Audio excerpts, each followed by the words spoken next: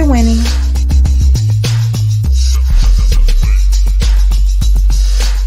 You're winning.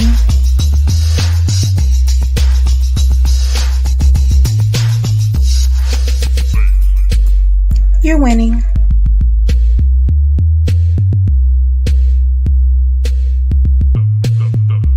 You're winning.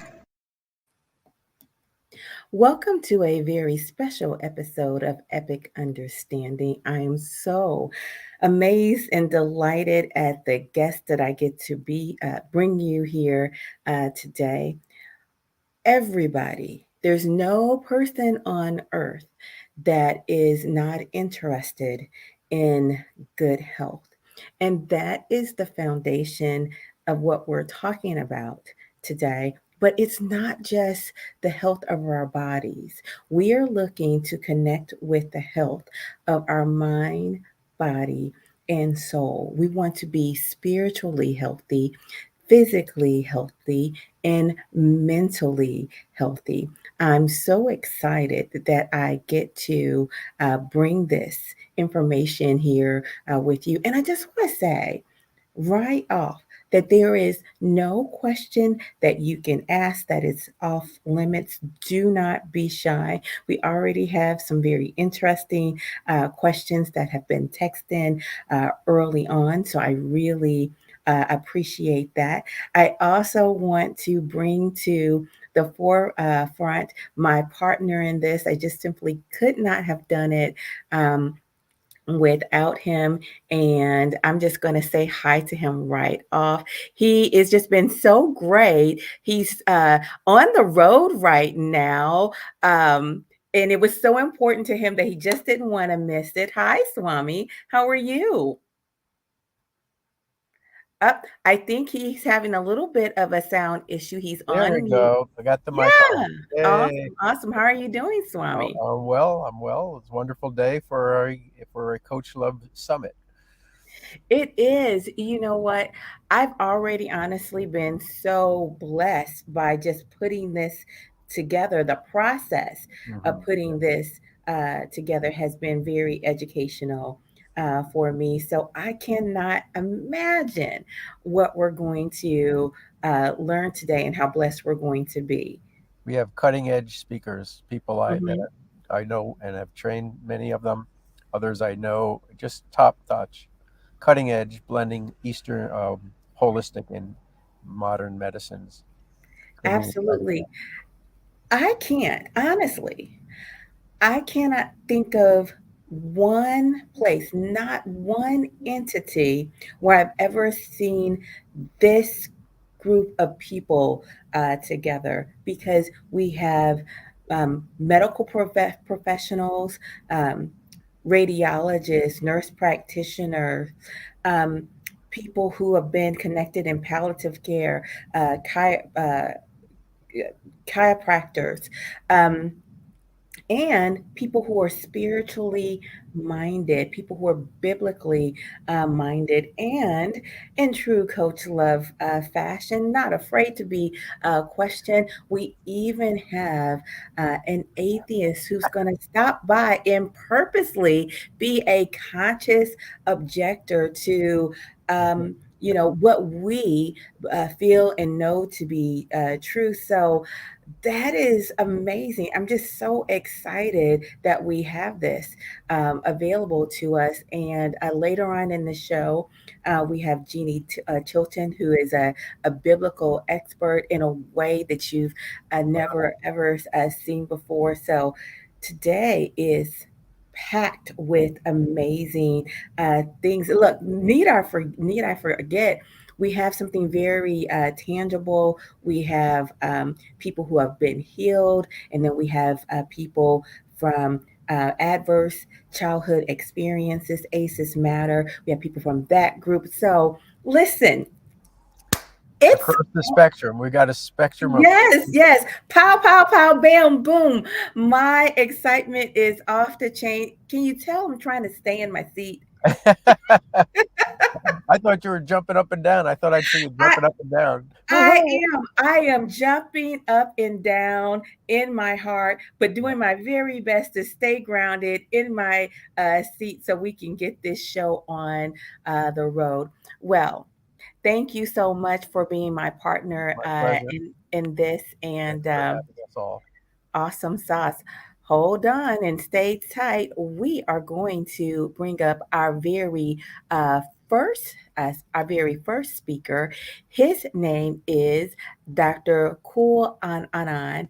His background is in palliative care. I can't wait for him to share with you what that really means and how useful it is for you. But also, he has been the director of internal medicine and also the director of palliative care, and he has a background in Ayurvedic medicine as well. So he's going to bring together what all of those things really mean, and his relationship with hospice is very interesting because there are times when it's time to go, move on, for our spirit to move on, but at the same time we want to do that which with as much dignity and grace as possible. So without further ado, I bring to the stage Dr. Kul Anand. Hello, my friend. How are you? Oh, hi, Coach. Thank you for the introduction. And it's pleasure to be here. And I am really thankful for giving me the opportunity to share my experience on palliative care. I Awesome. appreciate that. Well, my pleasure. And I forgot that you were also the director of hospice as well. Yes. I forgot to say that, but you have so many credentials. I can't possibly get them all out. Uh, I think you've done a good job. You already said so many things. Yeah. Thank you so much. I want to bring up your presentation here. And is this where you want us to start, Doctor? No, if you could change the slide, please. Oh, yes. I need to start Sorry. here. Yeah, that's it. So you can go next. All right. Oh, okay. Now, palliative care. I'm going to share with you my experience in this specialty. Now, the question arises: what is palliative care? In 1990, WHO defined palliative care as the active total care of patients whose disease is not responsive to curative treatment. So that's the definition of palliative care. There are various types of palliative care. There are palliative care in the hospital, then in the nursing home, then we have got palliative care at home, and then there's a special type called hospice care. Now,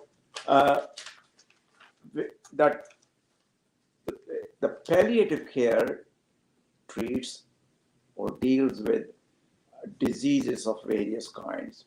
One big group is carcinoma or malignancy or cancer. And second big group is the chronic conditions which cannot be treated or there's no cure for them.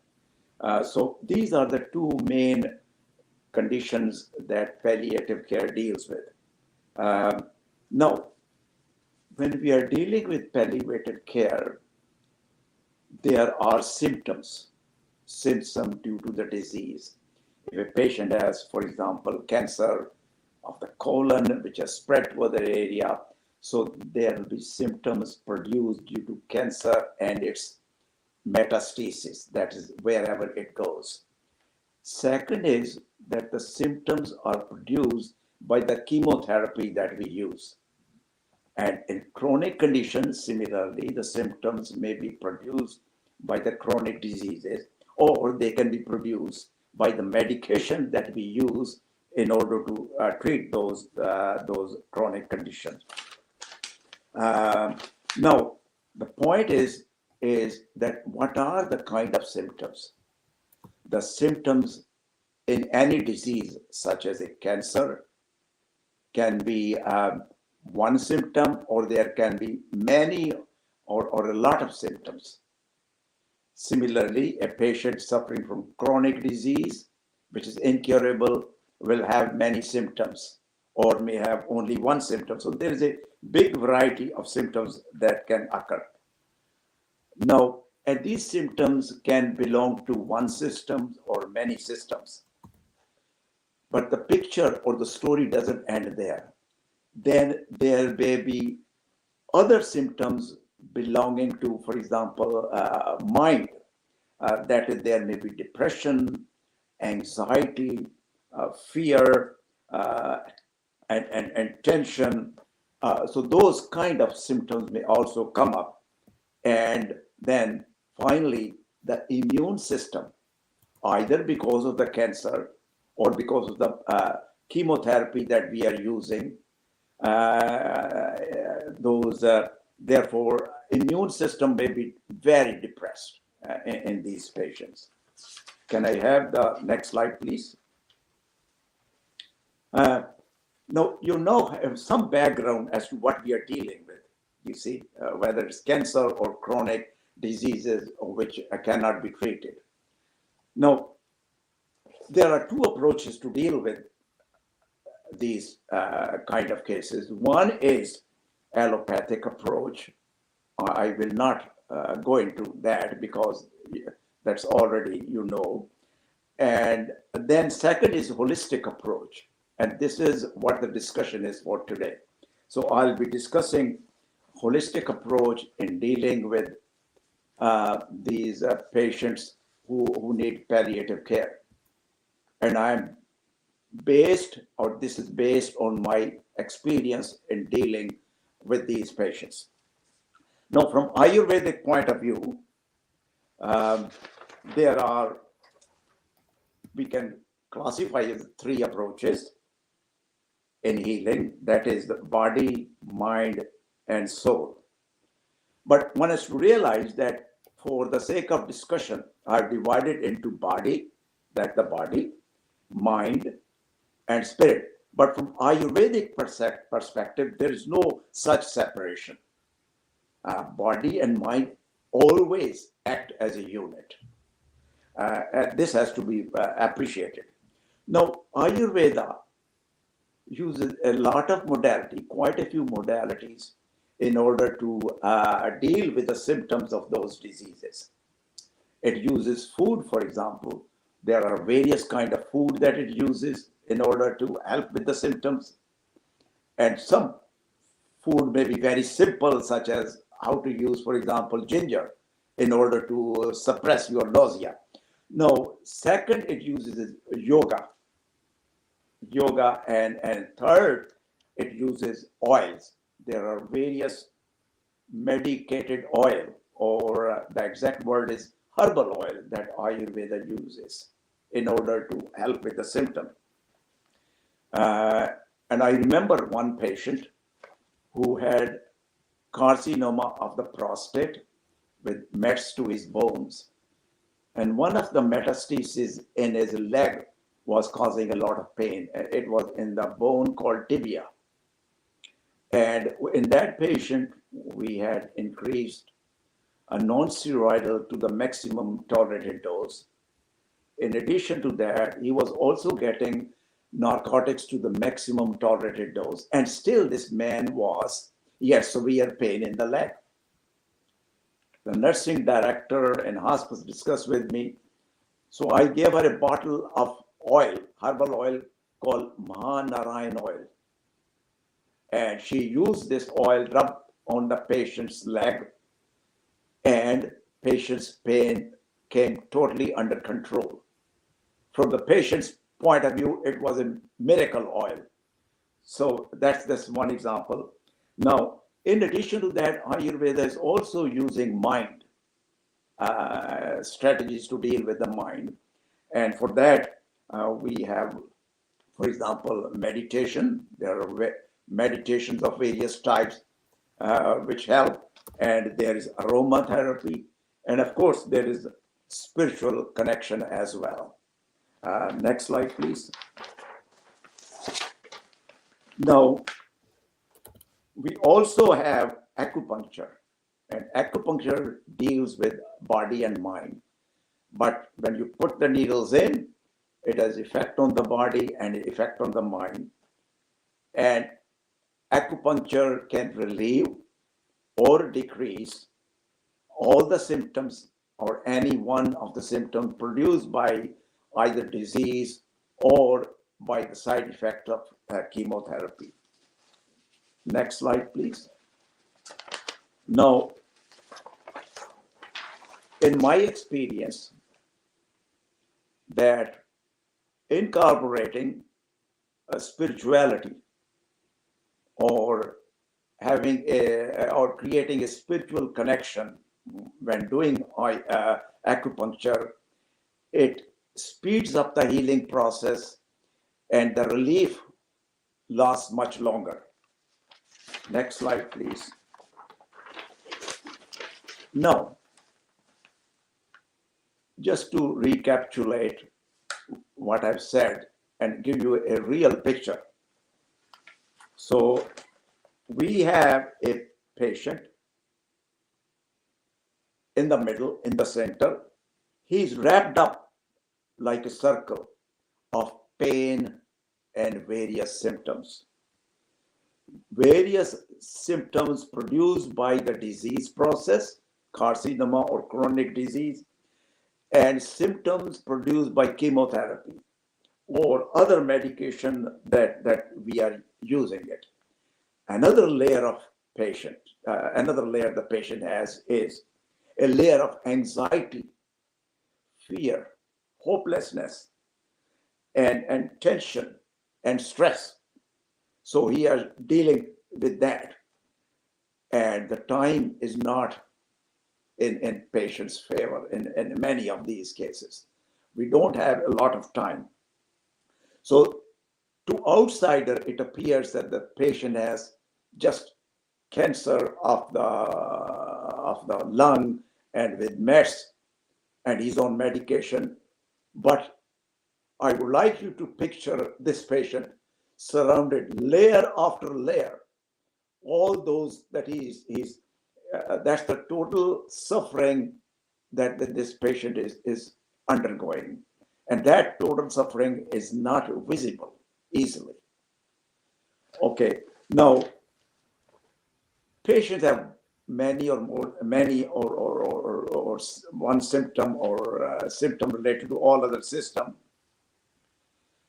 Based on my experience, Ayurveda can deal with, can ameliorate or decrease each and every symptom produced by either cancer or its metastasis, or by chemotherapy, or by chronic diseases, or by the side effects of the medication that we are using to treat these chronic, non-curable conditions which the patient has.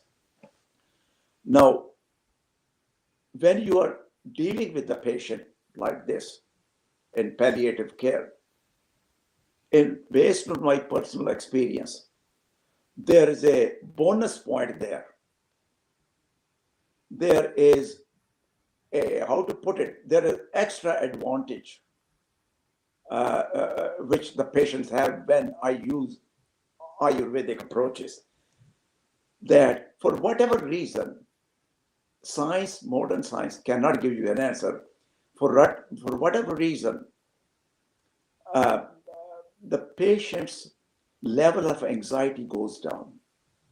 Patients, they feel more relaxed and they get a sense of well-being and wholeness. So I think with this, I'll say Ayurveda has a lot to offer. And in my opinion, the best results are achieved on this slide which I've shown, that with this palliative care, in palliative care, if we want to have the best result, we must combine, we must have an integrated approach of allopathic medicine, Ayurveda, and acupuncture. And that's the way to go. And our patients deserve the best, and this is the way to go. I think I'll finish here and will be willing to answer any question. Very nice, very nice. So very interesting. Thank I you. am curious, Doctor, can you, for the record, I popped up on the screen, but can you please clearly define allopathic medicine for the audience, just in case they're unsure? Allopathic medicine is the modern medicine Mm-hmm. which we use when the patient needs a palliative care. It's predominantly is based on medication. When I Mm-hmm. started about over 40 years ago, they did not consider the role of mind, but they started now gradually. They think that the mind is important as well, Mm-hmm. but still they do not recognize that spirituality plays a vital role in healing as well. Though they have at least begun to give some lip service to it, Mm-hmm. Mm-hmm. Mm-hmm. but they're moving in that direction. But the progress has been slow. You know what? You said that you said something so important. You said that it is primarily based off of medicine, medications. And I think that is so important for us to understand because it feels like when you go to a doctor who has a standard background, they just want to give you a pill and another pill and another pill, and you don't always need a pill. I think you're quite right there. And in fact, I had one patient who underwent coronary artery bypass graft. Mm-hmm. And I still remember I used to do the round with the medical PA and pharmacy student. And this particular patient, even though the coronary artery bypass graft was good, there were no complication, but every time I did the round, patient had more and more symptoms.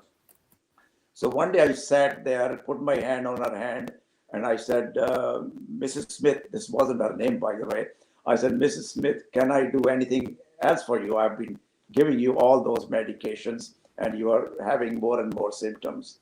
To which she said, Doc, this is your job. You do it, treat it, and you help me. I said, Mrs. Smith, you get any visitors? She said, no, I am alone. I don't have any visitors.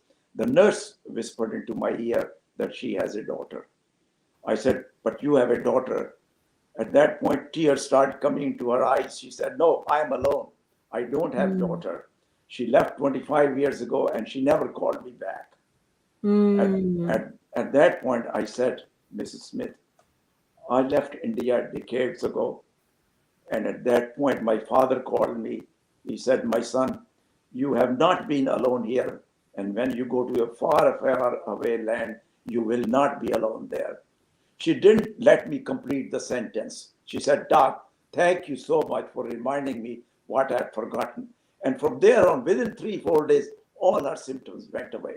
She made good progress and was discharged. And when she left, she said, can I have your card, Dr. Anand, please? Wow, that is such a beautiful story. And we need to talk about loneliness and health. I'm sure we will cover that today, but the feeling of being connected is, I would say, vital to our source of healing and emotional stability. Coach, I can give you another example. I think the doctors should be aware of that. For example, I was dealing with a patient with carcinoma and mets everywhere. And I did the round, and I remember at that time there was some earthquake in, I think, in Afghanistan or somewhere. And this patient of mine with carcinoma mets was watching this. So I said to him, "Good morning. How are you, John?" By the way, John wasn't his name. And he said, "Oh, terrible things are happening. Look, Dr. Anand, people are dying because of earthquake." Mm. And his television screen was on. I said to him, "John, what I see is here is that decent human being. Look at those. They are risking their own lives and they are helping those people. You see, even though there are challenges, there are angels around, all around us. They are helping us. They are guiding us. They are giving us relief, peace, and harmony." And to which he says, "Doc, I didn't think that way. No wonder you are in the healing profession." Oh, that is a beautiful story. We have a few questions that are popping up, but for now, we have one of my favorite doctors. I should call him the explainer in chief because Dr. Conte is just marvels me with his talent for explaining or things. He is a radiologist by trade. You know him well, Dr. Anand. You guys have both studied under Swami before, so you have a similar mindset when it comes to the power of Ayurvedic medicine. Dr. Kante, you are so very talented. I'm just thrilled to have you here with us today. You're going to have to take yourself off of mute. We've had several different journeys together. I've had the pleasure of interviewing you before, but today, you are going to talk about almost how we are born into certain health conditions that need to stay in balance. So, really, I believe it's like a management system. And so, if we don't manage our bodies correctly, based off of the type we are, we get out of balance. To me, when I think about this, it's almost like knowing what kind of oil to put in your car. There's lots of oil out there, but if you put the wrong oil in your car, you're going to get bad results. All right. Well, thank you very much. Happy and healthy New Year to you and to everyone in the audience. It's nice to be here. And I'll be talking about the three different body constitutions. I'm not going to talk about the three different body types because there's a lot more to our bodies than just what we look like on the outside. So I'm going to discuss it mainly on the basis of Ayurveda, but also with the background of Western medicine and Western medical terminology. Let's talk about Ayurveda. Ayurveda comes from the term Ayus and Veda. Ayus means life in Sanskrit. Veda means science. Next slide, I'm sorry. Next slide, please. And it's considered the mother of all holistic healthcare. It involves, as Dr. Anand had said, it deals with mind, body, and spirit, but of course, we don't have enough time to go into all of that. And the doctor covered most of it very nicely. The gentle healing system, natural therapies, as Doctor also mentioned, and it's really it seeks to uncover the root cause of diseases. And what happens is that during the course of our lives, we become unbalanced. See, everything in life's got to be balanced. When things are a little out of balance, that's when we run into problems. Then we have to rebalance these, what we call life forces, or doshas, vata, pitta, kapha. I'll be getting into that a lot more detail. And the one interesting thing is that depending on what dosha or body type we are, it helps to predict or determine what diseases we're prone to develop. And I'll get into that in a few moments. All right, next slide, please. Now, Ayurveda claims there are 5 great elements. which are a lot fewer than all the elements we got to learn in chemistry, over 100 elements now. But according to Ayurveda, only 5 great elements, Pancha Maha Bhutas, mean 5 great elements. The first element is ether, or the cosmos. You've heard of the Akashic records, and this is what we're dealing with. We're talking about the ether. Next is air. Air is Vayu. And then the next element is Agni, which is fire. Agni, it's a Sanskrit term, and this is where the word ignition or ignite comes from, ignite fire. Water is Apis, and the next and last, the most dense of all these elements is earth. So ether is the least dense, earth is the most dense of all these elements. But in themselves, they are inert, but when they combine together, they produce what we call vital forces. These elements exist throughout the universe as well as in our body, and especially the 3 doshas that we'll be talking about. Next slide, please. Next slide. Okay. So when ether and air combine, it produces what we call Vata dosha. Vata has to do with movement. It's the principle of all movement in the body and in the universe. Movement has to do with flow, anything moving or flowing, including the nerve impulses. Now, what's very interesting is that in traditional Chinese medicine and Ayurveda, we do not talk about the nervous system. We talk about maybe the chi that flows through the body or prana, but a lot of this has to do with the nervous system because the nerves are not stationary. There's electricity flowing, if you will, flowing through these nerves from the brain to the body or back to the brain. And this is really the basis of acupuncture. We're stimulating the nerves that go to various organs or joints. Now, the next is fire and water. We need a little water so that the fire doesn't burn out of control. And that's we call Pitta dosha. And this has to do with the principle of transformation, changing things. So you burn a log of wood or tree, it converts from the cellulose to carbon. So anything that's transformational or anything that's heating has to do with Pitta dosha, such as metabolism. Metabolism has to break down the food so that they can be absorbed. And then we have a lot of chemical cycles that go on in the body, the Krebs cycles and all these things. It all has to do with transformation. And the last is the heavier aspect. It's Kapha dosha, when water and earth combine. Now this provides structure. It also provides lubrication, liquefaction. This is important in our joints so that eventually when we're young, we don't have too much friction, but as we get old, we get a little arthritis.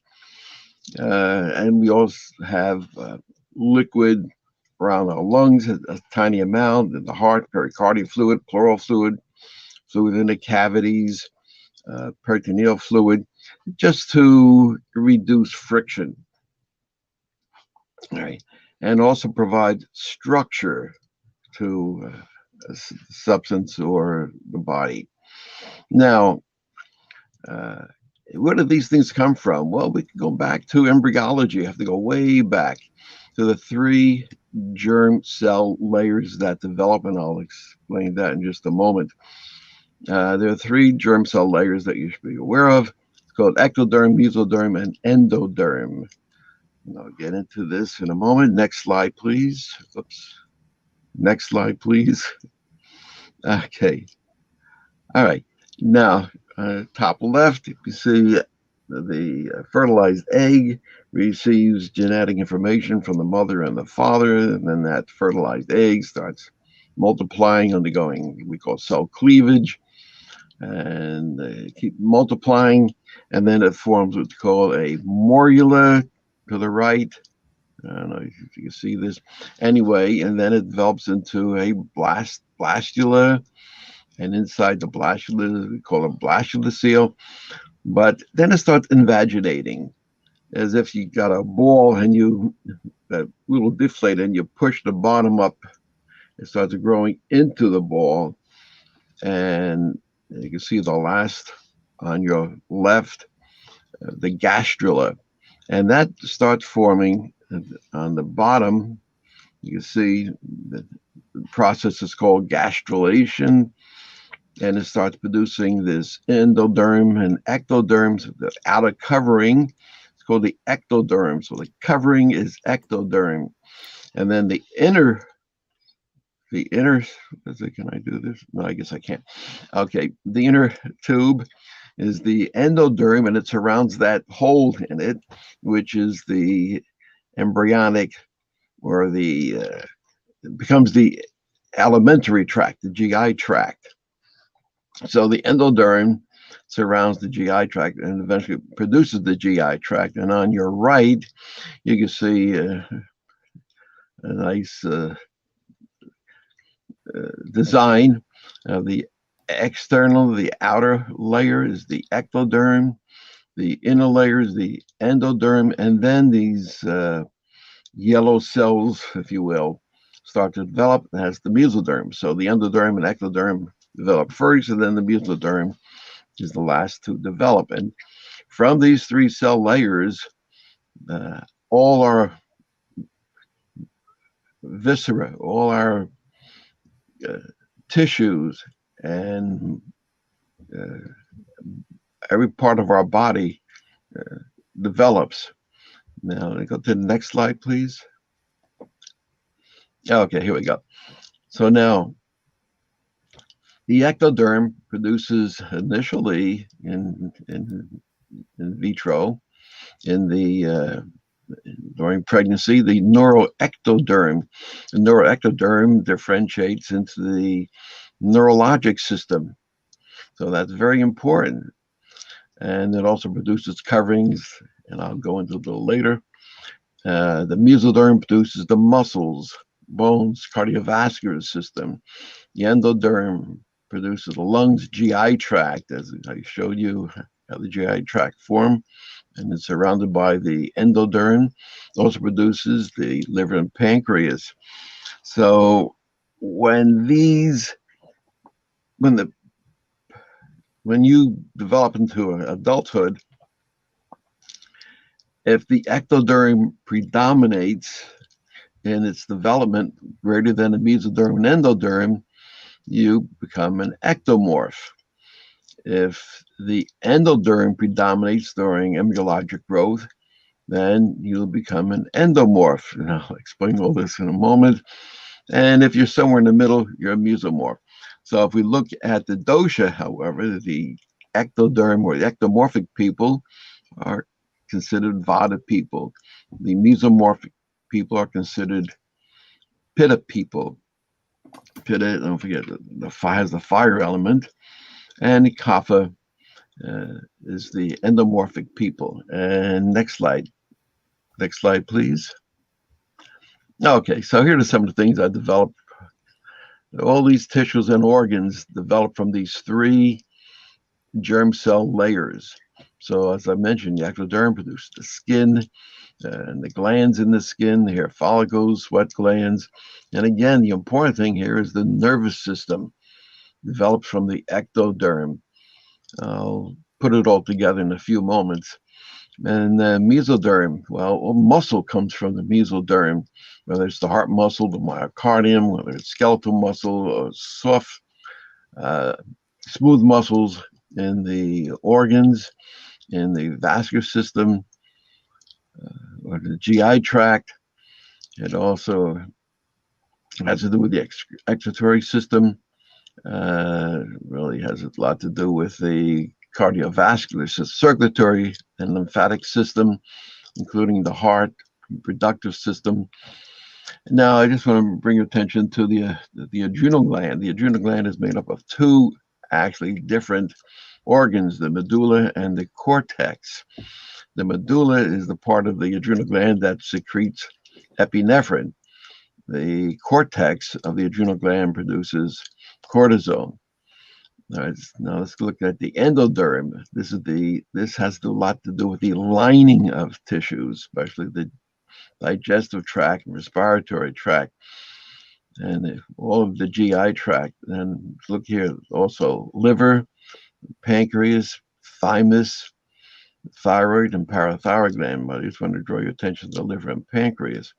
We'll be discussing that in a moment. Next slide, please. I just want to mention that a lot of people are ectomorphic type, and because the neurologic system develops from the ectoderm, these people are more prone to develop neurologic disorders. Like what disease does Lou Gehrig have? Lou Gehrig's disease. No, it's amyotrophic lateral sclerosis, but because and I mentioned this, but they are activated by the sympathetic nervous system. They have a rapid or irregular heartbeat, may have tachycardia, hyperthyroidism. Of course, this is when the body is stressed or out of balance. Mesomorphic people, they're prone to develop coronary artery disease and cardiovascular diseases which are derived from the mesoderm. Because of the fiery element, they may get infections. The kapha people are endomorphic type. These are prone to develop fatty liver, diabetes. Why is that? Because liver and pancreas are derived from the endoderm. They may also get a heart failure because in chronic Ayurveda, these people are of the water element. So, and the kapha is out of balance, water increases, and they go into heart failure. They may get a slow heart rate, maybe hypothyroid, respiratory disorders. Now, if we take a look here, we can see the difference what an ectomorph, mesomorph, and endomorph will look like.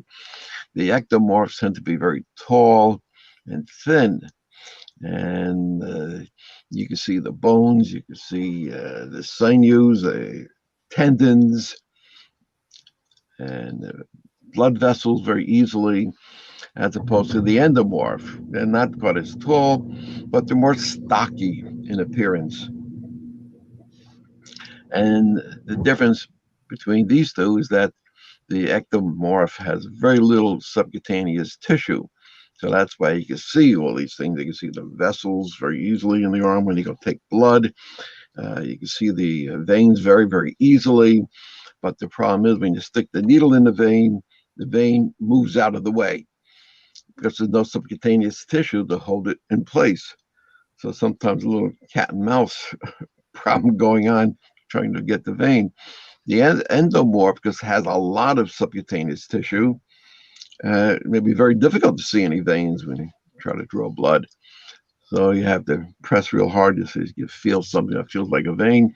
And the mesomorph is somewhere in the middle, a little more muscular, and the subcutaneous tissue is somewhere between the two, a little less than the endomorph. All right. I initially had an overweight woman here, and I said, "Oh my God, if I show that, I'll be a sexist, and I'll be accused of all sorts of things." So, I'm sorry. Next slide, please. There we go. Here we go. Yeah, this is so what a man looks like was very, very thin. So he would be an ectomorph, and you can see that he's very, very anxious and nervous and full of energy, and because they are dominated by the sympathetic nervous system. Sympathetic nervous system, like the fight or flight response, secretes a lot of adrenaline. Okay, so that increases their metabolism. So as a result, they could eat and not gain any weight because they're burning up the food very, very rapidly because they have a high metabolic rate. As opposed to the endomorph, this is King Kong Bundy, one of my favorite wrestlers, but unfortunately he got sick and he died at the age of 63. He ended up in a wheelchair. Anyway, He's what we call endomorphic. You can see that you'd have a hard time seeing his veins. But the ectomorph, you can see the bones, you can see the tendons and arteries and veins very easily, where on an endomorph you can't. Now, these are parasympathetic dominant people. So things slow down. So they have more of a secretion of norepinephrine, just the opposite of epinephrine. So they're a little slower.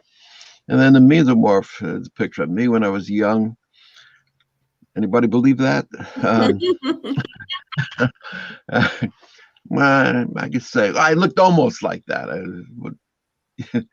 No one could disprove it. Anyway, so these are mesomorphs. Not quite as tall as the ectomorphs or as heavy as the endomorphs, but they can become out of balance and gain weight and then have kapha imbalance. But there's a pitta person or mesomorph, and these are so in the middle. They're co-activated by both sympathetic and parasympathetic nervous system. Next slide, please. I'll tell you a story that Deepak Chopra tells. I think I had mentioned this once before. He was on his way back to California during the winter, and he ended up at O'Hare Airport, and they had a terrible, terrible snowstorm. So everybody's waiting to get on aboard the plane, and the announcement came over due to the inclement weather, all flights have been canceled. Well, the ectomorphic people or Avada people went scurrying around and crying and making all kinds of phone calls, trying to find new ways of getting out of Chicago, calling their loved ones that they're going to be late, very nervous and running around like crazy. And the mesomorphic people or the pitta people are at the desk, pounding their hands on the desk. You can't do that. We need to get out of here, and threatening the poor person that made the announcement. And the kapha people, they just calmly sauntered off to the ice cream parlor. Gives you a little idea of the different kind of people. So we look at the body types again. Vata body type is again the ectomorphs. They tend to be thin, tall, or very short. Very short. They have a small frame. They're energetic, very talkative. They can be the life of the party at times, but they tend to have dry skin. They have difficulty gaining weight. Well, that's not a problem to most of us because we gain very easily. But because they are sympathetic activated, they burn up the calories very, very rapidly. They tend to have dark hair, thin nails, and then they may also have cracking nails. They tend to be dry as a result. They tend to be constipated. And I mentioned they have minimal subcutaneous fat. These people are fast learners, very, very quick, but they may not retain as much of that information. And we should not treat these patients with diuretics because they're already dry. So you don't want to do that anymore. So, and then we have pitta people. These tend to be sort of in the middle, medium weight, medium height, medium this, medium that. They tend to have a little more muscular frame. True pitta people have a ruddy complexion. As fire is red, ruddy complexion, all kinds of, they may have red hair, they have rashes, maybe eczema. They have very incisive speech. I had a friend of mine who was a very, very pitta person. And when he would make a point, he'd look right through you and he'd be like, okay, enough. I hear you. No more. They tend to have a fiery temperament when they're out of balance. And these people should avoid hot, spicy foods. I'll go through that in a few moments. And then the kapha people or the endomorphs, they have a thick frame. They have difficulty to lose. They can gain weight very, very easily because they don't burn up the calories as rapidly. They usually have dark hair. They're usually solid people, tough. They're calm. They're slow learners, but they never forget. and they have large amounts of subcutaneous fat. Now, these people should avoid too many sweets or carbohydrates because they're associated with the pancreas, and too many sweets and carbohydrates will tax the pancreas. So they may develop diabetes. Okay, next slide, please. All right, let's go to dosha profile. Now, we're not all vata or all pitta or kapha, of course, because we come from all three germ cell layers. Otherwise, we'd be missing a lot of organs in our body. So a combination of all three, but one may predominate as a result of one of the germ cell layers may predominate in its formation and development over the others. So that's why we tend to be either vata, pitta, or kapha. Now we're born with a specific proportion of vata, pitta, and kapha, if you will. It's analogous to fingerprints, and it remains with us all our lives, but it can get out of balance. You see, that proportion of vata, pitta, kapha should be the same throughout our lives, but it's very difficult not to get in balance. So when we get in balance, we have to bring the body back into balance. And when it's out of balance, it causes symptoms and disease. This has to do with the basic tenet of Ayurveda, like increases like, or the principle of resonance. If you're, well, I'll explain that in a moment. Next slide, please. Okay. So we're not, as I mentioned, we're not all vata, all pitta, or all kapha. We have to be a combination of all three because we develop from all three germ cell layers. Our body type is determined by which germ cell layer predominates in growth during our embryologic development. It's also governed by our genetic makeup. And who knows, maybe we choose our body before we enter it. Anyway, frequently we may have one or two forces that predominate. I mean, it may be all vata, or mainly vata, mainly pitta, mainly kapha, or we could have a combination of the two: vata, pitta, kapha, pitta, kapha. And extremely rare instances, all three may predominate, which would be very, very, very unusual. Now, so we develop from all three germ cell layers. Thus, we're a combination of varying proportion of mesoderm, endoderm, ectoderm, and vata, pitta, kapha, if you will. And this is our doshic profile, which we are born with, and we try to maintain that proportion throughout our lives. Our doshic profile should remain constant, but it may get out of balance, and we have to bring it back into balance before we develop disease. Next slide. Next slide, please. Could I? I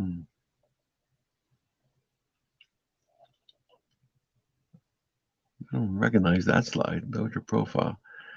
Oh, it's not coming across. Oh, that's a shame.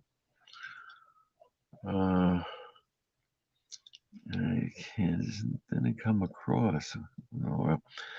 Anyway, I'll have to explain what the slide really represents. It's a dosha profile where somebody, pitta person, has a lesser amount of kapha and a smaller amount of vata, and if that pitta person or mesomorph goes out and plays competitive tennis during a hot day during the summer at noontime, 1 o'clock in the afternoon, starts perspiring, and then goes for a meal, hot, spicy food. Well, that person has the fire element, so now we're really increasing. Pitta will get out of balance, and we have to bring that pitta back into balance. You have to decrease the pitta, have to give some cooling herbs, bring it back down, herbs and foods to lower the pitta. I'm sorry, it's too bad it didn't come across. Uh, and that's all I have. Next slide. Thank you. And I don't know if you have any questions. I know I ran through it very, very quickly. But time You is of the essence. You did a beautiful job. Thank you so much. I'm going to ask you if you wouldn't mind just turning down your volume because it's just coming back with a little bit Oh, of a whistle. I'm really thrilled to have you explain this. I'm definitely going to go back and watch this portion again because I find the way that the body types are organized, I find it to be so accurate. The first question that comes to mind for me is how do we keep our body tight and balanced? yeah. Well, I haven't had time to go through that, but we have to go through our doshic profile, the number of questions that we ask to determine your body type, and then also your mental dosha type. And so you answer that according to how you were when you were feeling wonderful. Maybe when you were young and everything was fine, you were at the right weight and everything was going good in your life. Then we say, well, that's probably your normal constitution, your normal doshic profile. And now we look at what is out of balance today. See, one is called the prakruti, the out of balance is what we call the vikruti, what is abnormal. So then we have to try to bring whatever is out of balance back into balance, bring it down. I'm sorry, that one slide really showed it very nicely, but I guess it didn't come across on the. Well, I'm going to be asking you back, of course, again throughout the year, but I want to have another one of these, kind of check our oil again in August to see how we're holding up throughout the year. Maybe you can give us a greater explanation of the mental and emotional side of our three dosha types, if I'm saying that correctly. This is so That's interesting. fine. All right. That's So fine. that A lot of information back into a short period of time. it is. It is. Well, you know what? That's why I have to have you back. So there we go. There we go. So it is now time for us to ask a few questions. And we have a really neat and awesome moderator for this session. I'm so happy to have him. Dr. Glenn Miller, he is a chiropractor. He studied at Logan, and I thought he was just the perfect person to help us navigate and moderate this session. Really, for the chiropractor's model, and I'm going to ask him to just share that right off the bat. Would you do that for us, Doctor? Yes, I could do that. First off, thank you for having me here. This has been you took me back to class, and it was really amazing.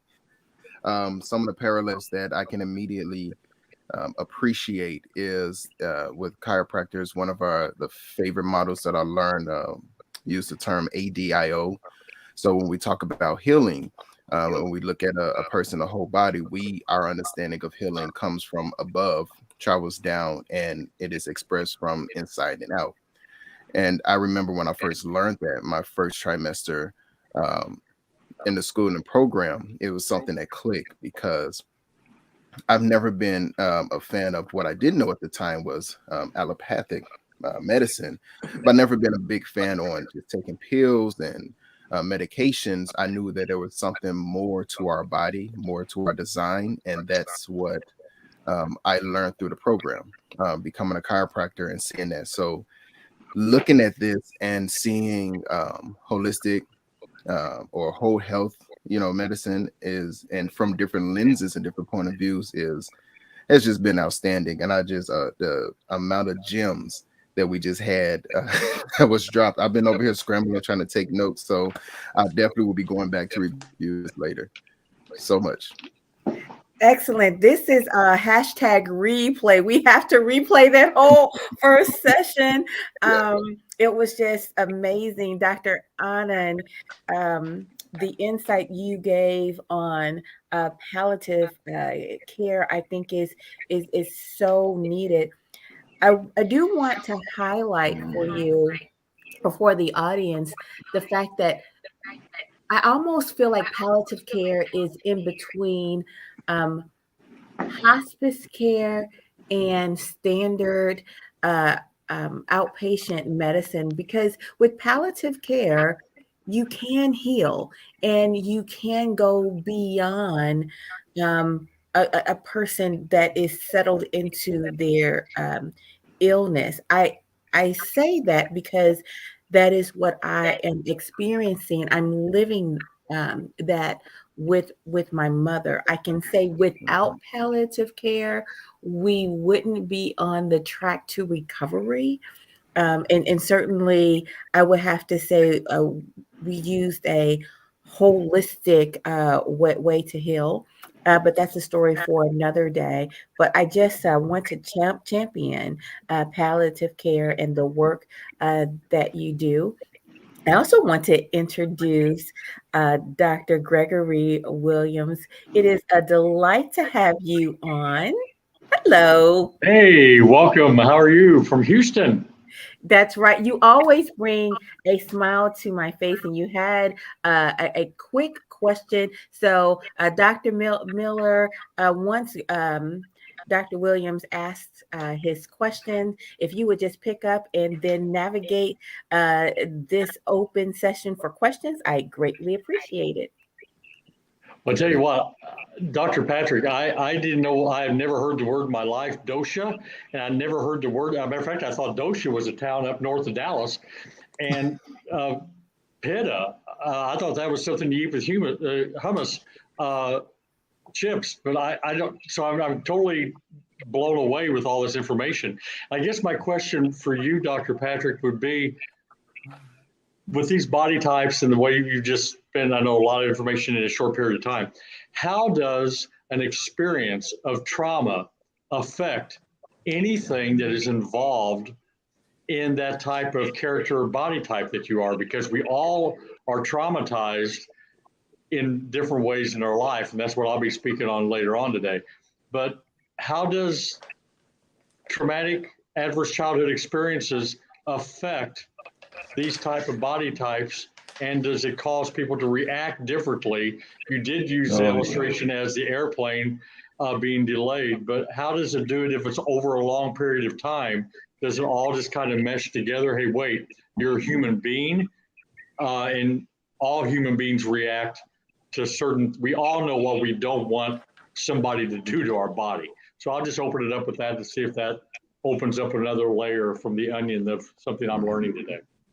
Yeah, I concentrated primarily on the physical aspect of the doshas and the body types, but there's also has to do with the mental constitution, if you will, or dosha. Depends, vata, pitta, kapha. If one predominates in one's life, the vata people become very nervous, anxious, may have panic disorders, may become anxiously depressed over a period of time. We're talking about psychological problems, not physical problems like a fractured bone, but psychologically, yes. The pitta people become very, very angry, jealous, maybe aggressive. So you have to know. And the kapha people, they tend to be very calm and be able to take things in stride. They tend to be very loving, but they could also become very, very depressed, extremely depressed, kapha people. So does the trauma affect the different types of body types that you discussed in different ways? For instance, I was traumatized all my childhood, and because of that, I feel I've lost all use of my esophagus. My esophagus has no motility in it whatsoever. All I can do is swallow, and gravity takes the rest down. So my throat is completely gone. Could the way our bodies respond to trauma cause that being the effect that it had on me because I'm that body type? Well, along those lines, if you're a Vata body type who tends to be very nervous and energetic and frightened and maybe a little panicky over a long period of time, yes, because don't forget, as I mentioned, Vata people, these are the ectomorphs, and what develops from the ectoderm, it's the neurologic system, so it certainly can affect the neurologic system. And perhaps it could produce atony of the esophagus, whatever occurs. And so we would have to do a lot of rebalancing. Plus, probably in that situation, acupuncture would probably be very, very helpful. But you have to start with the whole person, mind, body, spirit. You have to attack. So you look at the diet, look at why the person has these problems, what caused it. And I'm also a sort of a hypnotherapist, so I would go into a little hypnotherapy, and there are a lot of ways of treating this. But like I said, it can produce nervous disorders, neurologic problems, and that sounds like the esophageal atony is the cause, unless the patient has scleroderma. Then it's. I do have scleroderma. I think this is a very important question Dr. Williams is asking, and I think Pat already gave an answer. But this is very, very important from practical point of view, and this is what your question is. Now, I am an acupuncturist and also Ayurvedic practitioner. And then when patients comes to me for acupuncture, now here trauma, the very question that you are asking, on the phone, the patient will say, well, I have back pain, or people have diagnosed me with fibromyalgia.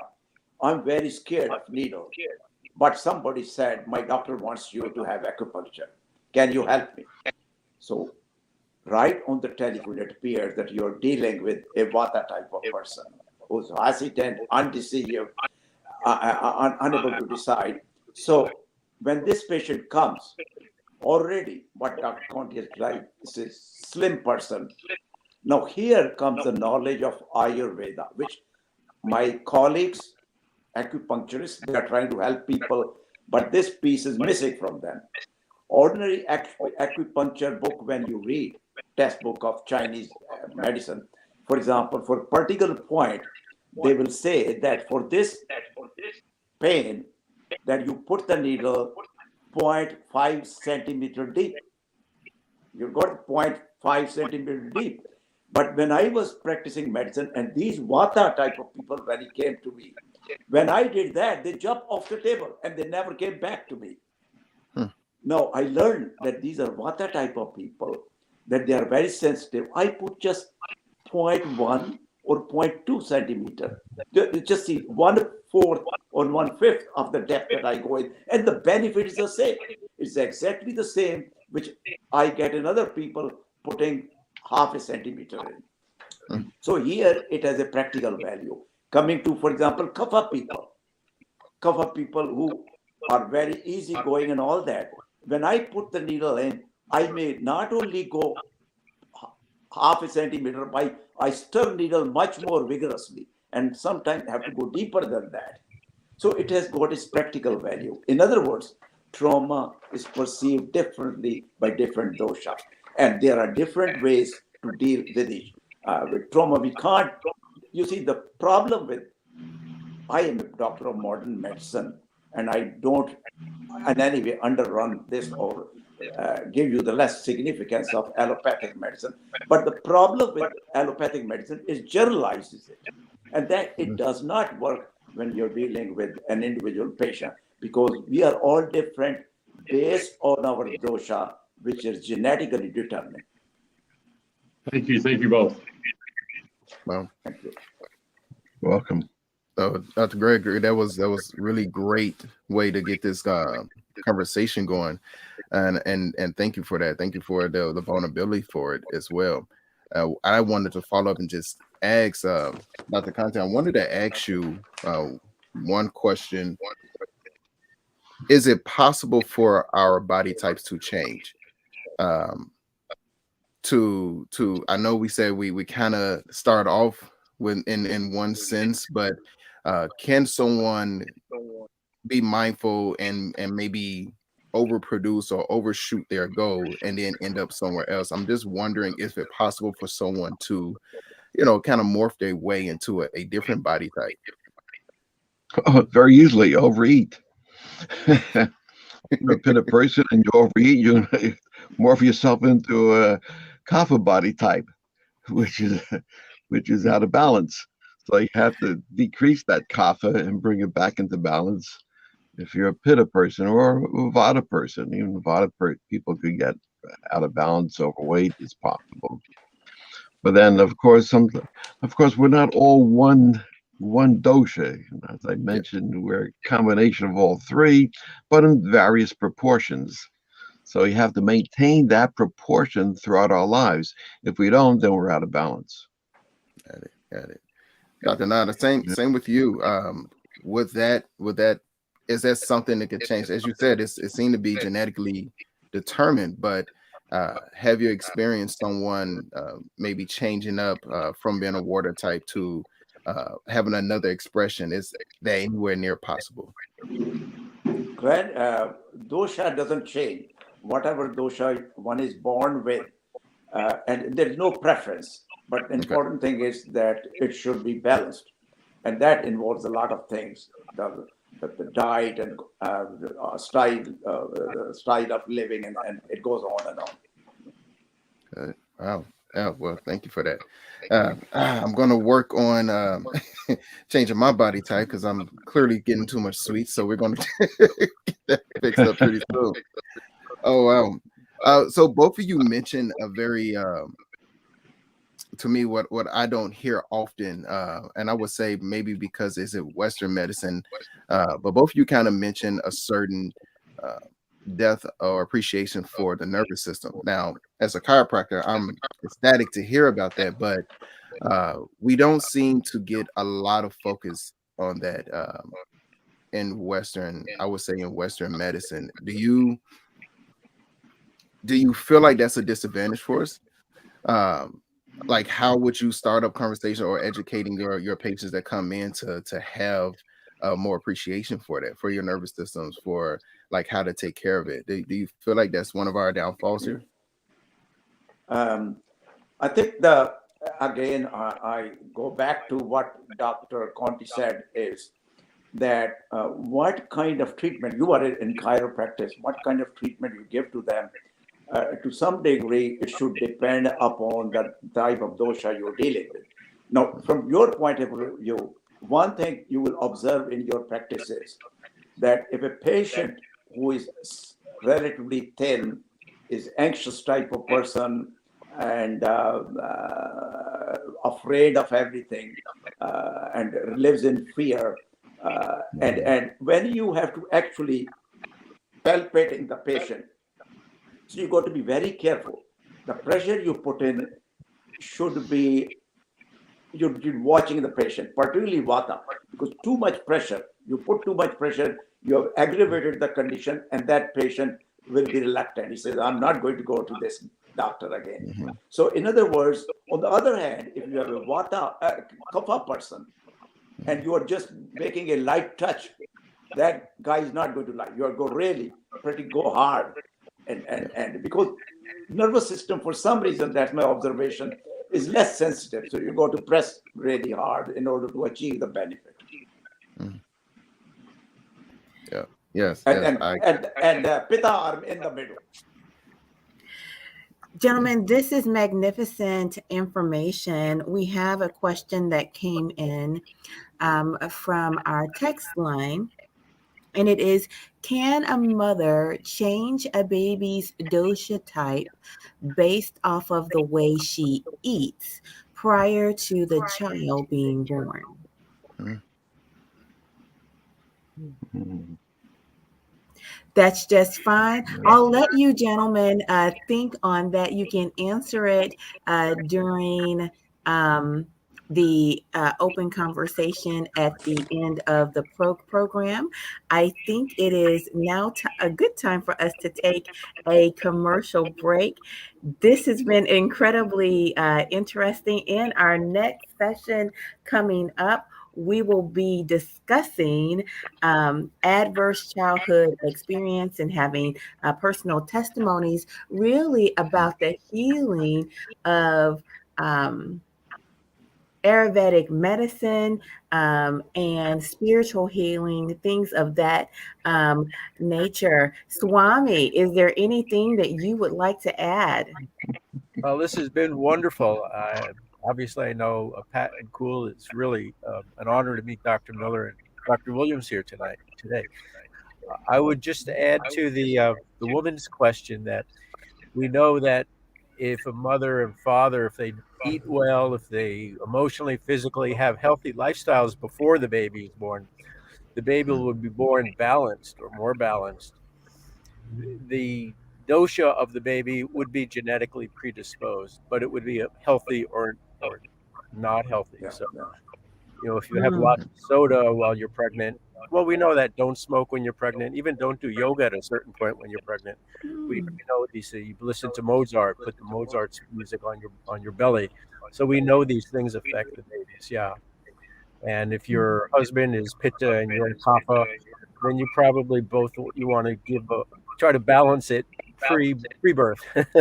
Ah, that's very, very good. That's very, very good. Thank you so much. This has been amazing. Dr. Conte, Dr. Anand, do you have any parting words? Sorry, could you say it Well, again, please? I was just checking to see if you had any parting words. Um, well, I think coming back to this, that once again to emphasize that the approach of Ayurvedic medicine in while dealing with a patient who are suffering from incurable diseases or carcinoma, and we are providing palliative care, they all deserve the best. And I already pointed a picture of that they are surrounded layer after layer, disaster, physical symptom, mental symptom, they are down and they are disconnected spiritually. I think they are entitled to, as human beings, to receive the best treatment. And we can offer them by incorporating, making Ayurvedic medicine an integral part of the care of palliative care, whether in the hospital, at home, or in nursing home. In other words, that in each hospital there should be a doctor, there should be a Ayurvedic practitioner who should do the round. Each patient on palliative care must be seen by Ayurvedic practitioner so that we provide the best care for this patient and alleviate the suffering and increase the healing process.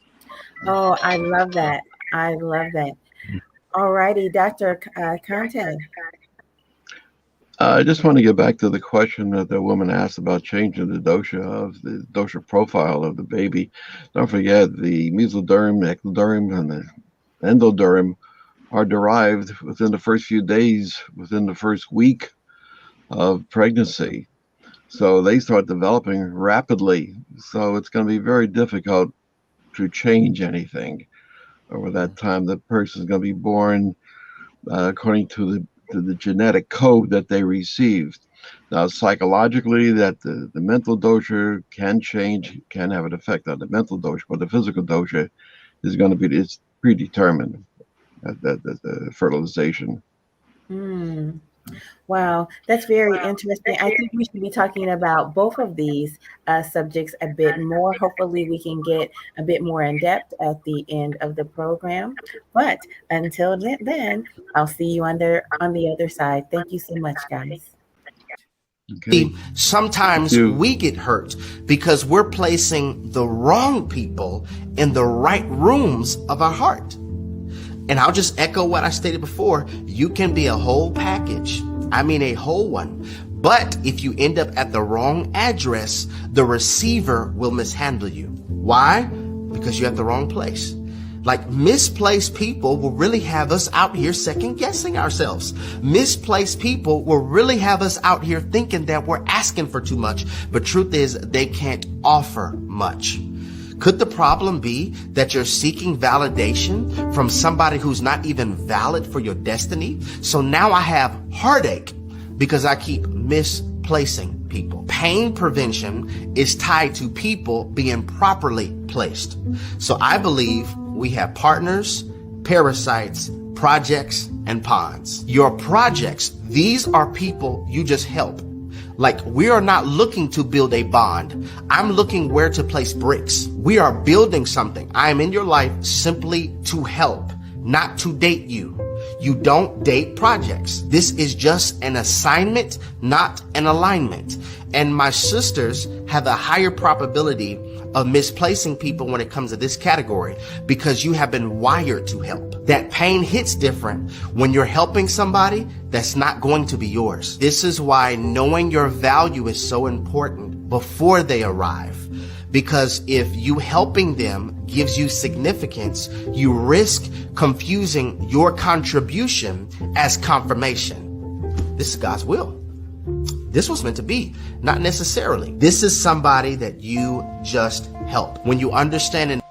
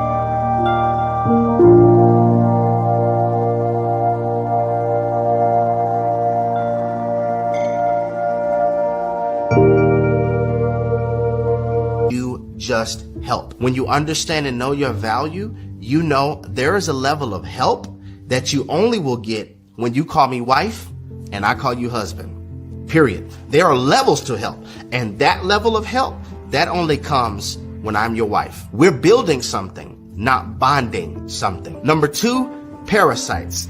Your parasitic people, they live off of you. Their survival is off of draining you. I want you to actually think of a parasite. Think of a leech. They attach themselves to host. You give me life. This is a reason why a lot of exes keep coming back, because you helped me be sustained. I lived off of you. And when you get the understanding and wisdom on when somebody is parasitic and you establish boundaries or even separate yourself from a relationship, don't feel bad. Never feel bad for severing a relationship when it was God who handed you the scissors. And you don't have to get them back. Resist vengeance. Because if we be honest, if you were to give them a taste of their medicine, oh, they would swear that you poisoned them. This type of relationship, they will be careless while you're stressed out.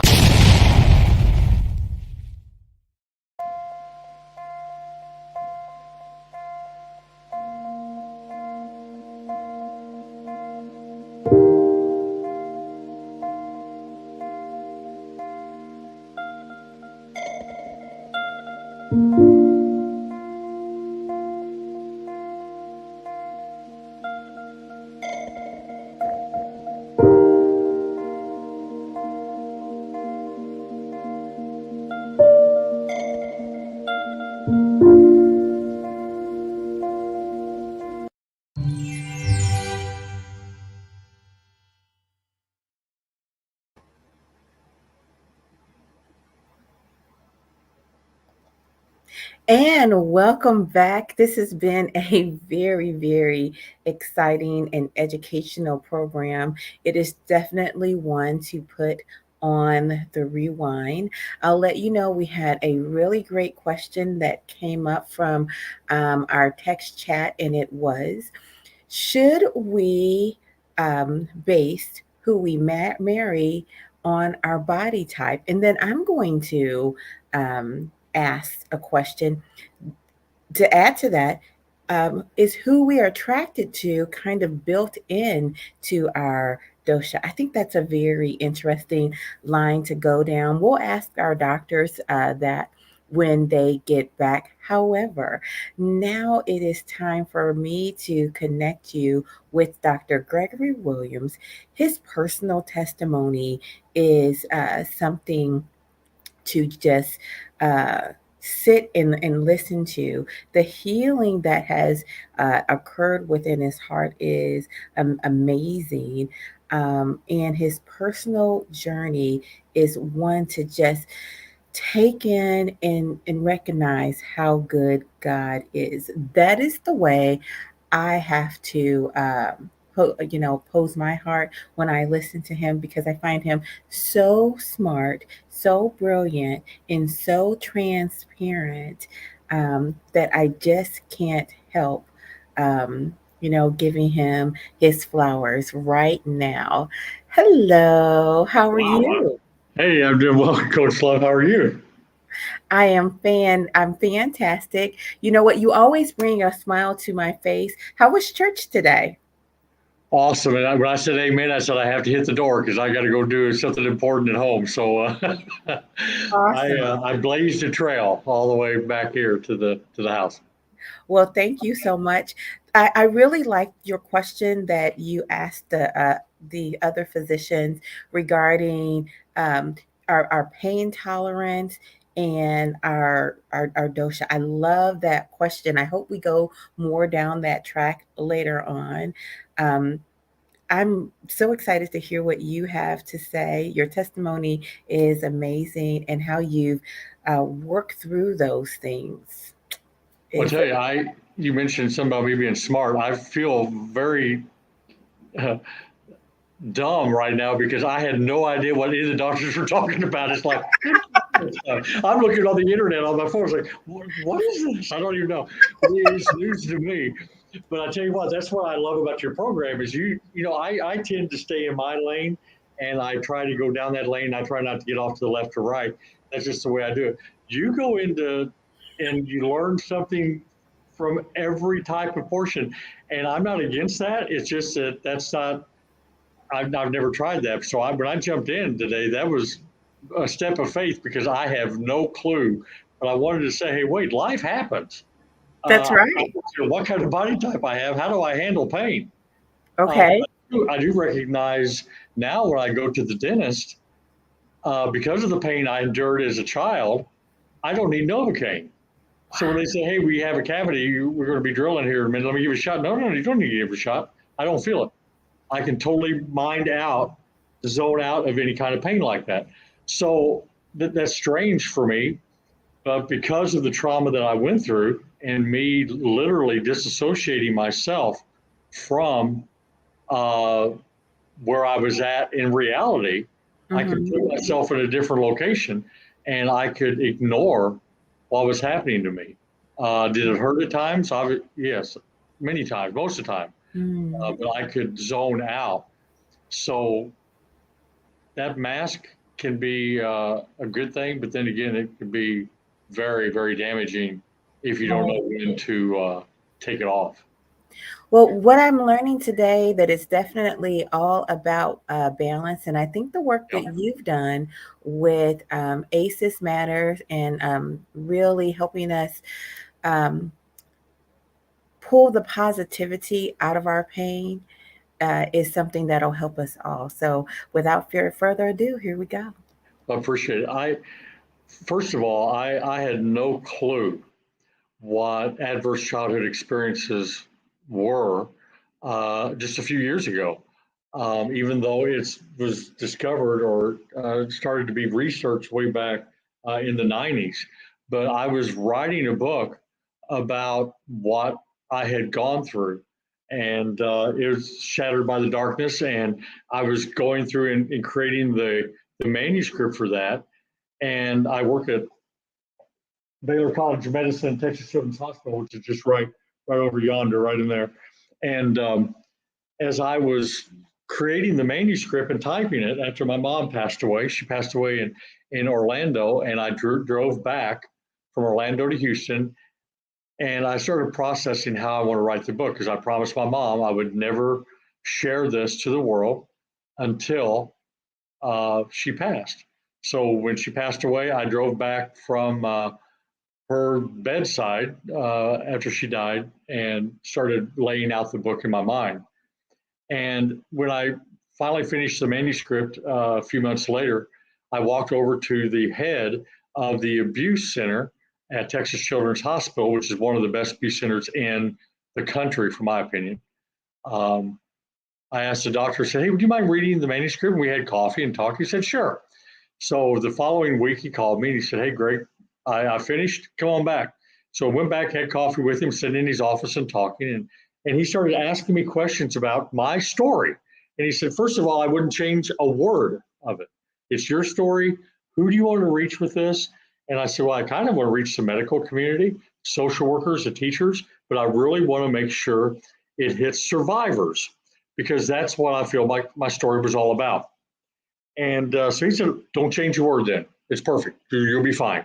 The medical world may not think it's deep enough, but if you're looking really for the survivors, you got the right manuscript. And he started asking me about my life. And he said, you know, you mentioned in the book that in your mid-40s, you had open heart surgery. I said, yes, I did. And he said, did they ever find out what was wrong with your heart? I said, no. Matter of fact, the doctor told me the day I went into surgery, Greg, we have no medical, physical reason why your heart valve went bad. We don't know what even caused it. We have no clue. So we're just going to repair it. It may work. It may not. It may stay fixed for a while. It may not, because we don't have any reason to believe what caused it. No knowledge. There's no information there to justify why it went bad. So I said, no, they never did find out, doctor. What was wrong with it? He said, have you ever heard of ACEs? And I remember my response as clearly as I am here right now. I said, sure, I know what an ace is. 10, Jack, Queen, King, Ace. And he said, oh, no. He said, adverse childhood experiences. And I wrote that down, and I said, doctor, I have never heard of that. And I've been in the medical world for quite a while at that point, and didn't know it. Didn't know what it meant. He said, let me pull some peer-reviewed articles from medical journals and send it to you and email it to you, and then we'll talk. So I go back and I start researching everything that I can find on adverse childhood experiences. And as I was turning each page of those journals, I was going, oh my lands. Oh man, this is me. This is me. And it absolutely made my heart jump with some anticipation that there was a reason what was going on with my body. Now, the reason wasn't a good reason, but at least I had something to lean into. So basically what he was telling me, he said, Greg, is your heart went bad because of all the stuff that you had to endure as a child. Because the first line in my book literally says, I don't remember a day of my childhood that I wasn't sexually abused.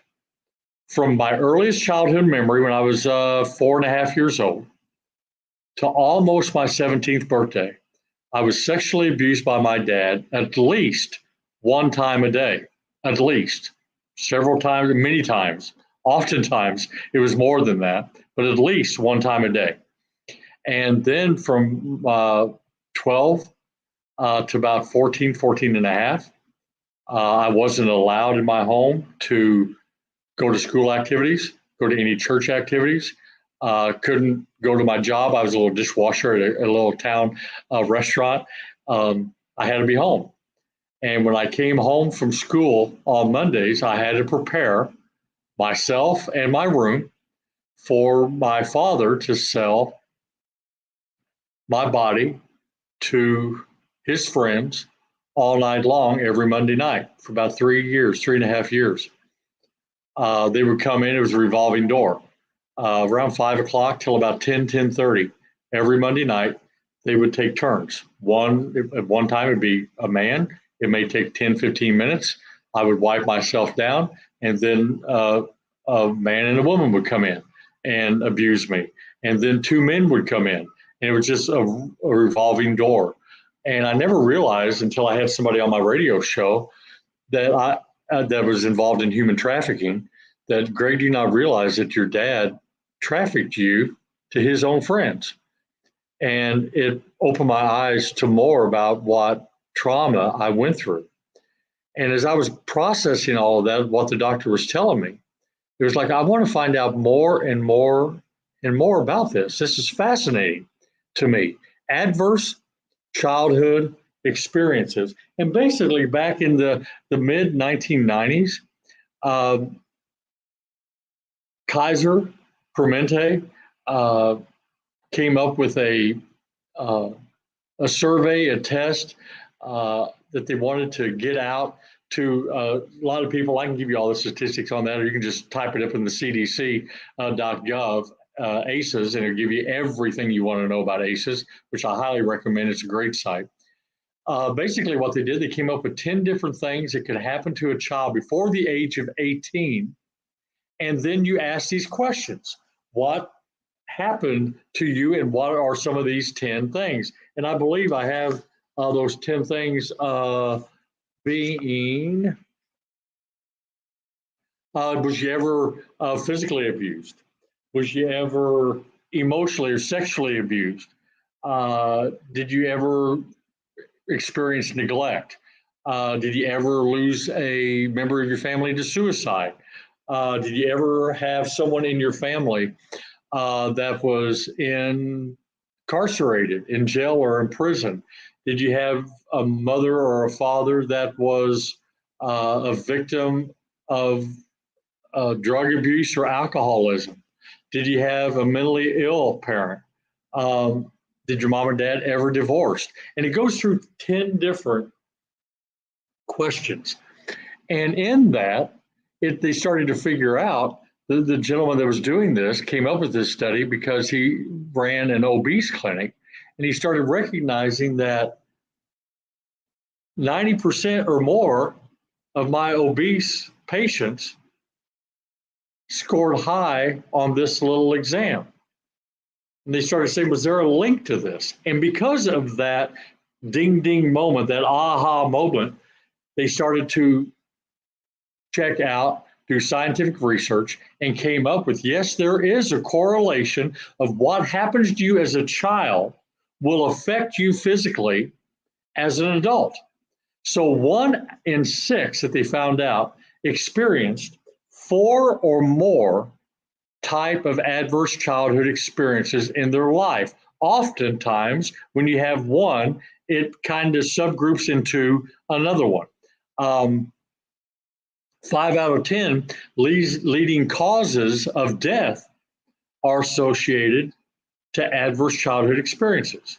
Now, wait a minute. Now, is this important? Think about this. Listen to that stat again.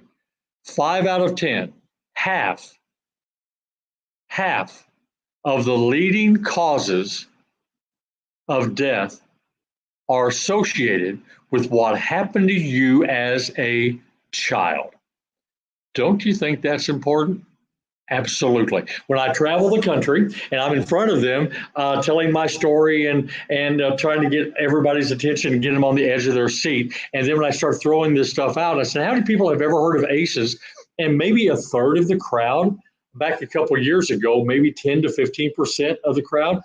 My first speech after my book came out was at Grand Rounds at Texas Children's Hospital and Baylor College of Medicine. I asked in about 200 doctors present in that theater in Grand Rounds that Wednesday morning, hey, how many people have ever heard of adverse childhood experiences? 3 doctors heard of it. Now, when I go and do grand rounds, I ask the same question before I start every session.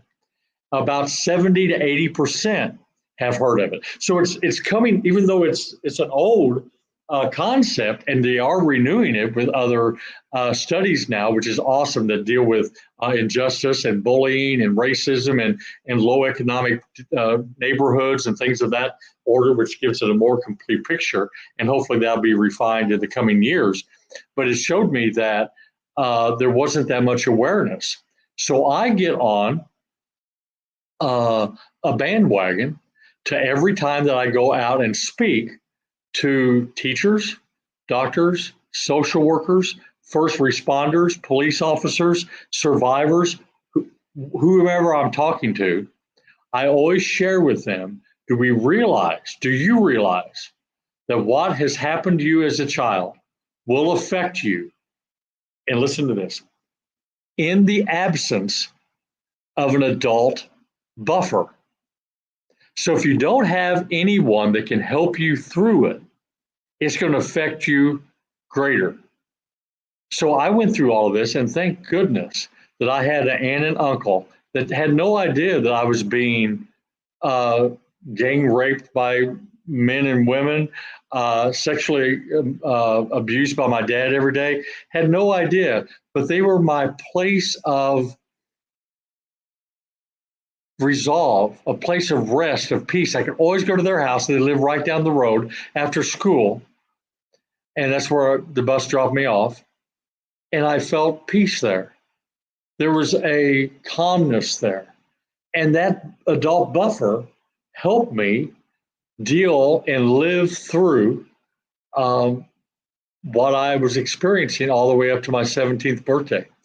44% of preventing adverse childhood experiences could reduce the number of adults with depression by 44%.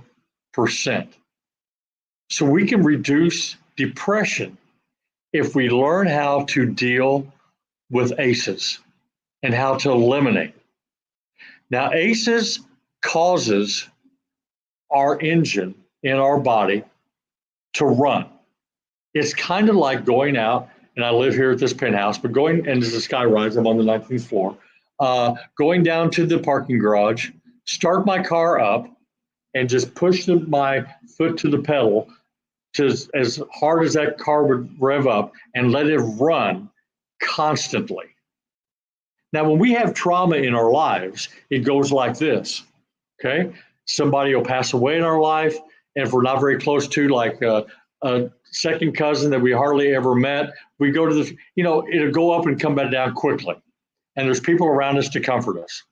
And it goes up like this. When you have daily adverse childhood experiences, and it gets up to that 4, 5, 6, 7 number of check marks that you have of this list of 10 things in our life, I scored an 8 on that test. That means that my emotional trauma in my life was being revved up all the time. My body would get to this level and run constantly. And Dr. Love talked about oil in the engine a while ago, without any oil, because there was nothing to buffer that down in people's lives. And you see, eventually, it's going to affect the fight, the fright, the flight, the fawn modes of being able to respond. And I know I only have a minute or two left to respond to trauma. So adverse childhood experiences are so important. Our body remembers. Last story, and then I'll be done, Coach Love, so I'm getting ready to punt it back to you. Probably a year and a half, 2 years ago, I was in the afternoon at Baylor College of Medicine. I was around 3:30 every day. I was getting really agitated. It's like, man, I'm just a nervous wreck. What's going on with me? Thinking, well, maybe cheese puffs and Hostess ding dongs and Twinkies isn't the right thing to have for lunch. But I started to audit myself. And I was reading a book that said, hey, self-audit when you have experiences in your life of why do you think you're acting that way? So I started to audit my day. I was whistling Dixie in the morning. During noon, I was doing fine. But around 3:30, I started to get these modes of agitation. I couldn't figure it out. And then it said to start analyzing what's happened to you in the past. It could be at that same time of the day. And I had another one of those absolutely unbelievable aha moments. Oh man, that's when Dad would pick me up after school at my Aunt Dorothy and Uncle Ray's house, and 5 out of 10 times on the way home abuse me. We only lived a mile or two down the road. My brain never forgot that, even though I tried to mask over it. So now I understand and learn that in that afternoon, I need to start putting in positivity to help me overcome that time of the day. Why are night times so hard for me? Because nights were horrific for me. People do this at Christmas time. People do this at certain times of the year. And if it brings up more trauma in your life, chances are it's something that you have gone through in your childhood, an adverse childhood experience that your brain hasn't forgot. And you need to start processing, meditating, working through those issues. And don't play the game like me. Wait 35 years before you ever expose it and take off the mask finally. Deal with it now. And that's why I didn't have PowerPoint slides today, because I wanted to look at you in your eyes. It's time that every doctor, when a patient walks into their office, they don't just say, hey, how are you? And they're on their computer typing in the epic notes for the medical records.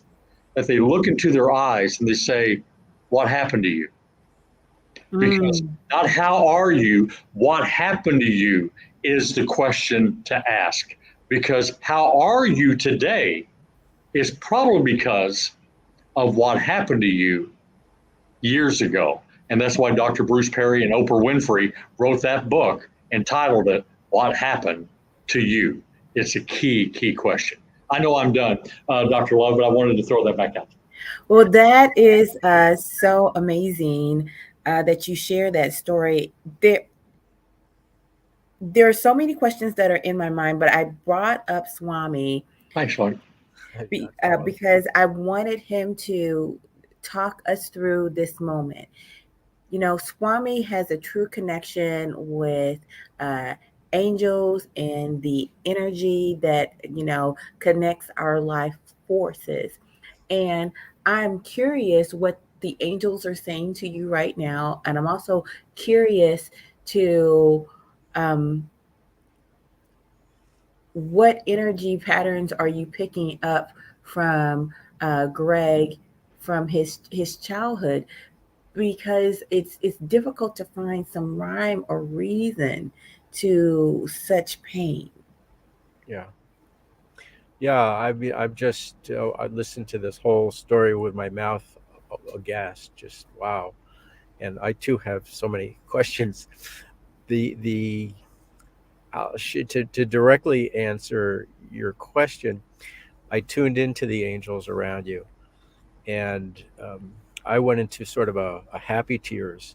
They were just nurturing you and hugging you, and particularly the lower parts of your body. They were just wrapped around you right then and there as she asked me the question, and I looked. And so the message from watching them is they are healing that. I mean, I'm sure I know you've done tons of healing. I don't know what their healing is, but it's angelic. So if you feel something different, but at least knowing that they're aware and they are doing things for me is very special. So I wanted to share that with you, and I'm glad Erica asked that. From a practical point of view, have you tried things like emotional freedom technique, where there's actually research about how in PubMed, the government NIH website, they take soldiers who have PTSD and they do this tapping, and it releases their stress, their traumas. So I was wondering if you've done that or any other types of more modern holistic approaches to help you release. I have tried. I've never taken medication. That was one thing I was adamant I was never going to try to be. I don't like pills to begin with, and I wasn't going to ever do that. EMDR, some of the tapping situations I have tried in the past, but I've received the one and main healing for me was when I went to Scottsdale, Arizona for 2 weeks for highly intensive spiritual healing with a spiritual therapist that was a born again believer as I am. And I don't want to have a religious debate, but on my belief in Jesus Christ. And in my opinion, if the Lord wasn't with me during all those times, I would have never made it. And now I'm using this to help as many people as I can. And in your thinking and maybe in the world of spirituality, to activate and recognize as many angels and people that, hey, you can live through this and you can actually find purpose for it happening. Yes. That changed my life. And now when I get an opportunity to talk to people, it's healing for me, and it's almost like therapy for me. Sure. When I walk off stage, I feel so much better than what I was before I walked on, because I get to help people. Yeah. And that's what I'm using it for. That was my third question about did you have spiritual healing? Because above all else, in my experience, there's nothing better than that. And in terms of a solution, as you said, you turned around and you found a silver lining, so to speak, and said, I need to help people. And if I didn't go through it, I wouldn't be able to help them. You know, there was back in the olden days, I'm fairly old. I'm sure I'm older than you. I'm for sure. But in the olden days, in fourth grade, the Gideons would come by the school and give everybody a little New Testament. Okay. And it was a little New Testament about yay big. And it had Jesus on the cover with children sitting around him and a young child on his lap. And I remember, as surely as I'm sitting here, when I got that Bible, I set it up in the corner on my dresser, and I tilted it there. And when my dad was abusing me every night, I would lay there, and I don't want to get emotional because this is tough, but I would lay there and I would look at the Bible. And when I saw Jesus on that Bible, even though it was a picture, sure, but the boy on his lap was me. That's where I put myself, and that literally gave me the power and the strength.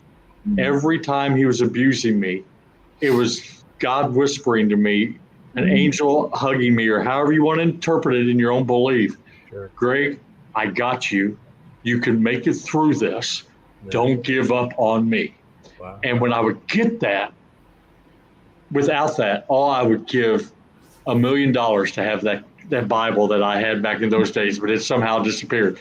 But that was my anchor, and it's my anchor today, the relationship that I have with him. Wow, that is hitting me just like yes and amen, that we can hold on to our faith in that way. You know, I say Epic Understanding is the place where healing happens. And I am certainly learning and receiving a lot of healing today. Now, you and Jesse are both connected to ACEs Matter, which our lovely Cindy Stanford is the president of. Hello, Cindy. Yes. ACEs Matter. They do such good work nationwide. And that's a beautiful thing. Dr. Williams, I have a lot of questions for you, but we're going to save them for the community session. Jesse's actually going to pick up where you have left. Looking forward to it. Yes, and talk about really how adverse childhood experiences affect illness, just like yours did with your heart. It can affect our immune system and cancer.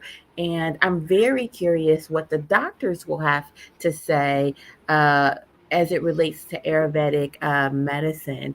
So, without further ado, Jesse, thank you so much for joining us.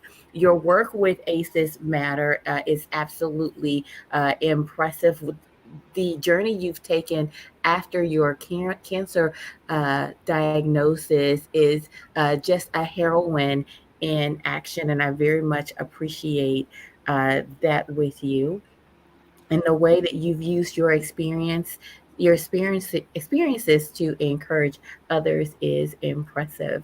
I can't wait to hear more. Thank you, Erica. Thanks for having me. Can you hear me okay? Yes, we can. If you can, maybe bring your camera down just a little bit because we're chopping off your head. There we go. Better? There Yes, we go. much better. Okay, great. Well, thank you. And thank you, Cindy. I know you're out there somewhere.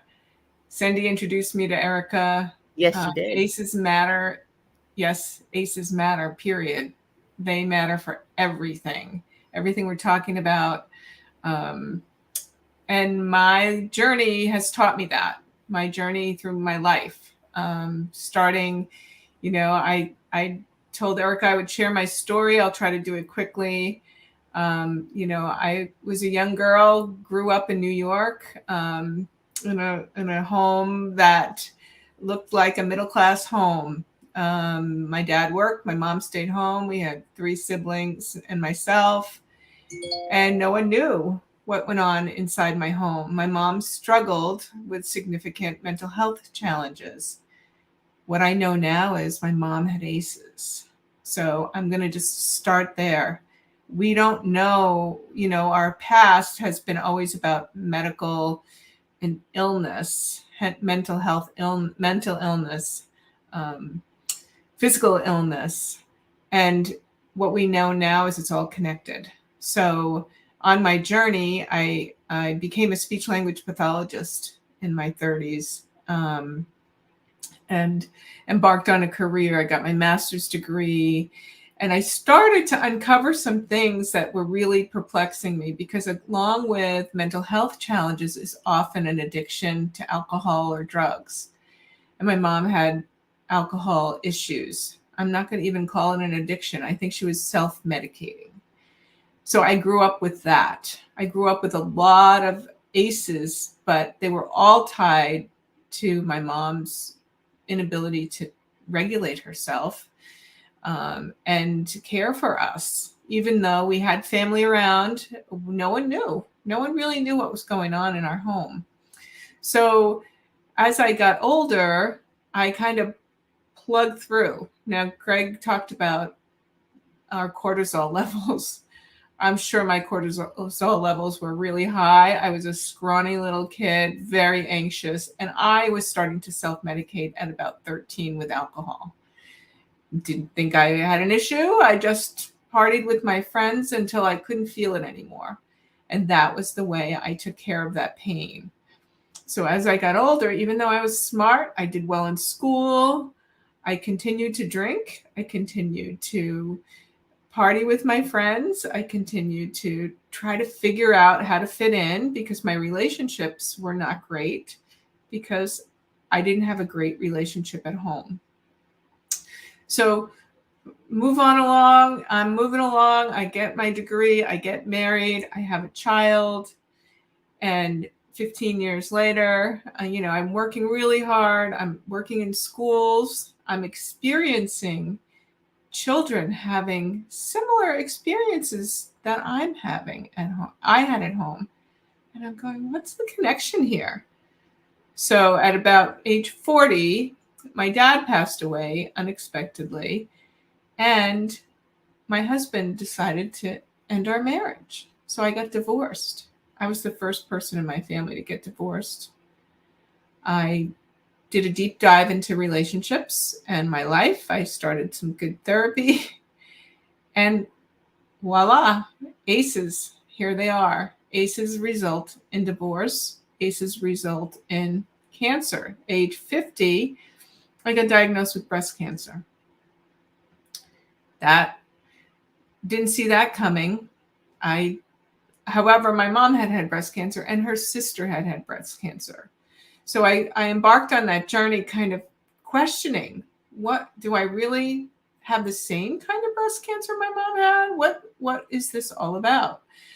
And had the genetic testing done. And lo and behold, there were no genetic correlates in my breast cancer. So that really opened my mind, and I just continued to work on my life and what was going on in my life. Well, I was an extreme caretaker. I had been taking care of people since I was a young child. I was in a caretaking profession. I was a mom. I was a wife who was overextending herself, did a business, worked 40 hours, all of it. So I realized that my health was connected to my lifestyle and my well-being. And I started to see, by that time, I was working with young children in their homes. And I started to see these young children who were not talking. And I realized it was because their parents were not connected to them because they were having their own stressors. This is ACEs right there. So I constantly kept running into ACEs. Nobody ever said you have ACEs. I did go to a doctor appointment in my OBGYN, and she was the one, my midwife, looked at my chart and looked at my mom's history and said, I wonder if you might want to try some therapy. No one ever diagnosed me with any kind of a mental health challenge. I never had a medication. Nobody ever said you're depressed or anxious. I discovered I had anxious feelings and depressed feelings because I was pretty numb by the time I started therapy. I was really afraid to feel my feelings. There was a lot there that I just had numbed out. So through that process, I remember going to therapy and saying, you know what, I don't want to ever take a pill. Pills and medication are what killed my mom. She never healed from her mental health challenges. And that stuck with me. And that was my purpose, was to figure out what can we do to help people heal without giving them any kind of medication. And at this point, a diagnosis. What is the cure for this challenge that people are having as a result of their ACEs? And that cure is connection. And I learned that from my therapist. When I ended therapy with one therapist after 12 years, she said, you came in looking to not take medication. I proposed to be a present parent. I'll pause there. If you didn't have a present parent, you know what it looks like. That's the challenge. So relationships are the key to this cure of ACEs and the outcome. I'm going to fast forward to age 55. I moved from Vermont to Maine and went to a conference on resilience. And I was presenting about ACEs to education staff. And the keynote speaker happened to be one of the physicians in my OBGYN practice from Vermont. Vermont and Maine are close in location. He was presenting on ACEs. He was presenting on the implications of ACEs. And I happened to be there and walk up to him and said, I am your poster person for ACEs. I had adverse childhood experiences. I've had divorce. I've had breast cancer. I've had anxious feelings. I've had, and on the outside, I look like a very successful person. I had a master's degree. I was a speech therapist. I worked really hard. But I was struggling because I had to stop working when I had cancer. I couldn't work. I had to take a pause. I had to do chemotherapy and all the things. And I just was like overwhelmed. And now I realize that nobody was going to take care of me the way I needed to take care of myself, because I needed to figure out how to take care of my life and include a spiritual practice in that so that I could believe that this could turn around. The implications are really strong when you realize that the nervous system has been hijacked for many years and your life has changed. But when you develop a spiritual practice, I just started yoga, I started mindfulness, I started reading. I connected with other friends. And that has changed my life. That has allowed me to calm my nervous system, believe that anything is possible, and given me the strength to go out and tell my story like I just did. So last night, at a friend's request, I watched the movie A Beautiful Mind. And if you haven't seen it, I encourage you to see it. And it's about a gentleman who developed schizophrenia, which we know is a really challenging disorder that gets diagnosed. But as you'll see in the movie, they didn't talk about his childhood, except that it was terrible. Nobody ever even talked about it. That's how bad it was. So the last quote from that movie that I heard that made me cry, because it reminded me that if my family would have understood my mom's trauma, what happened to her, we could have approached her illness, her challenges in a different way. And the quote says, "It is only in the mysterious equations of love that any logical reasons can be found." Because our medical system is very logical. You have this blood pressure, you take a pill, you have, this cancer, we cut it out of you, we give you these special doses of. Everybody is different. Everybody has a different story. Everybody has a different experience. And that is what the message I want to share with everyone. And your story matters, and it can be healed by understanding your adverse childhood experiences. So thank you for this opportunity. I'm here for questions. I'm happy to answer questions. That is so impressive, the way you shared your story, and it's just so very layered. I want to unpack it more. I think I need to have you back so that you can unpack your whole your whole story. Quite honestly, I'd really like to have Dr. Anand and Dr. Contact kind of talk with you and extract some of the medical things from your background. I just think that would be amazing. But I think we have to do a separate show just to get that done. So I was going to add, Erica, and I put in the chat earlier, I was introduced to acupuncture, and I did start Ayurvedic medicine. Yes. On my own, because I started to realize I needed to do something different, and I was exploring. And when I was getting treatment for radiation, they did Reiki, and they offered acupuncture. And that was so healing because it calmed my nervous system. And that allowed me to relax and realize I was okay. But the medical system offered me anti-anxiety medicine all the time. And that was the only thing they offered me. And they encouraged me highly to take it. And my body did not like that, because I had made a conscious decision not to take medication. But that was what was being offered. So that shift happened while I was at the final stages of my journey. And that was very powerful. Wow.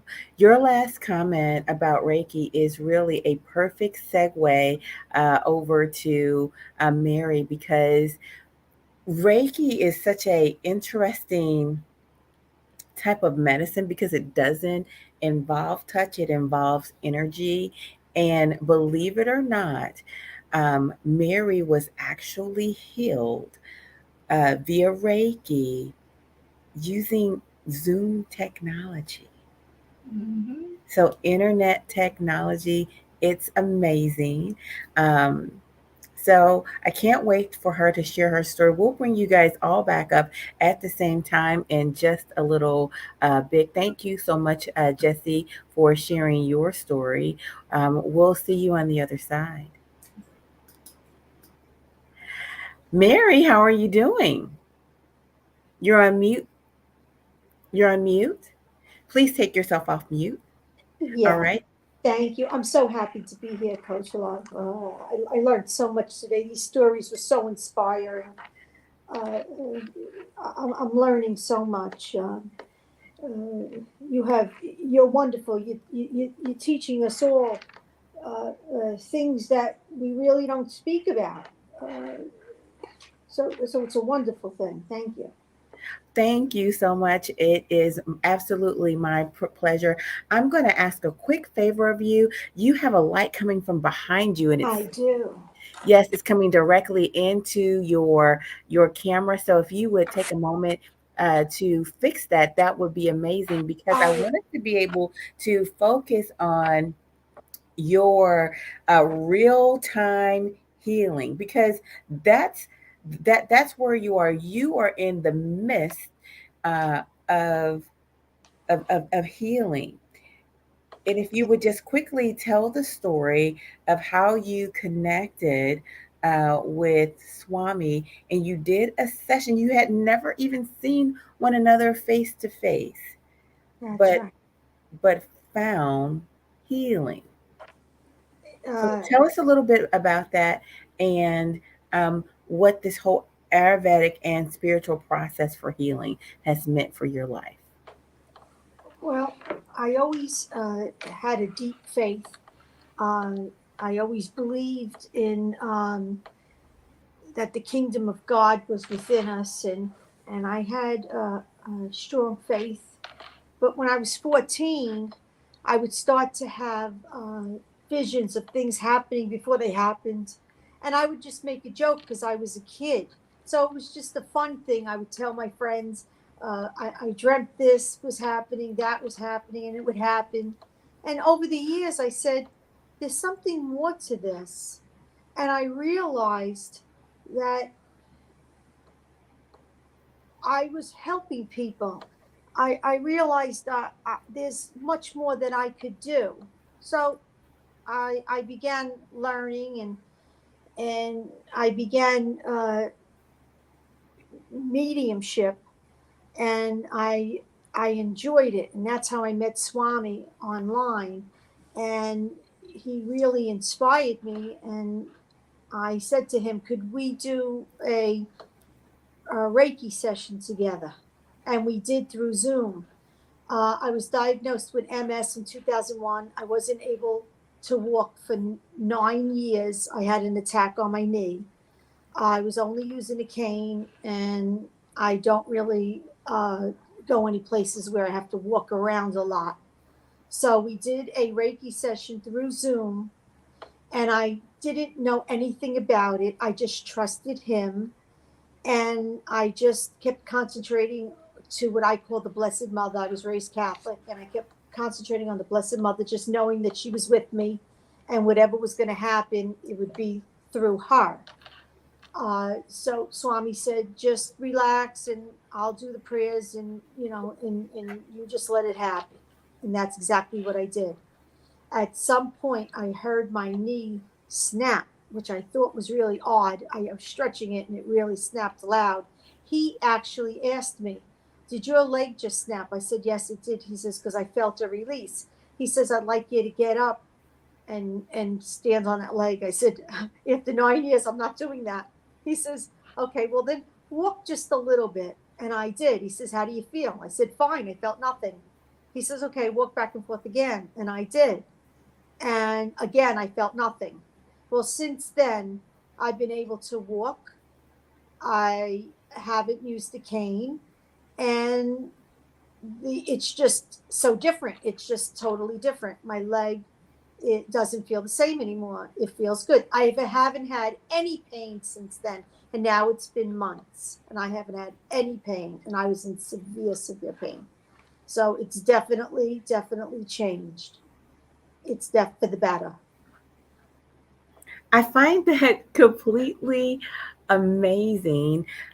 It's almost hard to comprehend from my, I have a evangelical Christian background. So I certainly believe in miracles and healing. What comes to mind is when Jesus told the lame man to, pick up your blanket and walk.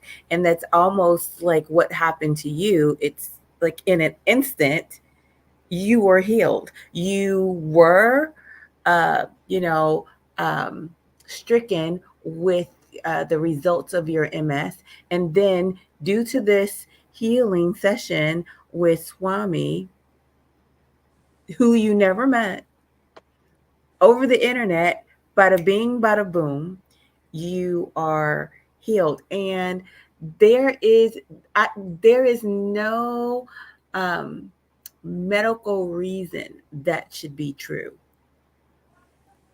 That there is only a spiritual connection for that to be true. And so for people of science, it's hard to connect the dots. For non-believers, it's hard to, and as a matter of fact, for believers, people who are just kind of in their religious box, it is hard to connect the dots. I'm looking forward to see what Jeannie Chilton has to say. She's a medical professional, but also she's a biblical scholar. So I'm very much looking forward to her feedback on your experience. At the same time, I am very curious what Stephen Jared Jordan has to say about your experience, because he is an atheist, but he does also have a biblical background. And so he's familiar with the word, and he's familiar with, people teach about God. And so I just can't wait to see what is shared about that. So, did you have more that you wanted to tell us about your experience, or are you ready for me to bring the community up? I'd love to hear from the community. Thank you. All right. So we have Steve here. We have Dr. Williams, and we have Jesse. Everyone, Steve is actually Yeah. our conscious objector. And like I said, he is an atheist. And so what he's going to do is he's going to moderate this session from, a conscious objector's point. But he'll ask the kind of questions that people maybe are afraid to ask, or just who have difficulty understanding stories that cannot be explained. Well, I will try to do my best at that job, Coach. It's good to see you again, Dr. Williams. Hey, Steve. So I don't. I told Coach I was going to be nice. I'm not going to actually threaten anybody's experiences here, but I am going to push a little bit back. So I'm just wondering how many experiences that you've had, or in this case, were there other possibilities, such as things weren't as bad as you thought they were, or are there other ways of explaining the events that occurred? Because what I find is that when people get locked into a frame of thought and they believe something, they have a tendency to not see the things that could also be occurring as well. I'm just wondering if you have any thoughts on that. Yes, I'm the biggest skeptic. I'm a big believer, but the biggest skeptic. I have to see to believe. It's got to be black or white for me. I don't have this faith that just, I have to learn it and believe it and see it. I'm very, very practical. My dad worked in a lab. He's on a scientific level, a genius. So this type of thing is not, doesn't come easy to me. So it wasn't something in my mind. I felt that when that leg snapped like that, I expected the pain to be excruciating. When it snapped, I felt nothing. It was at that point I said, oh, that's funny. Why didn't I feel pain? And when he told me stand up and stands on that leg, I knew there was no way I was going to stand up. I said, no, I can't. So he says, all right, we'll take a few steps and walk. Then I said that, how was it that I was able to walk? And it baffled me. So as far as being in my head, because I'll tell you why. After that happened, he said to me, I want you to trust. After this is over, trust that the Blessed Mother is with you. And I said to him, that's very difficult for me, but I'll try. So when the session was over, when I was walking, I just kept saying, Blessed Mother, I'm trusting you. Blessed Mother, I'm trusting you, because I was not trusting. So was it in my head? No. Did something happen to me spiritually? I believe it, because I did have a miracle. It wasn't a healing miracle, but it was a big miracle already. So I knew the capabilities of this was possible. But did I think that was going to happen to me at that Reiki session? Absolutely not. Absolutely not. Mm-hmm. Interesting. Where did your leg pop? I'm sorry, I missed that part. Where did my leg, in my left knee? In your left knee. Yeah, I woke up with an MS attack. My leg was stuck tight, and my husband had to pry it open, and it happened twice in the same day. He had to pry it open. Everything in that knee ripped and tore. So I knew it would never. He said, your knee will never be the same again, and that's exactly what happened. It was never the same again. And then arthritis set in, and it was just getting worse. Over 9 years, it got so bad that I'd just be in terrific pain, and constantly exercising it, constantly putting stuff on it, because I didn't want any surgery. So I just nursed it myself for 9 years. But I couldn't do anything. I couldn't go anywhere. I couldn't walk. What was the pop, do you think, or the snap? It happens when I exercise once in a while, but it was loud. It was loud. What was the pop? It was just stretching out the leg, and just, the way your knee would snap, just stretching it out like the gases, in the bones, and that's all. Yeah, I'm 46. All my joints snap, crackle, and pop. So exactly. But at that moment, he said to me, did your leg just snap? Because I felt a release. And it was at that moment he told me to stand on it. Yes.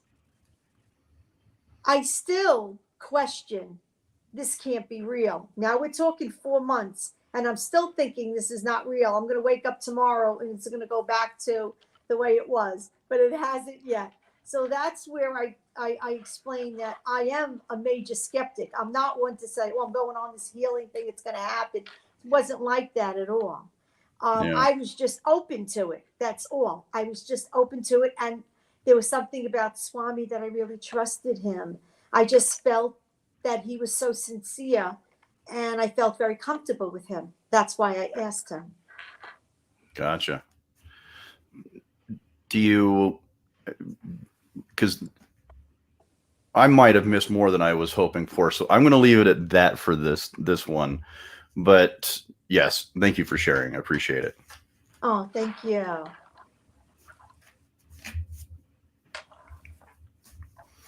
And I apologize to Coach for being late. I couldn't find the link, and I feel like an idiot. So I apologize, Coach. Dr. Williams, how are you doing? Better than I deserve. So tell me about your story real quick. What about my story? What? Well, I'm just curious as to what are your thoughts on her experience? Well, I believe in miracles, and miracles come in different ways. I have received miracles through a doctor, through exercise, through eating right, and through divine touch and connection. So miracles can have different ways. So even though I probably would not be knocking on the Swami's door and asking to have a personal consultation with him. That's not my typical belief, and it may not be Mary's. But would I say that negates the possibility for Mary to receive one? No. So I thank God that the healing came, and I don't question the source. That's the way I look at it. I try to stay open-minded. Do I do yoga? Do I do so? No, I'm afraid if I get in those positions, I'll never get out of them. But do I meditate? Absolutely, but not meditate in the way that some other people meditate. I don't get into those modes of mantras and things of that order, but I meditate on the Word of God. Whatever works, I'm not going to negate anybody else's healing, sense of peace, mindfulness. Life's too short to point negative things at people when something positive happened to Mary. So I say, thank God, Mary, that you're healed, and not question how. Yeah, I mean, sometimes does it really matter? No. Yeah. So, Coach Graham, what do you think about the role that the mind plays on the process of healing? Do you believe that it can trick, or does it help, or does it hinder, or is it all of the above? It's a great question. The mind is extremely powerful, right? What we believe, we believe. What I've learned from meditation and mindfulness is that we can watch our thoughts.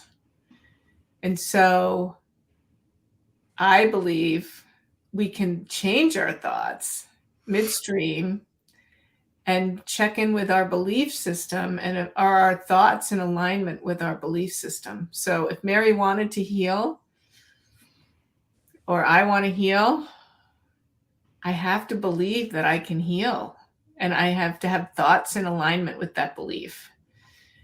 And I think that is the most powerful thing we as a society can do, right? Like if we want to believe that people need to be in poverty, we can believe that. But we can also believe that people can not be in poverty. And we can believe that parents can change their practices with children so adverse childhood experiences go away. So our beliefs and our thoughts, right, are held in our mind, and our mind gets to change. The thing that I've learned in the last few years about the mind is there's a growth mindset and there's a fixed mindset. And when we have a growth mindset, we're open to all the possibilities. And we don't know what they are, right? Like you said, I kind of get what you're saying. We don't know. It could have been just the timing that her body just was ready, right? Like physically. We don't know. We have to be uncomfortable with not knowing what happened. And some people believe there's a higher power and God did it and Jesus did it and whoever did it, right? But something we can't touch, we can't see happens to help us get through these times. And we're all experiencing that every day. We can't control everything. That was one of my learnings. It's like we don't have control over exactly how we're going to heal or how we're going to fix something, but we do have control over how we think about it. Jesse, do you feel that sometimes is the counterproductive thoughts that people have, that if a miracle happens, for instance, this with Mary through Swami, then a person of that nature would say, okay, now I have the control to be able to cause that miracle to happen every time on the dime. And I think that extremism causes the doubters to go, wait, because it doesn't happen that way. That's right. Miracle happened this morning, whether anybody wants to admit to it today or not. The sun came up. You figure it out. You figure it out and tell me what caused that. It was a miracle. Oh, no, it's scientific. No, you take science in and out of that. It was a miracle. And it'll go down tomorrow and it'll come back up the next day. And you know, the miracle part, and there's energy, you know, Yes. I feel like that energy is something we can't touch, but it's there. We know it's there, right? The weather, all of it. It's energy. And see, that's my difficult part is I need to be able to measure these things to have any kind of reasonable trust in their repetition. Does that make sense? So what would you what would you measure for this situation, for Mary's situation? Well, I am no scientist, but what I would probably do is to try and figure out first and foremost, why don't more people have these kind of experiences, and what are the factors involved in those in those experiences? Are they believers? Are they doubters? Are they kind of neutral? Are the injuries the same, or is the backgrounds the same? What are the differences between these things? Not necessarily looking at it as the outcome, but what is the difference between the individuals involved? I love that. So see, my blanket answer to that is everyone is different. Every experience is different because everyone is different, right? We all come into this earth on a different day at a different time with different parents in a different hospital or home. Every experience that we have, and I'm letting go of my identity as a speech pathologist because we try to put everyone in a group, and we can't do that anymore. It's not working. We can't. that is very clear. Yes. Think about COVID, right? Look at the COVID experience we've all had. I'm not going to go into it, but everyone needs a vaccine, and no one, all of these generalizations take away the fact that we are individuals. And so there we go. We need to really be focused on everyone's experience. What happened to you? What was your life journey? Like Mary's journey led her to believe that she could heal for some reason. Maybe it was the pain. Maybe it was her age. Maybe I'm just going to a couple more things. All those things lead us to a point that we have to release control over everything and control the things that we can only control. I'd like to answer Coach Jesse, if I may. Coach, you said something you used the word power, and that was the essence of what I did. I took these words, I jotted just a really quickly, I'll just read my notes. I believe the kingdom of God is within us. It's the indwelling light, secret place of consciousness, and the Most High. It's learning to live. Learning to live in that power is learning how to turn on that light and how to turn on that power within. So when you have that belief, that unshakable faith, setting free all God's power when you feel that. So what I was imagining is, for me as a Catholic, the Blessed Mother, the rays from her hands while he was doing Reiki and prayer, whatever he was doing, I couldn't even hear. I just allowed him to do it, believed he was doing it. So it wasn't him. I believe he had the power like I had the power. So it was our power together. But I believe the Blessed Mother's rays from her hands was above me, and I could actually feel the warmth. And I still did not believe that I was going to be this miraculous healing on my knee. I just knew she was there doing whatever, and whatever it was, she was helping me in whatever way she wanted to help me.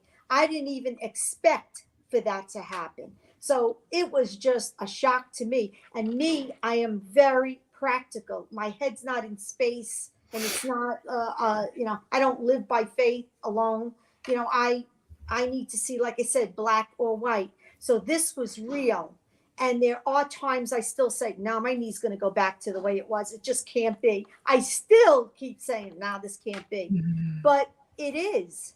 And so far, so good. And I'm learning to do what Swami tells me, and that is trust. Trust what happened to me, because I have that, doubt. I have a doubt in my mind, like you have the doubts. This can't be. To you, this is crazy. Like, how could this ever really be? To me, it happened to me, so I know it's real because it happened to me. Is it in my head? No, definitely not. No one can replicate your experience, right? That's the hard part, Steve. I used to be just like you. Well, I it's not don't that. know. It's we're asking people to believe that the outcome is the same, though. That there is Well, the a outcome is healing ability that we can all tap into, but yet many of us aren't able to do that. right, because our belief system gets in the way because You know, of our I think adverse childhood experiences. Usually that there's some doubt in there, and that doubt, if in my work, I listen to people's language, and I can tell you where their doubt is coming from, and I can help them question their thought process. That's neurolinguistic programming, because I think everyone wants to heal. I don't know anybody who wouldn't want to heal. However, because of our experiences, our trust that we can heal gets impacted. And that's individual again. It's just because I worked with a family once. The best example I can have is this mom was so stressed out that she said to me one day, every Monday I have a headache and I have to go to the hospital and get checked. Like, she predicted her headaches. Like, that's predictable, right? That's what we want. We want predictable help. So she got her help by going to the doctors, the hospital every Monday because she talked herself into a headache. Like, Right. Can you control that? Absolutely. But somebody needed to break that pattern because she was going to the doctor and the doctor was going to continue to see her. The doctor can't tell if she has a headache, right? That's all verbal output and experience. Like, I could tell you I have a headache. You don't know what it feels like, right? So it's individual. It's the best example I can think of. And I went, oh, can we change that story? So changing our story, changing Mary saying, I have power and the Holy Mother has power. We have power. Wow. That's very different than I have to rely on somebody else to do this. We're going to work together. When I took control of my medical life and took it back from my doctors, when they used to tell me, oh, you have to have a mammogram and you have to have this test. And I said, you know what? I'm not getting anything out of this. All I'm getting, you're looking for something to be wrong with me. Okay. That's what our medical field does. I hate to say it. Yeah, they don't look for cures. They don't look for cures. No. And so when I realized that, I stopped and I said, I want to know what I can do to support my body. And they didn't know what to tell me. That's when I went to Ayurvedic medicine. You know, Jesse, with your story about the headache every Monday, I'm one of those goofy believers that believe that I can have the best Monday in the world in the positive realm. Right. Even though whatever's happened to me. Right. Is it a miracle that I made it through what I made it through? Right. I don't know if you want to call it a miracle or not, but I made the choice to make it through. So I can say Mondays are going to be the best day of the week and I'll never have a headache on a Monday. And the power that I have with whatever higher power that anyone believes in, I can do that for me. We throw out the word miracle way too easy. Oh, I found a parking spot up close to the front door of Walmart. It was a miracle. No, it wasn't. That was a happenstance. But if just 2 days ago, there was an accident on the highway that I came upon, I was mad as a hornet because I was getting off the interstate and the light, the people in front of me would not go. It delayed me 5 minutes. I personally think God orchestrated me to be delayed at that light so I wouldn't be in the accident down the road in 5 minutes. I personally believe that. I think one day when we get up there and we see that he had everything orchestrated from behind the drapes, letting us make free choices and using the power in a good way or a bad way, we can see that he knew exactly how we was going to handle it, good or bad. And he's involved in every one of those little things. To me, could be a miracle. I think that's a great example. And for Steve, because I know you're an atheist, and I think that language too is like, I don't believe in God, right? Or is it that you don't believe in a higher power? I have no proof that he exists. Therefore, I'm not going to spend the energy to believe that he does. Okay. Do you believe that you have control over all of these variables that we're talking about here that can bring change?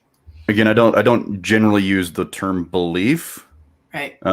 because it denotes a certain amount of uncertainty. Right. Exactly. So it's and it's uncertain. It's uncertainty that I choose not to open available to other.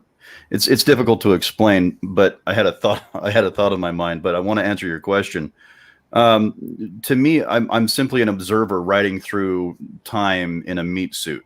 To me, that's what my existence is like, and it's a magnificent existence. It really is when you come to the conclusion that there is nothing else. And if you're thinking about the kind of concept of capitalism, right? If you have more time than I do, which you do, you have an infinite amount of time. It makes it less valuable rather than the person who has a very limited amount of time, which in your aspect, if you're right and you live on forever, my life is nothing but a speck. So I should probably use it to the best amount that I possibly can.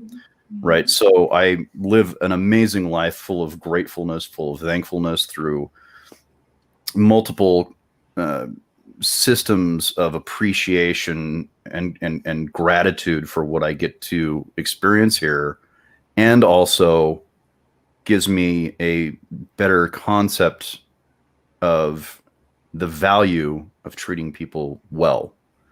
Because if I'm right, everybody else is going to have a really crappy time the day they die, right up until they do, and then they don't care anymore after that. But there's so much limited time between those 2 points, between the interaction that I have with them and the day that they pass away. I want to make sure that I am providing a good influence and a positive aspect to their life during that, because I don't want to take 1 minute away from someone's life that should be spent relishing it rather than regretting it. So that's kind of my take on how I approach those type of questions.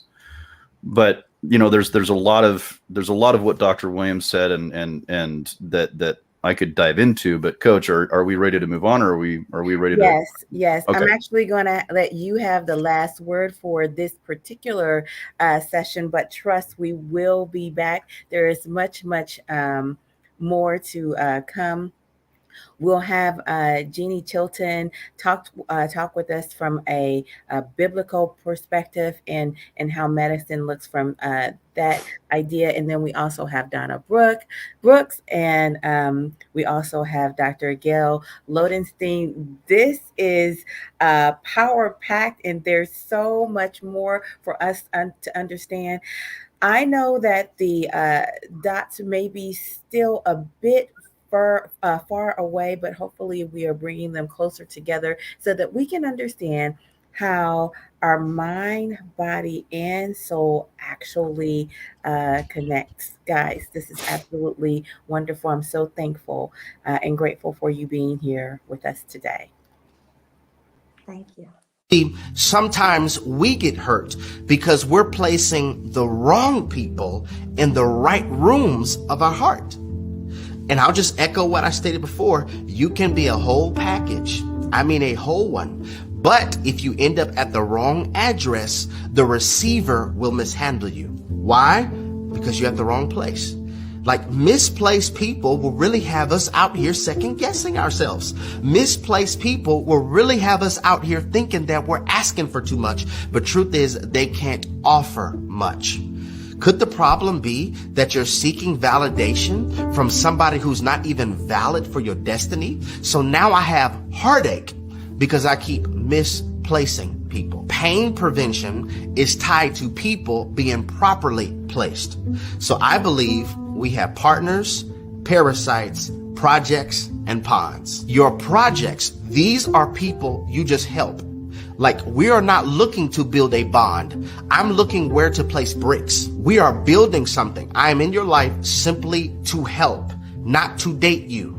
You don't date projects. This is just an assignment, not an alignment. And my sisters have a higher probability of misplacing people when it comes to this category because you have been wired to help. That pain hits different when you're helping somebody that's not going to be yours. This is why knowing your value is so important before they arrive, Because if you helping them gives you significance, you risk confusing your contribution as confirmation. This is God's will. This was meant to be, not necessarily. This is somebody that you just help. When you understand and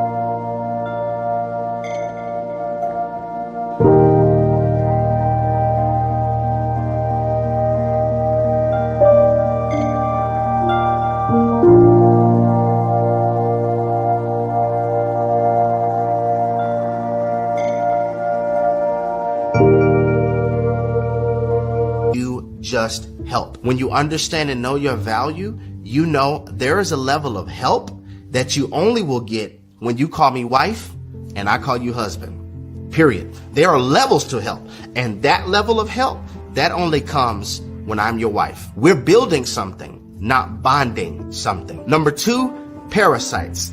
Your parasitic people, they live off of you. Their survival is off of draining you. I want you to actually think of a parasite. Think of a leech.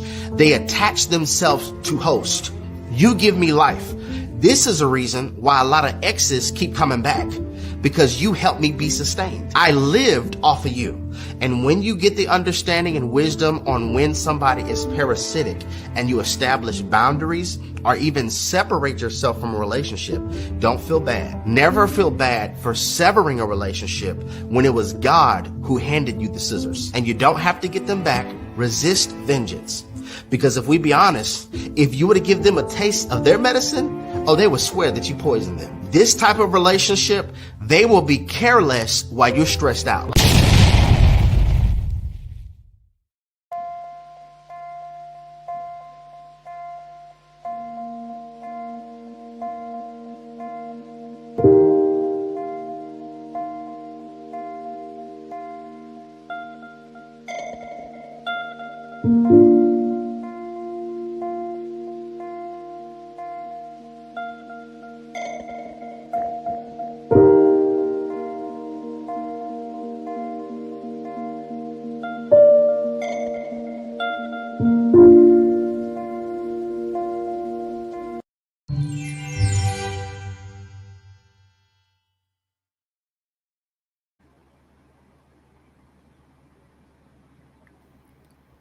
Welcome back. Thank you for hanging out with us this afternoon. I've learned a lot. I want you to know that I'm going to watch this again, and then I'm going to watch it again, and then probably again, just because it's been so much powerful information, from learning our body types to learning how trauma still hides in our body, and then the spiritual aspect of it all. I find it absolutely amazing. My partner today, my co-host today, I'm curious to find out what you have to say on this. What are you experiencing? What's happening with you? Well, this is a wonderful, so many surprises today, because the Ayurveda, I grew up with teaching that. I didn't expect to hear anything new, other than so proud of seeing these two doctors sharing this to the world, and then having, I forgot the doctor's name from Houston, asking about trauma and having people putting all that together, new ways of looking at new questions being put to Ayurveda. So I really set up for something like that. This the second time with the Atheist, He was very, very polite, which was very nice because that's how you can have conversation. I would have loved to hear his background and what he means by, what is he looking for? What does he mean by things? Because he kept referring to measurements, and really, there are some things in the world we can measure, but physics tells us everything physical is really ultimately non-physical. So the experiences that Mary was describing would fall into the non-physical, and you can't measure those, but you can allude to them. If the sorry, well, I forgot his name, but if he could, did he ever have inspiration? Did he ever get inspired? Did he have an intuition to turn left instead of right, or something? I think there's a lot more we agree on than disagree on, is what I'm getting to. So that would be an interesting follow-up show. Well, I think that'll be great. We'll have an opportunity to talk with Steve more about those things during the community session. You know what? We have to leave a lot on the table because there's just, listen, this is a feast. This is quite the feast that we have going on here.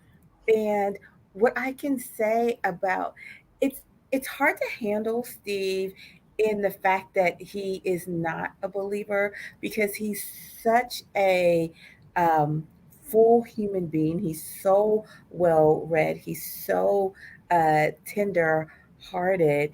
And when you find a person like that, in general, Mm-hmm.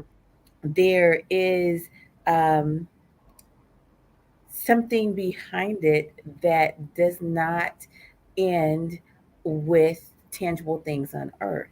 And so his essence reminds you of someone who is in love with God. It's someone who Exactly. is Exactly. in love with spiritual things.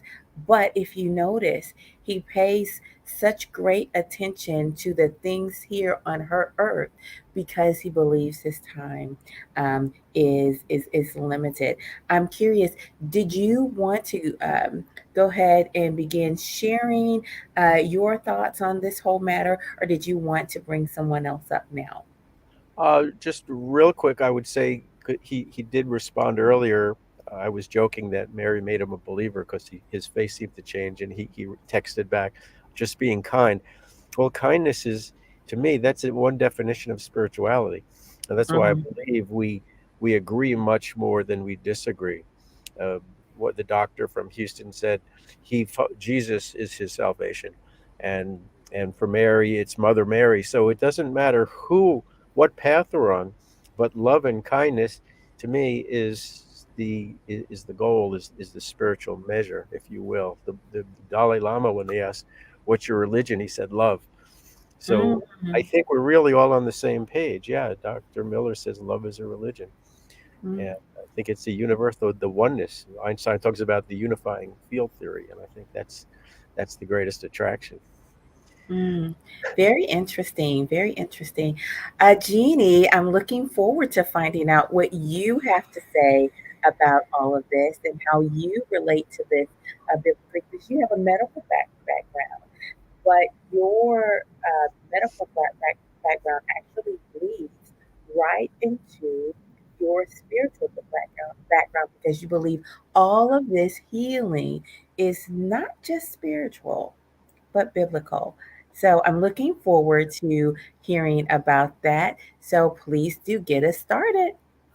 Well, first of all, thank you for having me. I am glad to be here and share some of my own personal experience and how I came to a belief in the biblical foundation being the foundation for the very spiritual healing that we're seeking. So, though my story is a little different than most, I think that there will be some who can relate to it. So I want to start off by talking about how spiritual healing comes from a biblical perspective, but I will get there after kind of going into some other areas first. So I begin with this. I think that there's three reasons or three kinds of people that are interested in spiritual healing or the topic of it. And those would be those first and foremost who want knowledge of it. They just want to learn about it. Then it would be those that maybe just need healing. They're looking for spiritual healing, but don't necessarily need all the knowledge or details that go along with it. And then there's the third person, which is me. who want both, who want to know about it and experience it, but then be able to use that to have a huge impact on others in a positive way. Someone coming from a perspective of not just teaching and talking about knowledge that they've gained, but someone who's experienced it and can then share that with someone who might be in a similar circumstance. So I guess the question is, why does one begin to seek the information to begin with? Is it due to an experience that they had that caused questions in their mind? Or is it just curiosity? Is it due to a need to heal something in their life? So whatever the reason, there's something that you're searching for. And you don't want to just know about it personally or experience it, but how the process begins to seek it. So to gain knowledge on the subject without experience it, you can, but you won't know the full effects of that healing. And you can be healed without having full knowledge of it, but you won't have everything that comes together to truly be able to talk about it and share it with others. So it kind of takes both in order to really have an effect on someone and bring them to where you found that spiritual healing. So first, for those people who just want knowledge of it, what is it? So the Latin word is spiritus, and that just means breath of life. Well, we've heard that term before in the Bible, and that talks about that divine source giving life to us. So that term actually originates from a biblical perspective. But from a scientific perspective, we can see that energy is neither created or destroyed. It's always existing. It's the source of all things. We can see it in entanglement in physics, where things are connected at distances apart, but somehow interact over time and space. And we can see that there was a beginning, and that has interacted with us throughout time. So those things become and remain connected throughout time. They become entangled together. They're the creator of the knowledge and the source of it. So what I see is that the very creator is the same one who gives us life, who provides the healing and contains all knowledge. So from this perspective, I think you can learn about it, but not truly understand it without having experienced it yourself. And in healthcare, doctors can see healing. They can see two patients, a very healthy patient, maybe that has no other issues that they can't save, or someone who's had a lot of other issues that they can. We can use technology to bring back life or restore life, but we never know the full extent of who's going to live and who may not, and why that is. So it produces these questions. You know, what is the mechanism by which healing happens? It's not just on a physical level, and medicine and healthcare has realized that and began to understand that there is a connection between the way you think, the way you heal, and the process of healing itself. So from a biblical perspective, we can see that there's a creator and a spirit that brings all things into being, always existing and bringing forth the visible from the invisible, that it's entered into man, and we were produced in its likeness.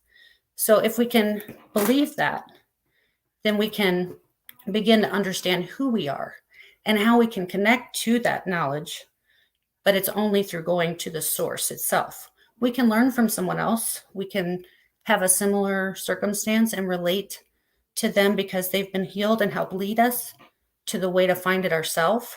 But until we go to it ourselves, we don't achieve full healing and full knowledge of it. So sometimes it's achieved by speaking to someone, but that in itself is not enough to produce that healing within yourself. So from a biblical perspective, God will use broken people to heal broken people. And it can have a profound effect.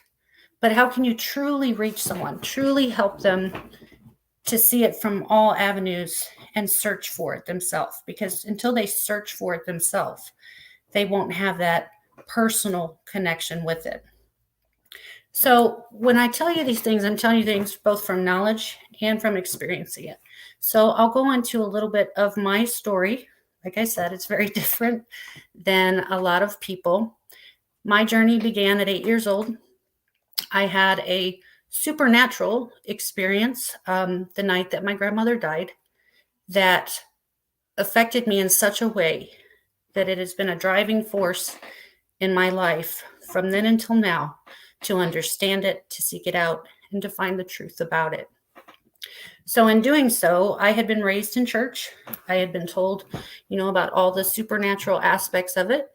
But yet when I had this experience and I went to those very people, it was as if you're making it up. It didn't happen. These aren't subjects they would talk about. So the very place that I had been told that I would find these answers, I was actually led away from. And I just think it was because people themselves didn't understand it, so they couldn't help me. So when I got older, like I said, it was just never far from my mind. It wouldn't go away. It was something I needed an answer to. And so it became a deep desire to seek it and understand it. And in doing so, because I was kind of led away out of the church from it, I sought it out on my own. So I got involved in paranormal research to try to scientifically document it, to prove its existence. I did that. And then I knew I wasn't crazy, that I had experienced what I had experienced. And it wasn't just me, it was my little sister also. So there were actually 2 witnesses to this. It wasn't a dream. It wasn't, some random thing that only I saw. There were 2 of us that actually had the experience. So from there, I found a lot of the answers, that the supernatural is just as real as the natural world we're in, that not everybody experiences it, but those who do are experiencing it for a reason. And so you have to find what that reason is. If you truly want to know why, you have to search for it. So then from there, I took that knowledge and I put it into studying all the ancient religions and texts and, all the different teachings that there are. Where did these ideas come from? Where did they originate? And my findings led me to, knowing that every culture has talked about these things, that it has been from the beginning. So from there, I still had unanswered questions. I still didn't have the meaning of why I saw what I saw, why it had such an impact on me, and what I would do with it, So then I went back to the very place I was told I wouldn't find it, which was the Bible.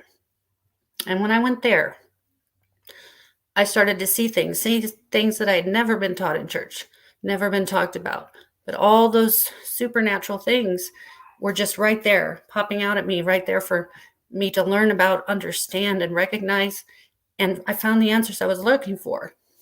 But it wasn't just in finding the answers. It wasn't just through the research. What happened then after that was that I began to speak directly to God and ask for those remaining questions to be answered, the meaning of it, the purpose of it. And that is when I truly sought with all my heart and all my mind to understand it, that I began to receive what I would call divine healing. And when I say healing, I mean all those questions answered that brought anxiety and stress and fear and, doubt. I began to receive those answers, but it was to me personally. It didn't come from another person. It came from something outside of me, yet was coming from within me, but it wasn't mine. And so as I started to receive that, all of that stress and anxiety about the situation disappeared. The clarity that I received produced spiritual healing.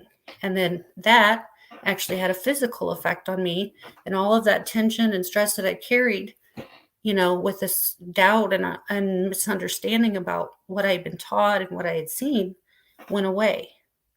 But then something else happened. It produced something in me I can only explain as an energy of fire, to want to then go to those who had those same types of situations, who no one would listen to. They had nobody to talk to. They were afraid to talk to people, to be ridiculed. I had been through all of it.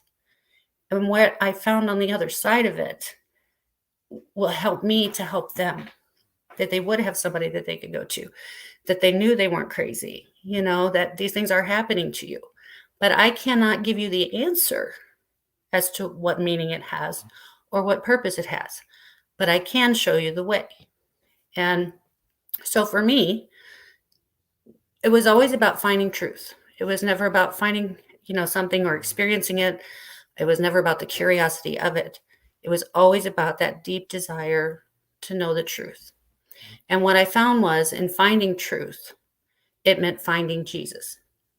because Jesus was all of those things. That energy that science talks about, never being created or destroyed, yet it was personal. What I was receiving was personal. So anything that has all knowledge, but that you can connect with on the personal level, has to in some way be similar to you, but also to be able to fully connect and have all knowledge, you could have had to have experienced it yourself. And so I don't believe that the source is a random effect of a big bang. And I don't believe it's a thing, a divine thing, but a who. And it's personal, and it contains the answers that only we as human beings with our intelligent minds and deep spiritual needs can search for. And then that being similar to us in some way, but yet much greater, having all that divine knowledge can then bestow that to us, which we can then work with in a connected way to bring others to it. So it's very personal for me. It was life-changing for me. The route in which I got there may be foolish and very odd to others, but it led me to where that spiritual healing was, and so much more. So for those who've experienced that healing, they'll then use that to heal others or to help lead others to healing. And it just has like a domino effect. But what also happens is when you've received it, you begin to model that very same energy, that very same love, that very same healing and compassion that you want to then bestow on other people too. And the dramatic change that spiritual healing has on your life will then attract others to you who are broken. And I'll tell you this, I'm still broken. In many ways, I'm still broken, but I'm also thankful for it, because if there weren't areas that I was broken, I wouldn't continue to seek, and I wouldn't be able to remain that personal connection with something outside of myself. So I hope in some way that I'm always broken a little bit. It allows me to help others that are broken, and it'll cause me to always want to seek, always want to search, always want to know more, and always find that healing over and over again. So I'll leave you with this. I have experienced spiritual healing, but I'm still broken, and I will always have questions. But one thing I am sure of, I know the way, and I hope you find it too. And for me, Jesus is the way, the truth, and the life, which is healing. Thank you. So beautiful, Jeannie. So very beautiful. Thank you. Sorry, I was on mute there for a second. So I don't really have any questions for you, really. More of a statement. Okay. And that statement is the reason why I'm not opposed to belief on the whole, generally, is that if through your faith you make your life better or those around you, I don't want to take that away from you or them. Right. Atheism is just how I operate. That's my life. That's my operation, right? And I choose not to force other people into atheism just as much as I would hope they would not force me into religiosity of any type. But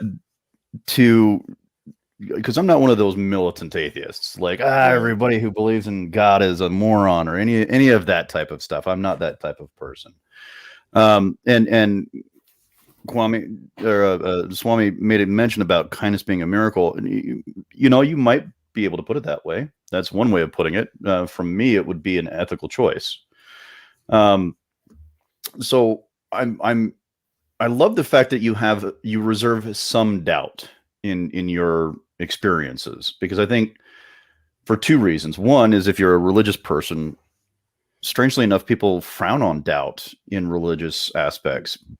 But really, that's an open doorway to expanding and experiencing and experimenting with your faith. Mm-hmm. And sometimes it might even take your faith a little bit further, and sometimes it might take it a little bit further back. But what I like to see is people who are investigatory in their thoughts and their minds and their hearts and in their beliefs, because I think it's always better to question than to just take wholesale, like this thing happened, right? Because then we lose sight of possible other better explanations. You know, who was it? It was, oh, now I'm forgetting his name. Christopher Hitchens, who said that extraordinary claims require extraordinary evidence. Right. And that's kind of how I function off of that. But, you know, there's a lot of extraordinary things. And the thing is, I can't deny that extraordinary things happen to people. I've had my own really crazy experiences. You know, my grandmother passed away, and I was staying up and getting ready to wake my son up, and I was watching the news, drinking some coffee, and I felt a hand on my shoulder. It's a place where she always used to grab me. And I knew she had passed away. And sure enough, that day I got news that she had passed away.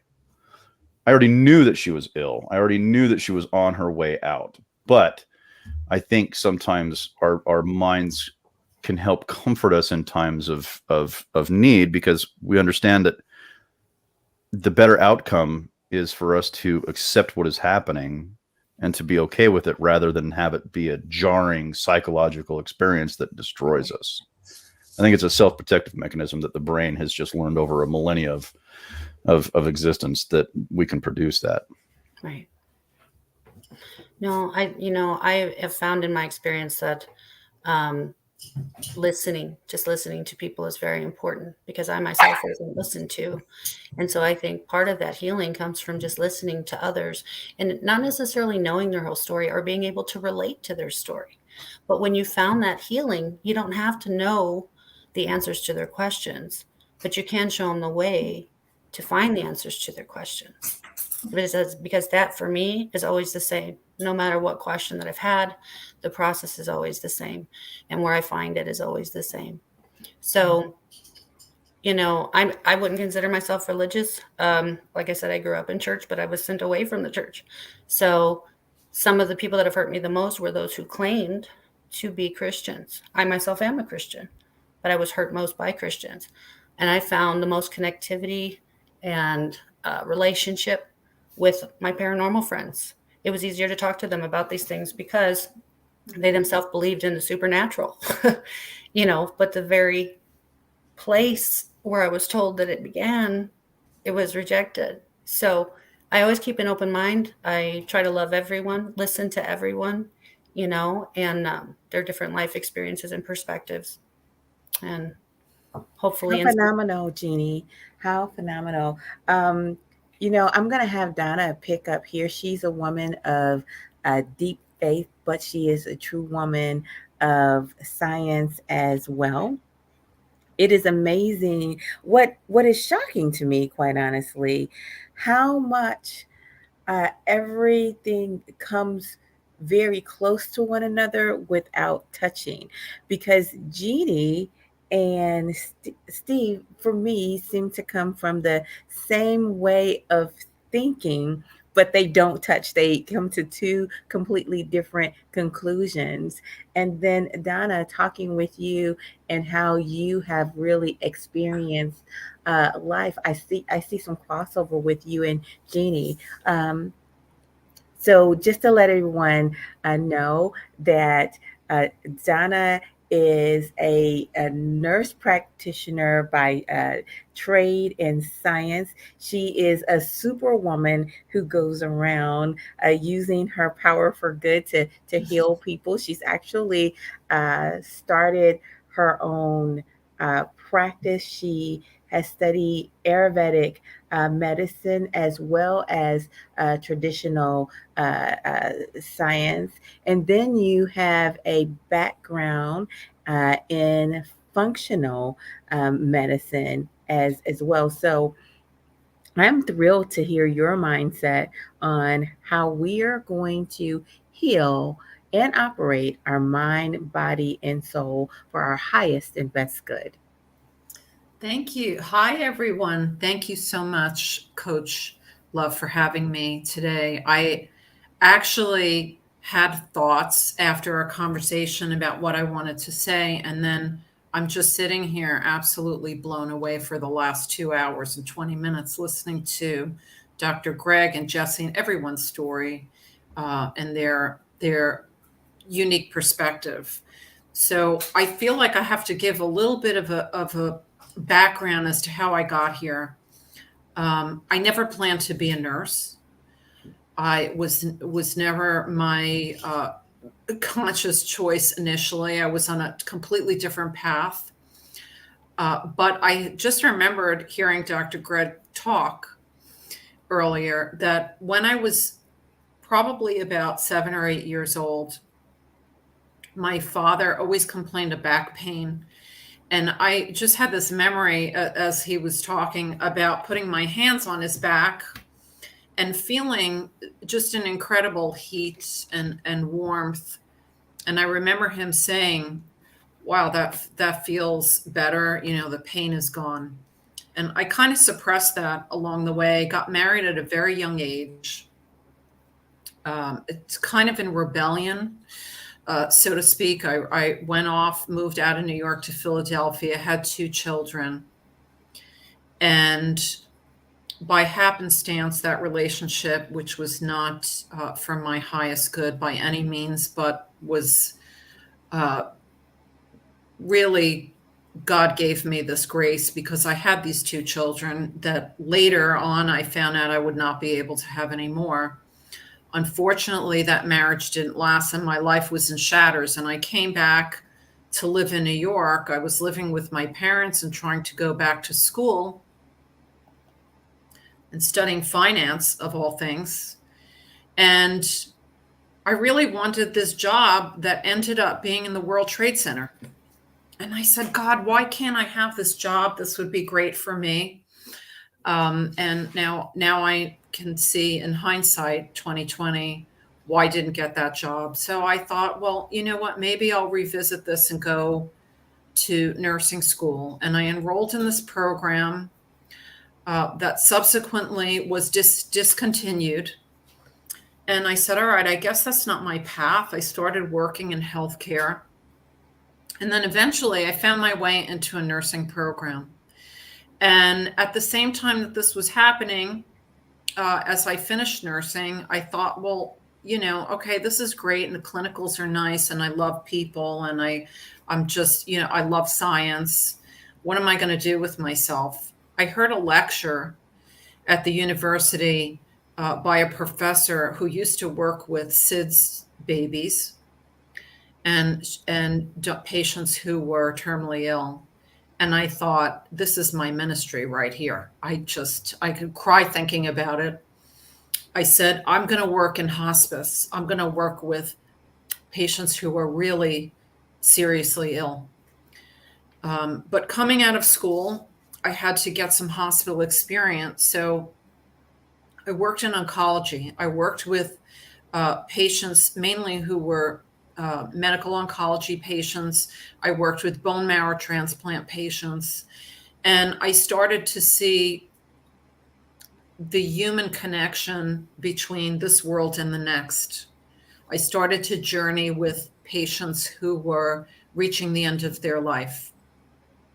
And I felt amazingly empowered and energized by the experience of working with these patients. And so while all of this was happening and I was, you know, a brand new nurse,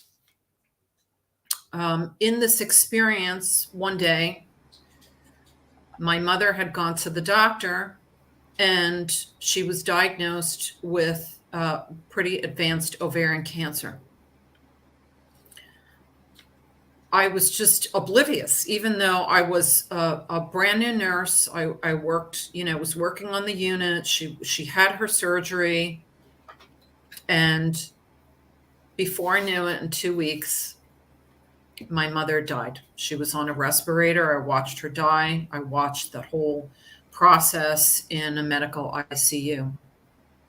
And in that same weekend, my father said that he had received a call from a hospital in Philadelphia that my former husband had died. He died there and he died alone. This was the same weekend. One of the nurse clinical specialist who worked in psych at the time. She came and she got me and she said, you need to take some time off. This is not healthy for you to stay on the unit and this, in this. And I did take some time and I did some healing, but I thought, you know what? I couldn't stop thinking about hospice and palliative care. And so again, in this another serendipitous moment, I saw an ad for a new hospice program that was opening just down the mile about a mile from my house.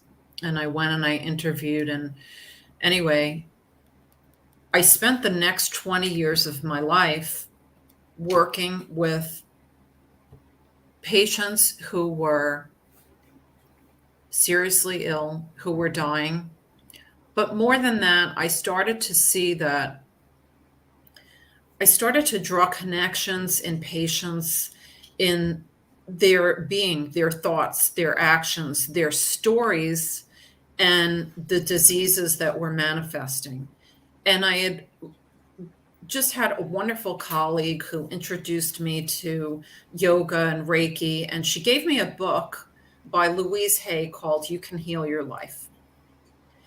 And that book also draws upon connections between certain diseases. Now, of course, just as in Western medicine, we can't put people in a box. They're unique individuals, and everybody has a different story, and not everything can be broadly applied. But I started to look at more of these deep connections. Why is it that one person has a seemingly horrible diagnosis and is suddenly cured by all, medical evaluations, and another person dies? Why does a patient with dementia, for example, maybe develop a cancer diagnosis and something that should, according to modern medicine, end their life in 6 months, doesn't affect them in the same way? I just started to think more and more about this, and it led me on a path. And at the same time that this was happening, I was also having some health challenges. And I went to a doctor who knew what was happening, what had happened with that my mother had passed. And I had a lot of very, uncomfortable GI symptoms. And they did testing and, the $1 million workup, because I was very young and he was concerned about, the potential that I might have the same diagnosis. And they found nothing. The tests were negative, and he patted me on the back and said, well, if your symptoms don't go away, come back and see me. And I said, wait a minute, my symptoms never left. I still have them. And he said, well, you're under a lot of stress, and I think that's what, is causing it. And maybe you need some medication. And I thought, well, that's really not sitting well with me. That's not the way that I want to approach this. So I found Swami. I don't even remember how I found him, but I found Swami. I went to see him, and he helped me so much. All my symptoms went away. I felt just amazed. And I was drawn that I kept going back. I kept, going to where he was and talking to him and maybe buying some products. And eventually he said, have you thought of studying this? And I was working with Dr. Anand also, by the way, in hospice, who was our medical director for many years. So I started to study with Ayurveda with Swami. And at the same time, I was just on a grand adventure of exploration. I studied aromatherapy. I studied integrative nutrition. And I thought, this is amazing. Why doesn't everybody know about this? Ayurveda is brilliant. Yes, disease starts in the gut, which we now think it's a radical idea, but this is just ancient wisdom. I started to work with individuals from that framework. And then I thought, well, I need some more theory behind this to make sense out of all of this. So I went to get my master's in holistic nursing, a program. I spent 4 years in this program, which was life-changing and probably the happiest years of my life. And I started to have a framework to work with patients. And what I found is that there's always dis-ease that precedes disease. Dis-ease, there are always clues in the body. It's like the iceberg. You only see what's at the very top, but we don't know what's going on underneath. And while Western medicine is great for acute situations, if you need emergency surgery, it's not great at figuring out how someone's biography becomes their biology. How does that trauma, how does that life experience become real and maybe cause the manifestation of disease in different individuals? I believe personally there's always a spiritual disconnect, and I see that even more now today than I have ever known that to be my truth. I mean, I study and I can, take a little piece of something that everybody has said along the way and agree with that. What I found is that in looking through all these different modalities, these Eastern practices, what it did was to really bring me back to my spirituality. Now, I was raised as a Roman Catholic. I never had any negative experiences of the church. I always loved going to church. I always had a good experience with clergy. I never had anything of a negative nature, but I kind of veered away. I thought, well, I'm spiritual. I love God. I don't really have to go and practice and sit in a pew every week. It wasn't until my next job, my hospice job, which I loved, but after 20 years, we had some new administration that we were just not connecting. We were not in agreement with how to approach patients. That job that I loved started to take me down, started to make me sick. I had a lot of symptoms again that were a result of the stress. And a friend of mine said to me, why don't you just start going back to church? And I thought, oh my God, leave me alone. I don't have time for that. But eventually I did. I started going back to church. And the experience of that in conjunction with all that I had learned, but I felt as though I don't even know if I can really explain this, but I feel as though reconnecting with my truth, right? My belief in Jesus as healer, as God, it gave me the greatest framework to work with my patients. I don't have to do a lot of things. I have to be present. I have to listen actively. I have to shine my light, the light within me, right, to bring that person maybe out of a dark space that they might be in.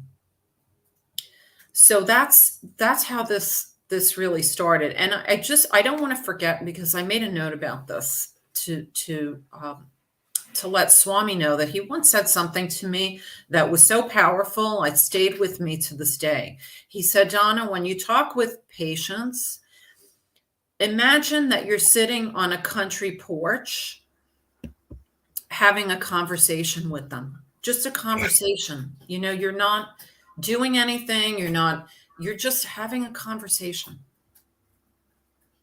Hi, Gail. And that really stayed with me. So that's how I approach in terms of using functional medicine.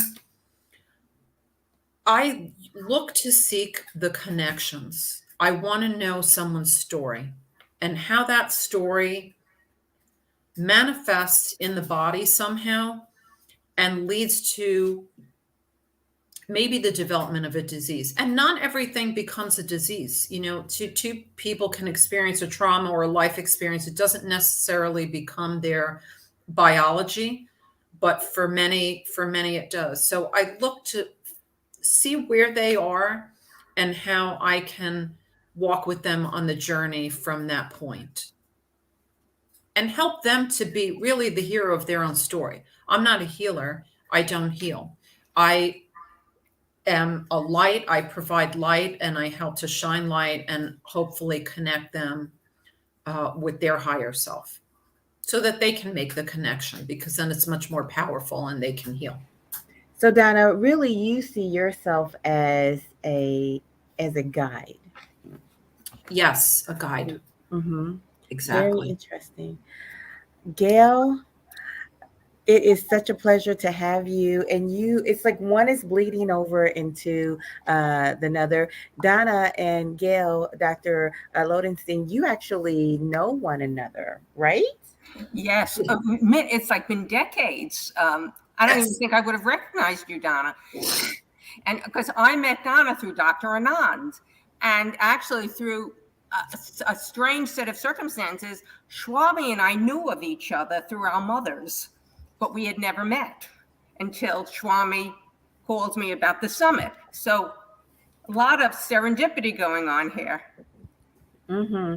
You know what? One might say it has been orchestrated by angels, but there we go. Well, you know what? There are a lot of questions that we need to cover when we all join together. But I want to get Dr. Lodenstein in here and talk about functional medicine. You have such a wide background. Oh gosh, it's mind blowing. It's hard to remember everything that you have been board certified in or trained in. The reason why our paths crossed is because of your focus in Ayurvedic medicine and functional medicine, but still having that spiritual connection. But you also are talented in palliative care and holistic medicine and traditional medicine. I mean, really, I could go on. I could go on and on, but you are bringing up the last leg here before we move to the point where we bring everyone on stage. So as we begin to bring these dots closer together, maybe tell us what picture we're drawing here. Okay, it's been a phenomenal summit. I've learned so much. And so I'm going to talk about my journey, which started as a allopathic or Western trained physician and graduated from Washington University School of Medicine, 1979. I've been at this over 40 years. And like so many Western trained physicians, when I had an ailment that Western medicine could not help me with, I began to heal myself through learning all about holistic medicine. And that has been a phenomenal journey. At the time, I was the medical director of a nursing home in Queens, and Donna and Dr. Anand were sending their patients to the inpatient hospice unit at my nursing home. And that's how we all know each other. And so as I was learning to heal myself, I actually was learning a lot from someone who was a practitioner of traditional Chinese medicine. And I wrote 3 grants to bring him to my nursing home so that he could heal my patients. And that started me on my holistic journey. And I ended up learning all about functional medicine. I took the course on functional medicine, which was a life changer for me personally, and sent me on a whole way of practicing medicine. what I learned from functional medicine is that the root cause of chronic illness is inflammation. Western medicine never asked about what is the root cause. That was something in all of my training we never talked about. It was how do you ameliorate symptoms, but it was never about why do you have the symptoms.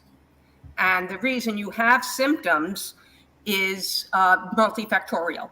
There's generally not just one reason why, but inflammation is what they all these causes have in common. So examples of root cause of chronic inflammation can be things like heavy metals, EMF, low-grade chronic infections like from a root canal, which hides a nidus of bacterial infection, which even though you may not have any tooth pain. But in my experience, the two bookmarks, the two bookends of what causes chronic illness, I like to start with, what are you eating? What are you thinking? And because both of those are major contributors to inflammation. Dr. Herbert Shelton wrote, most people would rather blame germs and genes for their illnesses than accept that it's mostly their diet, beliefs, and overall lifestyle to blame. That was an eye-opener. We never talked about that.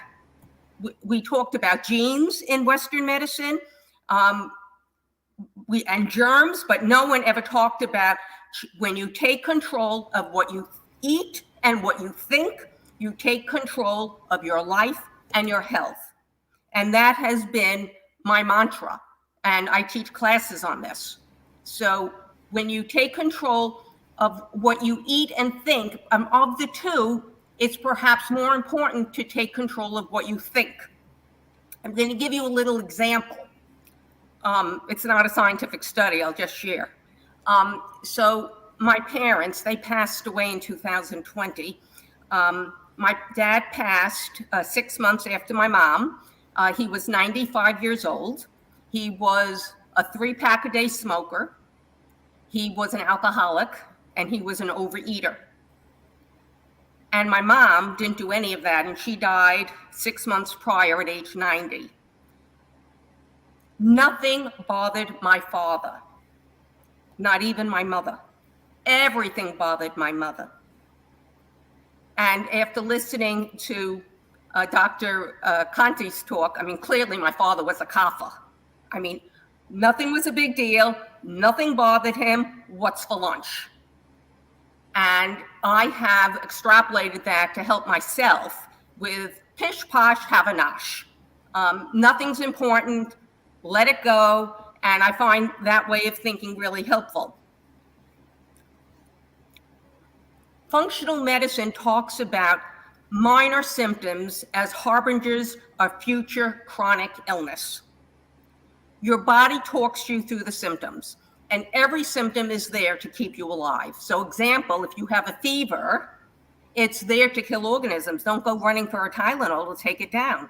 Use the symptoms, they're there to keep you alive, unless the symptoms are so egregious that you're getting fluid and electrolyte imbalance or something of that nature. But overall, don't be so quick to get rid of the symptoms. It requires a certain amount of patience to allow the body to heal itself. You could support the body with some nutrients, etc., but let your body, which is brilliant, do the healing. And I like to think of never let a perfectly good symptom go to waste. Squeeze everything you can, get every possible lesson you can out of the illness, both from a physical point of view, spiritual, emotional point of view, and the book that Donna mentioned, Louise Hay book on Heal Thy Body, just phenomenal book where it really points to what's going on emotionally that you're having that physical ailment. And so I like to also think about if you get into why did you get sick? When you get a cold, sometimes it's because you're just overworked and overburdened, and you need the cold to get you to take a day off and to heal. And so if you think emotionally, what's going on in your body that you feel you need to, that you did get sick? Maimonides was a 12th century rabbi and physician, and he said, for minor problems, your body will self-adjust without need for medications.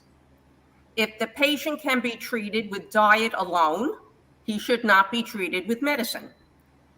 And the use of medications can make your body lazy so that it will no longer function properly without outside assistance. Western medicine is so big on using medications. And why is that? The pharmaceutical companies are very powerful and fund the medical schools, and that is how we're trained. Dr. Arnold Nirenberg, a psychologist, said failure to prescribe thoughts as medicine is medical malpractice. From Dr. Guy Finley, is a spiritual teacher, he said something that really helps me tremendously, which is suffering only occurs when the way things are not the way you think things should be. And how do we know the way things should be? Isn't it hubris to think that we know more than what the divine knows? And so once you accept that this is the way it should be, then you don't suffer. Then you could accept that's how it is for right now, and let me learn from this experience and grow. And we're not there to be punished, we're there to be polished. Every adverse experience we have, every unwanted moment is there to teach something. It's a gift to polish us, not punish us. Now, I want to share now about eating. I said the two bookends were eating and thinking. When I took the functional medicine course, I learned that the foods that I thought were healthy were not necessarily healthy for me. And I went on an elimination diet through the functional medicine course, and it was life-changing for me because I was able to individualize the right food plan for myself. I ended up losing 30 pounds, and I kept it off. I mean, I was overweight my whole life. I was born at 9 pounds. I was always overweight. And in 2006, I lost the weight and kept it off. So because what I was understanding is the weight was there because I was eating foods that were causing inflammation in my body, causing more weight. But once I learned how to eat for myself, for what was good for me, everything changed. And so what I teach in my classes is how to go on a basic elimination program and for 3 weeks. And then after 3 weeks, you could introduce one new food at a time. And then that's how you individualize the right food plan for yourself.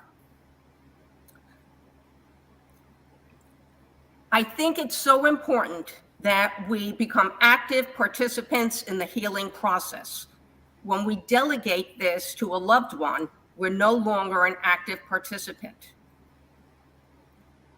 Failure to heal, when that's not an option, that's often when we actually heal, when we're willing to do whatever it takes to heal. So many people are not willing to do that. They really want the pill. They want a quick fix to get better.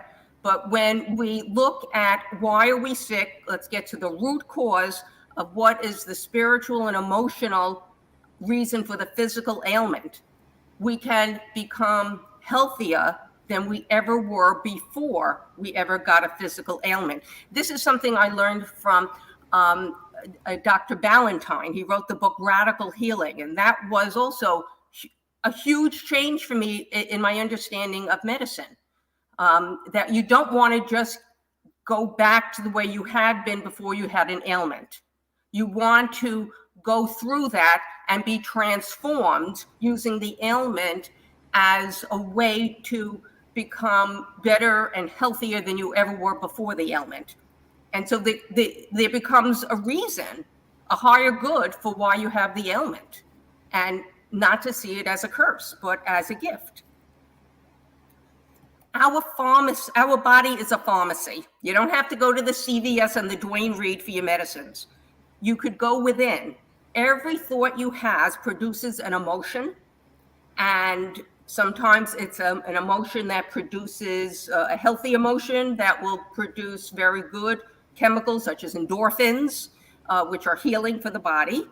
Or we could have negative thoughts, which can cause illness through various chemicals that cause inflammation. Holistic medicine teaches that love is the ultimate healer. And love is part of everyone's religion. So at this point, Coach, any questions you have, I'll be happy to elaborate. Yes, actually, a question came in, and it's actually going to be forwarded to everyone because they want to know, what does Ayurvedic medicines have to say about diseases like hepatitis C, HIV, and herpes? And then they followed up, just for you, do you think that the mind can cure those types of diseases?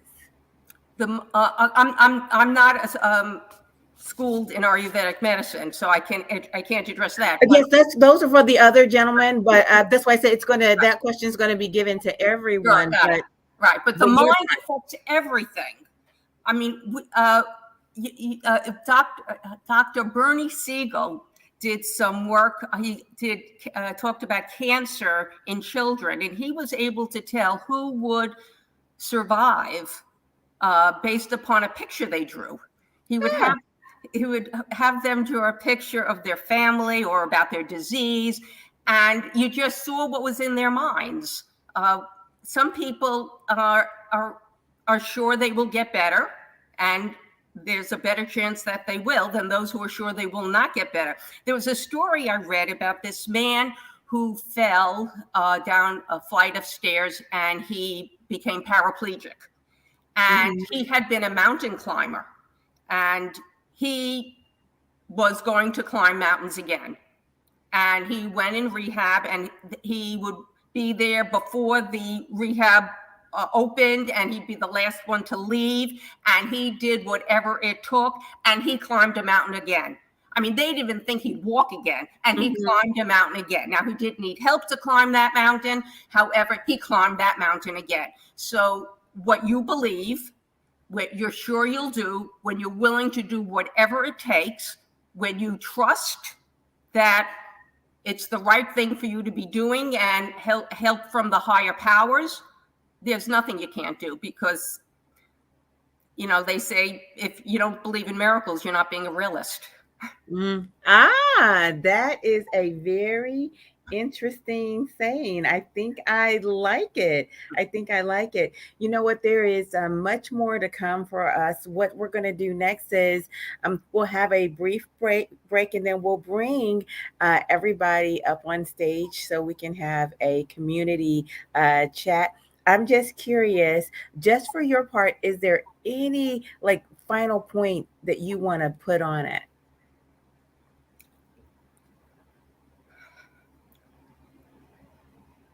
Nothing at the moment. Nothing that comes to mind at the moment. Fair enough. We will see you on the other side of this 5-minute break. It gets easier. Huh? Every day it gets a little easier. Yeah? But you gotta do it every day. That's the hard part. But it does get easier. Okay.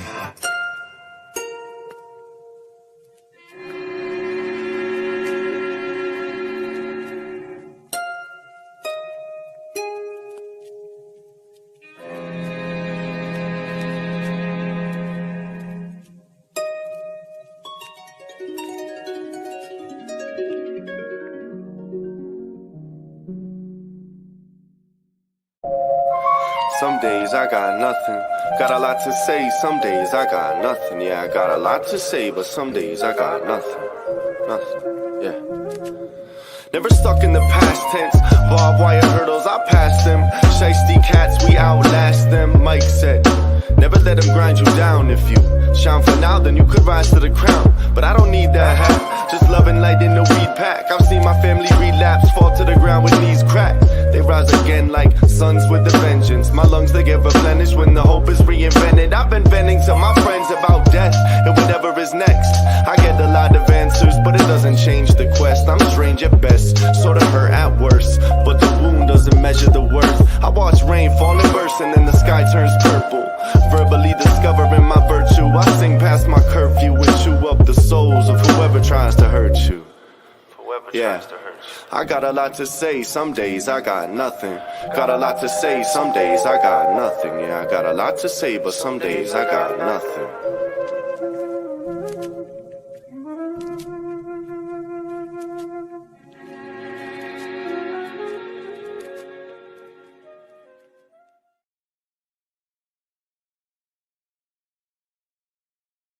You just help. When you understand and know your value, you know there is a level of help that you only will get when you call me wife and I call you husband. Period. There are levels to help, and that level of help, that only comes when I'm your wife. We're building something, not bonding something. Number 2, parasites. Your parasitic people, they live off of you. Their survival is off of draining you. I want you to actually think of a parasite. Think of a leech. They attach themselves to host. You give me life. This is a reason why a lot of exes keep coming back, because you helped me be sustained. I lived off of you. And when you get the understanding and wisdom on when somebody is parasitic and you establish boundaries or even separate yourself from a relationship, don't feel bad. Never feel bad for severing a relationship when it was God who handed you the scissors. And you don't have to get them back. Resist vengeance. Because if we be honest, if you were to give them a taste of their medicine, oh, they would swear that you poisoned them. This type of relationship, they will be careless while you're stressed out. I know you're not watching this by coincidence. These are 3 messages from God's heart, and I pray that your heart be open to receive it. And I want you to wait to hear all 3 so that you can come in agreement by saying amen in the comments. Number 1, moving on will hurt at first, but going back won't heal you. Keep your gaze on me and allow my love to show you what true healing looks like.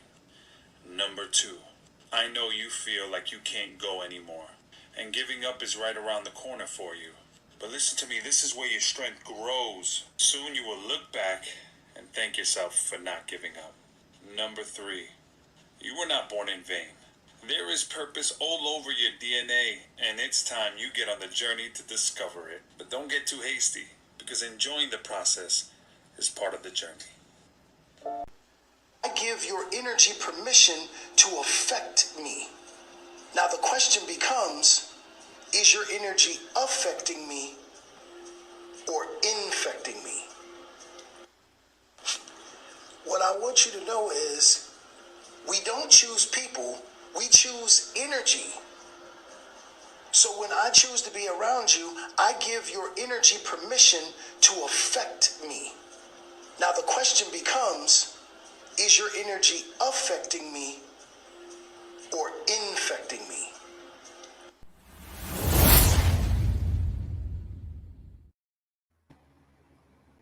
Hi, I'm Swami. I hope you're enjoying the show. If you like energy healing, check out my course. Doctor, nurse, it's for real. Yoga and Reiki masters you can heal. Energy healing far and near. Help yourself, lend an ear. Anyone can join, even vets. Help your family, clients, pets. Online study is a breeze. Develop your intuition with ease. In pajamas feeling snug? Relax and learn with coffee mug. So rewarding you will find. Helping others brings peace of mind. No homework books to line your shelf. God-given gifts. Just be yourself. Go to the link you see below. Ask or join and start. Let's go. Something new to do, you see? A fresh start for 2023. For educational purposes only, not intended to treat, diagnose, prescribe, or cure any condition. Consult your wellness practitioner for all health concerns. YouTube show owners, get your shows aired free on TV stations globally and on Roku, Amazon Fire Stick, and more. 200 million worldwide viewers, all genres, music, women, urban, children, talk shows. We are supporting uplifting, original content shows. If you have PG-14 rated shows, we can help. Reach us at realfamilytv.orangecowboy.com.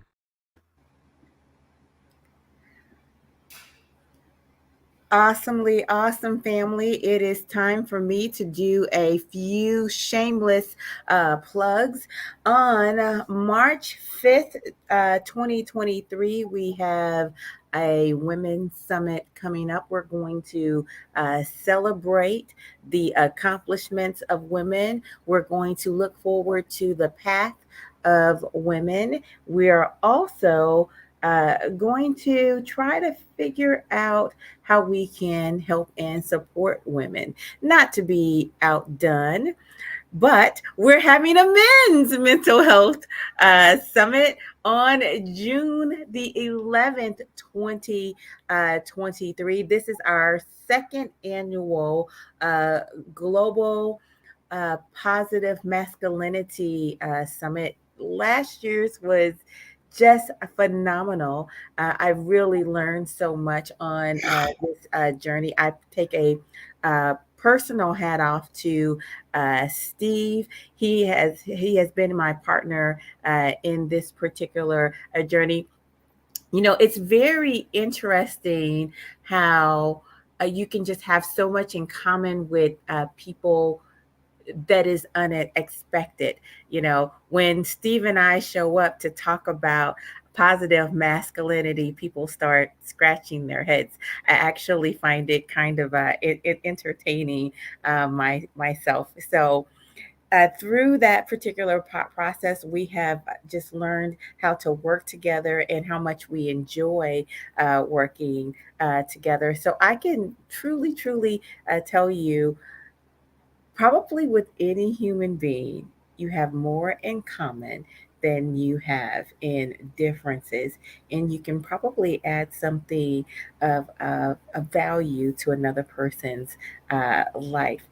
You know, my current partner on this particular journey is Swami. How you doing, sir? Right, we're doing great. I enjoyed that last section immensely. Yeah, you know what? All of it's been All of it's been great. Just really neat. I love the way you and my other partner backstage have been kind of hanging out and chit-chatting. I see you guys coming to some of the same conclusions, so that's always nice for me, right? Who doesn't like it when their friends get along? I love it when my friends get along. Yeah, I think we do have a lot. Steve's on mute.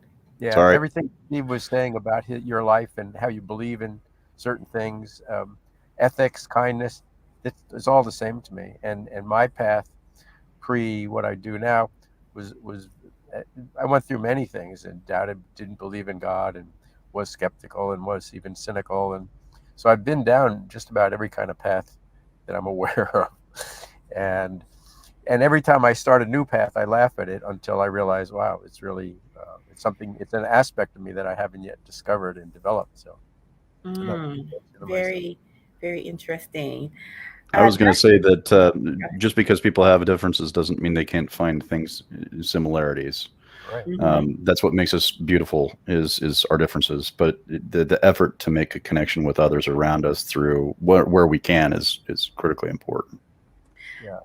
You know, I think we're at the beginning to a joke, Steve. A Christian and an atheist walk into the bar, walk into a bar, and it's like, what's going to happen? They're going to Yeah, we are an odd couple, that's for sure. Yeah, absolutely. They're going to change the world. That's the answer to that question. Dr. Miller, what's your take on things thus far? Man, this has been a power summit, to say the least. So there's so much to this, right? Spiritualism, healing, and really trying to connect all of the dots. Like, this is mind, body, and soul, and we just looked at it from every aspect and every point of view that I couldn't even think of. So many different point of views, and Like I like the idea of having like one person having many doctors. Well, this is what happened if one person had so many different doctors, so many different perspectives, and you can't tell neither one of them are wrong, right? There's no way, because everyone has a valid, great reason for what it is that they believe and or disbelieve, and it doesn't make them any less of a great person. So today has just been phenomenal for me. That's awesome. Dr. Conte, you have got a lot of questions hanging out there. So you get fired up for sure. I'm going to tell you that. You got a lot of questions. The sound, you had a lot of feedback going. So I'm gonna put you on mute for now. Oh, really? Yeah, you can work that out. Dr. Anand. Yes. People want to know your perspective on death, spirituality, and spirituality. And I think that's coming from your background with hospice. Someone actually asked me, how many people have you watched pass away? So I was like, oh, wow, what a question, right? That's a heck of a question. Yes. Well, I think based on my experience, a patient who is dying, the time is very limited. And we have a responsibility to make the patient as comfortable, as wholesome as possible in a short time. And I think there comes Ayurveda, where we have to look after all aspects of the patient and provide different modalities which are non-aggressive, which you can suit according to the need of the patient, as to how much energy the patient has. And we should put all these in action and try to make the patient comfortable. But at the same time, we have to look after the mind of the patient, and also patients make some kind of a spiritual connection with something higher than ourselves. And just as Donna said, we sit with the patient and listen and talk to the patient. And the other aspect, Dr. Lowenstein clearly said, love is the greatest healer. Love is the greatest thing which can make you comfortable. Doesn't matter what the future has for you. So I think these should be put in action. Very, very nice. You know what? My two doctors need. I'm going to have to get you to work on your sound, Dr. Anand. When you speak, so your issue is in your mic. Dr. Conte, your issue is in your speaker. So I know you just needed to turn yours down. I think you got to work on your mic, Dr. Anand. So we're going to kind of put you on pause right here. We're going to bring up Jeannie. Jeannie. Hi. Hi, how are you? Good. What do you think about how close you and Steve, your thinking is? What do you think about that? How does that hit you? Well, I can relate to his thought process and his need to want to understand and search into things to find the data, to find the information that makes it connect, But I've done that aspect of it in that particular part of my life, and I was still left with questions, still left wanting. So when you've gathered all the data and there's nowhere else you can go with it, you have to look further into other areas that might be able to provide more meaning or understanding. And so for me, I'm kind of a nerd. I'm a lifelong learner. I want to know everything about everything, but I also want to experience it, and truly find meaning in it. Because for me, life's all about meaning. It's about love. It's about connection. It's about being able to relate to people, whether believers or unbelievers. I like a diverse group of people. I don't want to just talk to all believers. I want to hear the perspectives of people who don't believe. I want to hear the stories of other people's experiences and what questions they have. I just find that interesting. And not only do I feel that I'm might be offering them something, but I'm also learning at the same time from them. And then that always leads me to want to search further, new questions, new areas that I can delve into to find more meaning. Very nice, very nice. I'm going to ask first, does anyone here have a burning question for someone on the panel? Oh my gosh, I can't believe I have all these smart people and nobody has a question. I know no one's shy. I do, but I just don't know how to word it yet. Okay. Fair enough. It's Dr. Conte, you're talking, but you're on mute.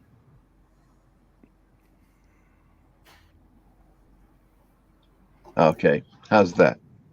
Any better? Yes. Okay.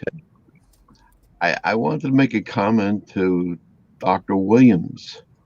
I don't know if he is still with us. He's not actively here. He's listening. He's listening. Yes. I'd just like to say something to him, something I heard recently that I think is very poignant, and I think that it may be somewhat helpful for him. I heard a statement, somebody said, God saves the toughest battles for the toughest soldiers. And he's one tough soldier. And I think, as far as I'm concerned, his mission is to get the word out and protect the children. And he, because of his past experience, there's no one better to discuss this than he is.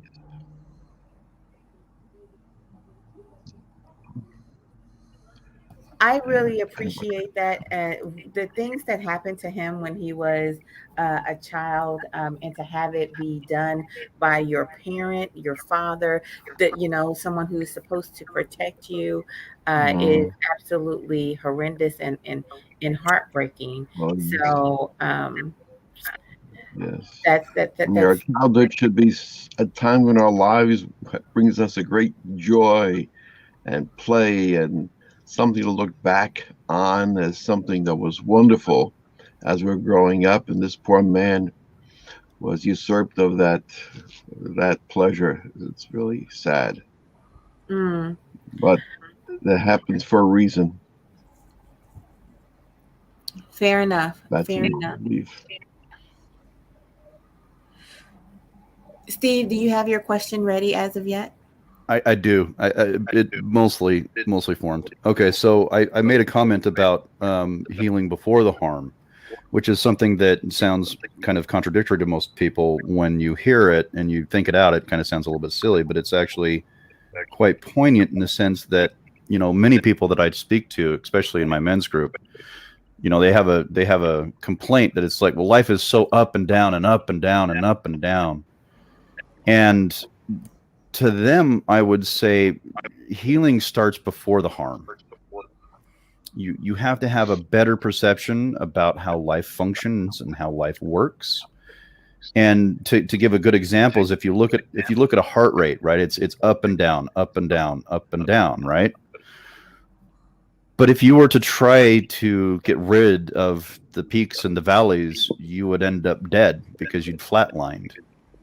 So rather than trying to change the ups and downs of life, rather we should be embracing them.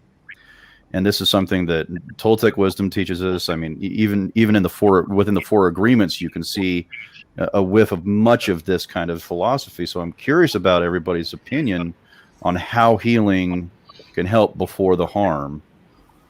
And what do you do to incorporate those kind of beliefs in, or kind of philosophies, I should say, not beliefs, but philosophies into your practices? I can say a couple of things, Steve, because that's a great point. I think you're talking about resilience, because as we grow, we need as children to have incorporated in our lives those things that are going to support us when there's hard times, right? Things are going to happen in life. People are going to die. Accidents are going to happen. In my life, a lot of things happened. I didn't, so certainly none of it was planned. So resilience looks at the whole idea that we have caring people in our lives. They may not be our parents. They may be our teacher. They may be our neighbor. And we have enough positive childhood experiences that we know that we've gotten through some hard times.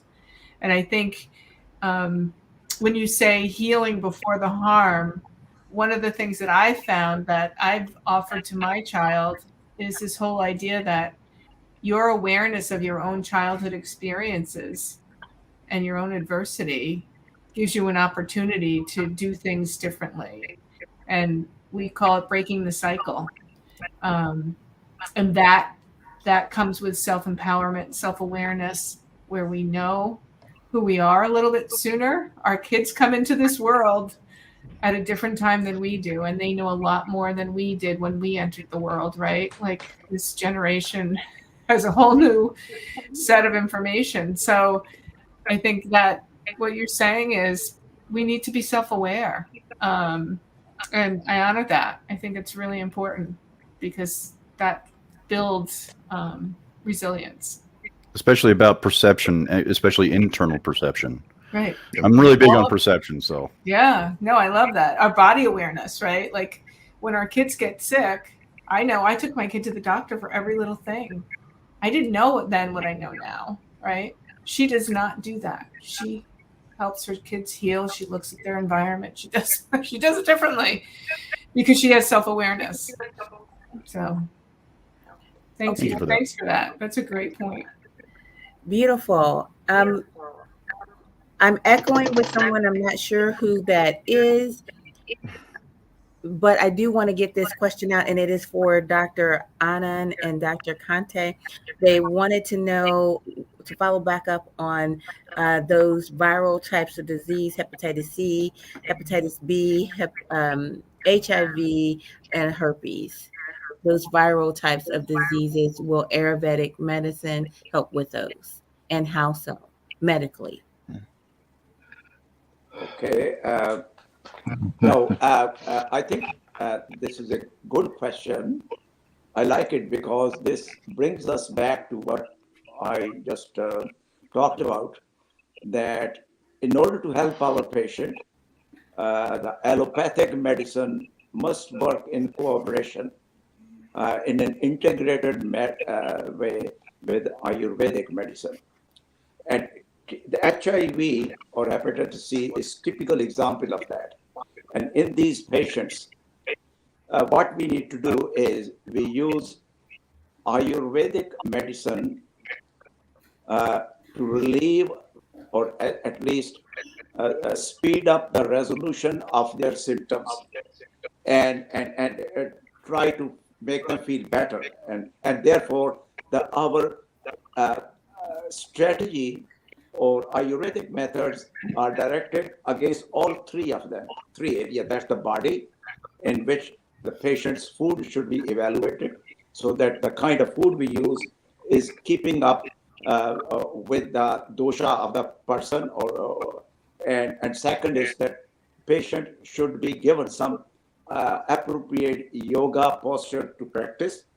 And then in addition to that, meditation should also be initiated, and then a connection, a spiritual connection, or a connection with something higher than ourselves is also. So it's a three-pronged approach. And what will be the effect of that? The effect will be, number one, that the patient's symptom will resolve faster. Number two, that the patient immune system, which is already weakened, will be strengthened. And number three, that the patient's psyche, that the patient's thinking process or emotion will also be calmed down, because these patients are suffering from depression, anxiety, fear, and sometimes there is a guilt towards themselves. So Ayurveda will have to resolve that, and I think it will speed up the healing process. Very well. Thank you so much for that answer. Dr. Kante, same question. Well, I would say these are very serious diseases, very difficult to treat, cure. First of all, probably the person that develops the disease is out of balance, Ayurvedically speaking. So, first of all, we have to look how to bring that patient back into balance, and through diet, through certain herbs. Now, for hepatitis C, there's a excellent preparation. It's called liver care. It used to be called Live 52. It's a formulation of various herbs that's very, very salutary for the liver, for liver diseases. In fact, I take it every day. My whole family takes one every day. But if you have liver disease, you should increase the number that you're taking.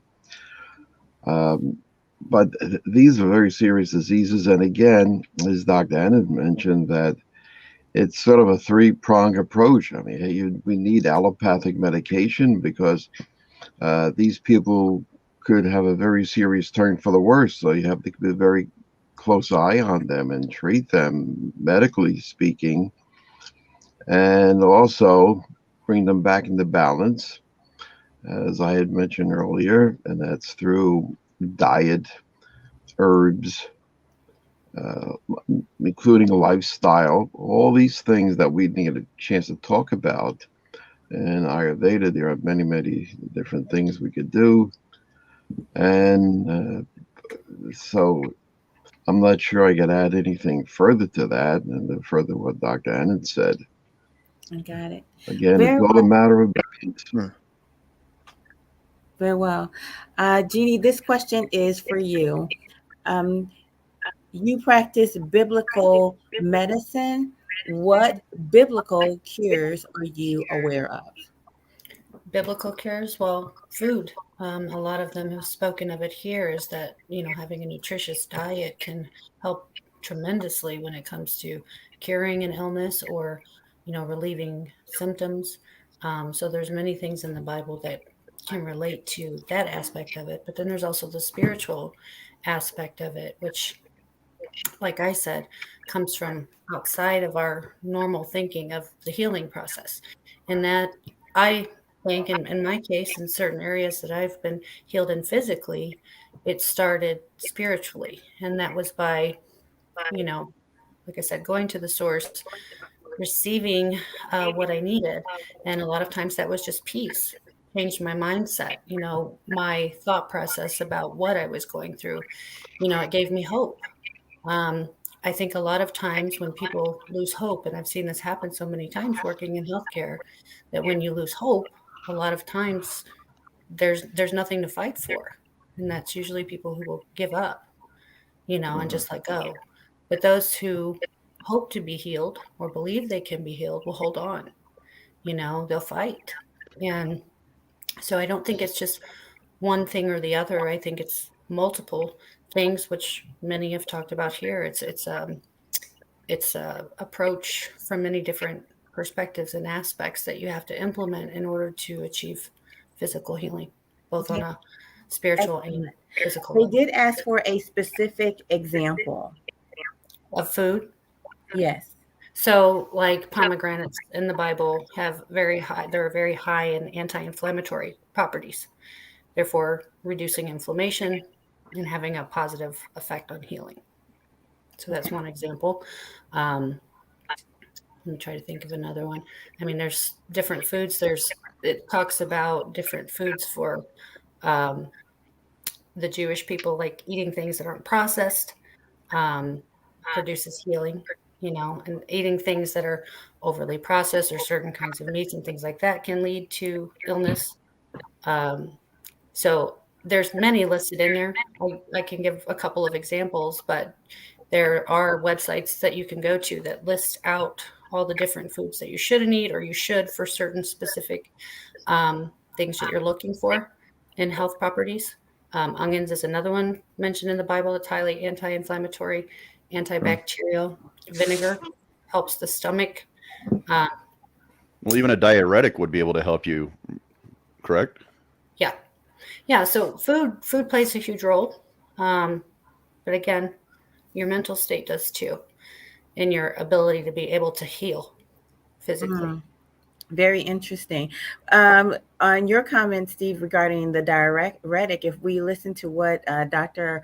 Anand, or maybe it was Dr. Conte said earlier, that we wanted to be very careful with who we gave diuretics to, because was it you, Dr. Conte? Yes. Right. Who shouldn't take a diuretic? The Vata people. Vata people, and so those are unless they're unless they are really in need of a diuretic, but they're dry to begin with because they have the air element, which is very drying. So if they give them a diuretic, you got to be very, very careful because it's going to dry them out even more. That's very interesting. Dehydrated. Nice. I just want to mention one more thing, that Ayurveda does indicate there are quite a number of forbidden food combinations. I think the kosher rules and regulations have come from Ayurveda. There are many things that you should not mix. It just goes to show. What drives me crazy is when they advertise yogurt and fruit at the bottom. Well, that's fruit's an acid. The yogurt is a milk product, and it's going to curdle. So you don't mix a dairy with citrus fruit, things of that sort, and the whole list of combinations that you should avoid. Maybe when you come back, you should give us a food list, like which person should eat what kind of food. That would be fantastic. That's another ball game. Absolutely. That's Listen, very important. I'm always giving you homework, right? I'm always giving you homework. I love it. I love it. Thank you so much. Coach gives everybody homework, by the way. It's only because I love you. That's what it's for. That's what's happening there. It means I want more to see more from you. Jesse, what are your last thoughts here?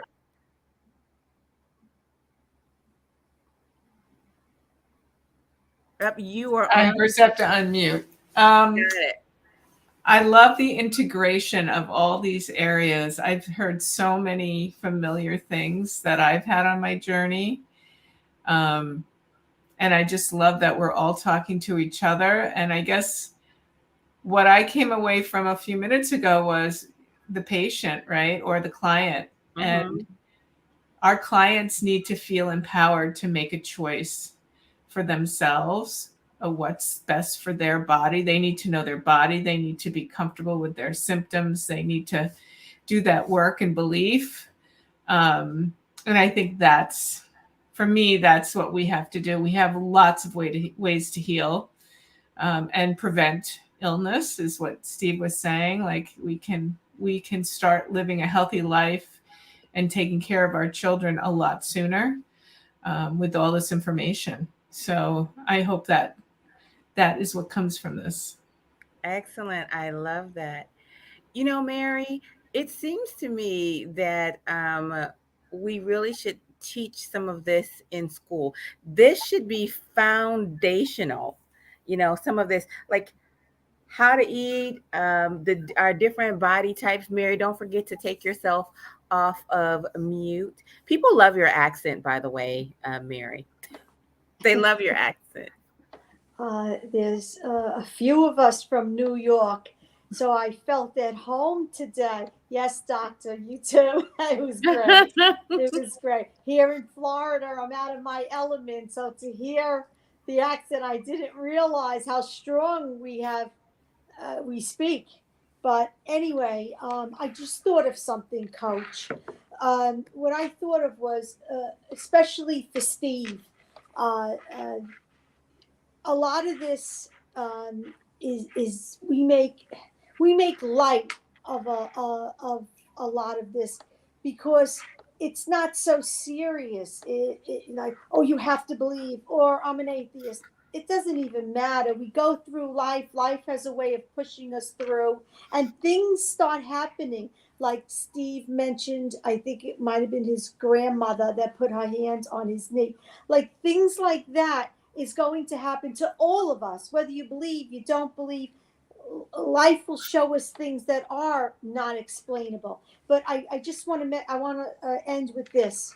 My son, who I lost in an accident in 2018, I play a game once in a while because I want to make sure he hears me, he's there, and he's never going to be without me. I said to him, what would you like to show me this week? Because I'm always asking you, show me a sign, give me this, give me that. So I'm going to let you tell me what you want to show me. And I see this in my mind. I see this beautiful goat. I said, okay, James, of all things, a goat. So every day, that was on a Sunday, Monday, Tuesday, Wednesday, nothing. By Thursday and Friday, I was getting discouraged. I said, James, where's this goat? I know I'm not on a farm. I don't have a home in the Poconos anymore. When am I going to get this goat?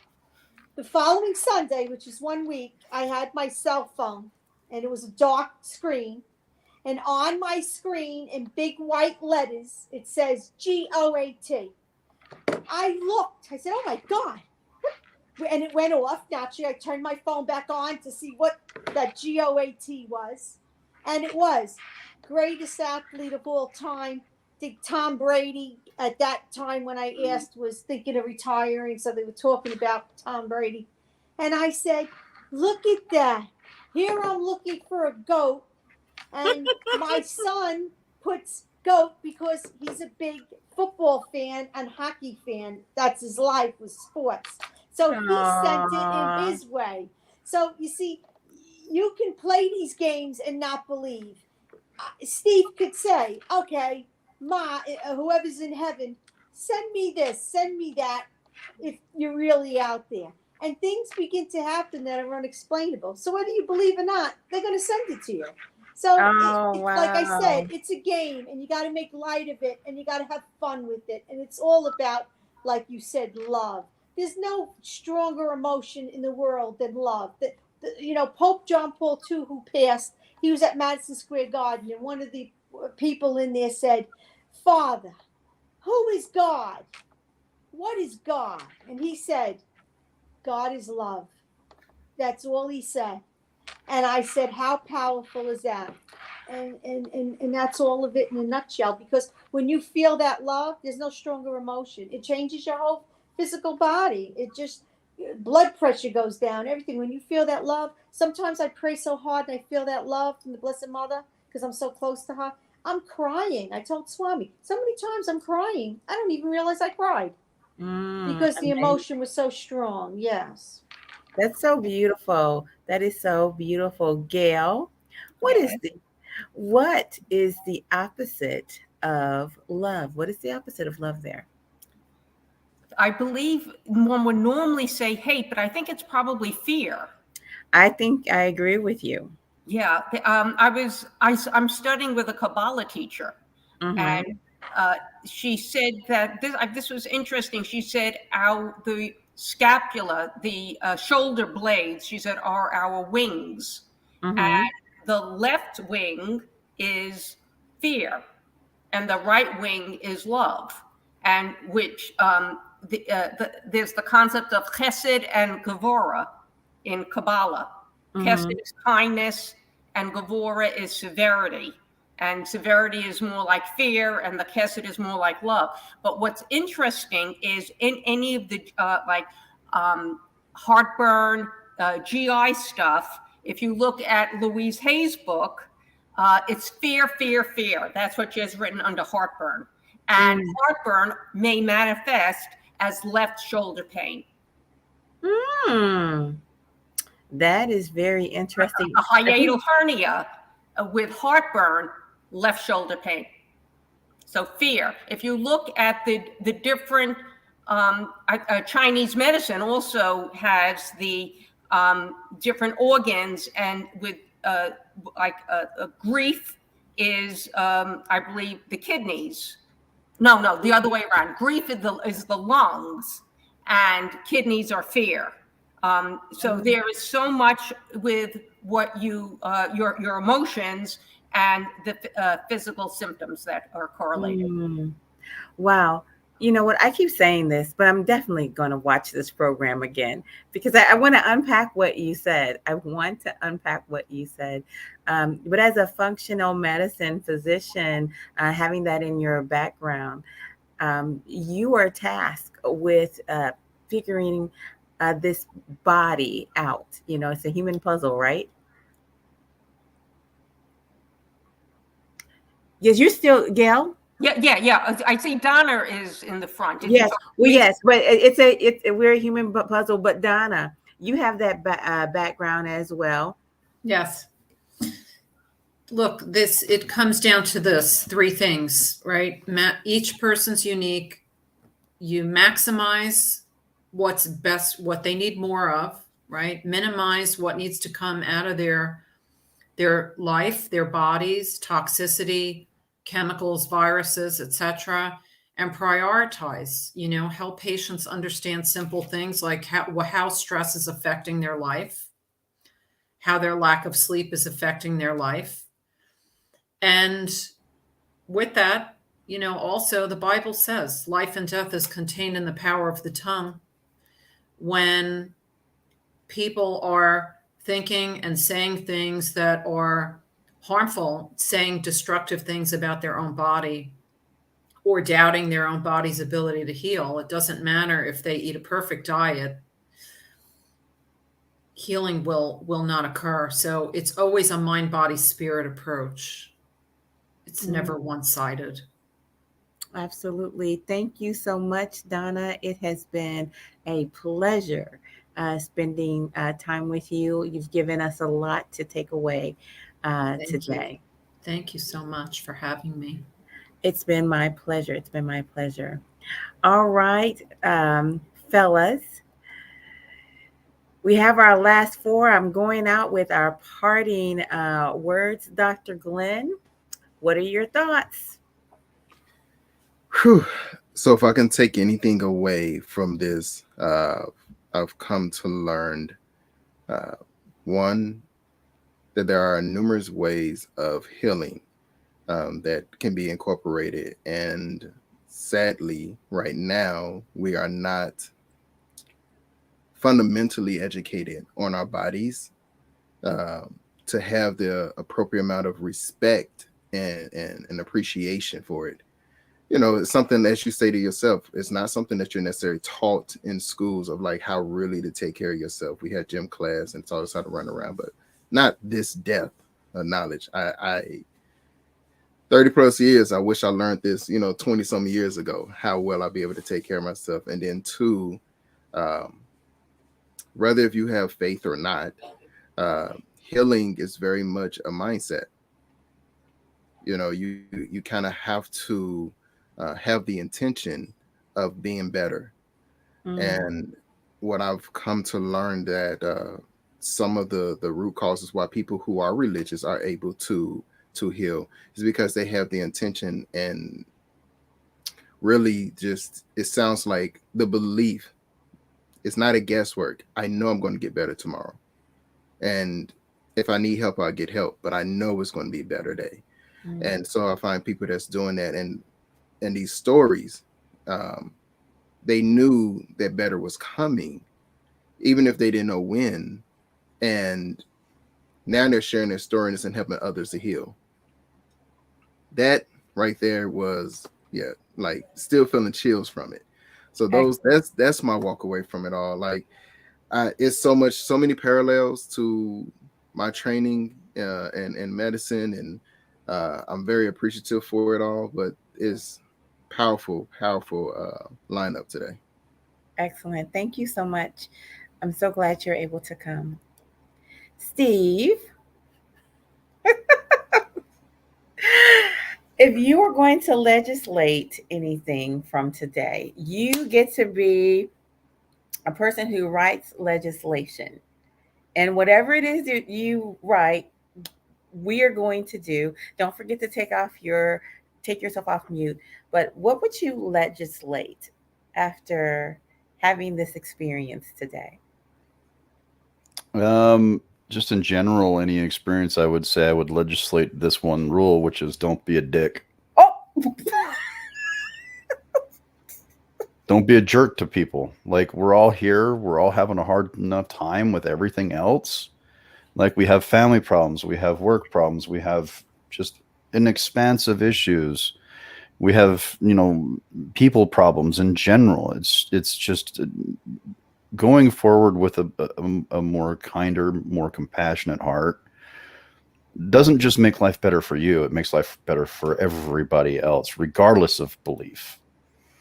And so I would say one of the common things that I'm seeing threaded across here is, though, even though I was not convinced in anything here today, I was not convinced of anything except for the fact that everybody here were good people, kind and generous and compassionate.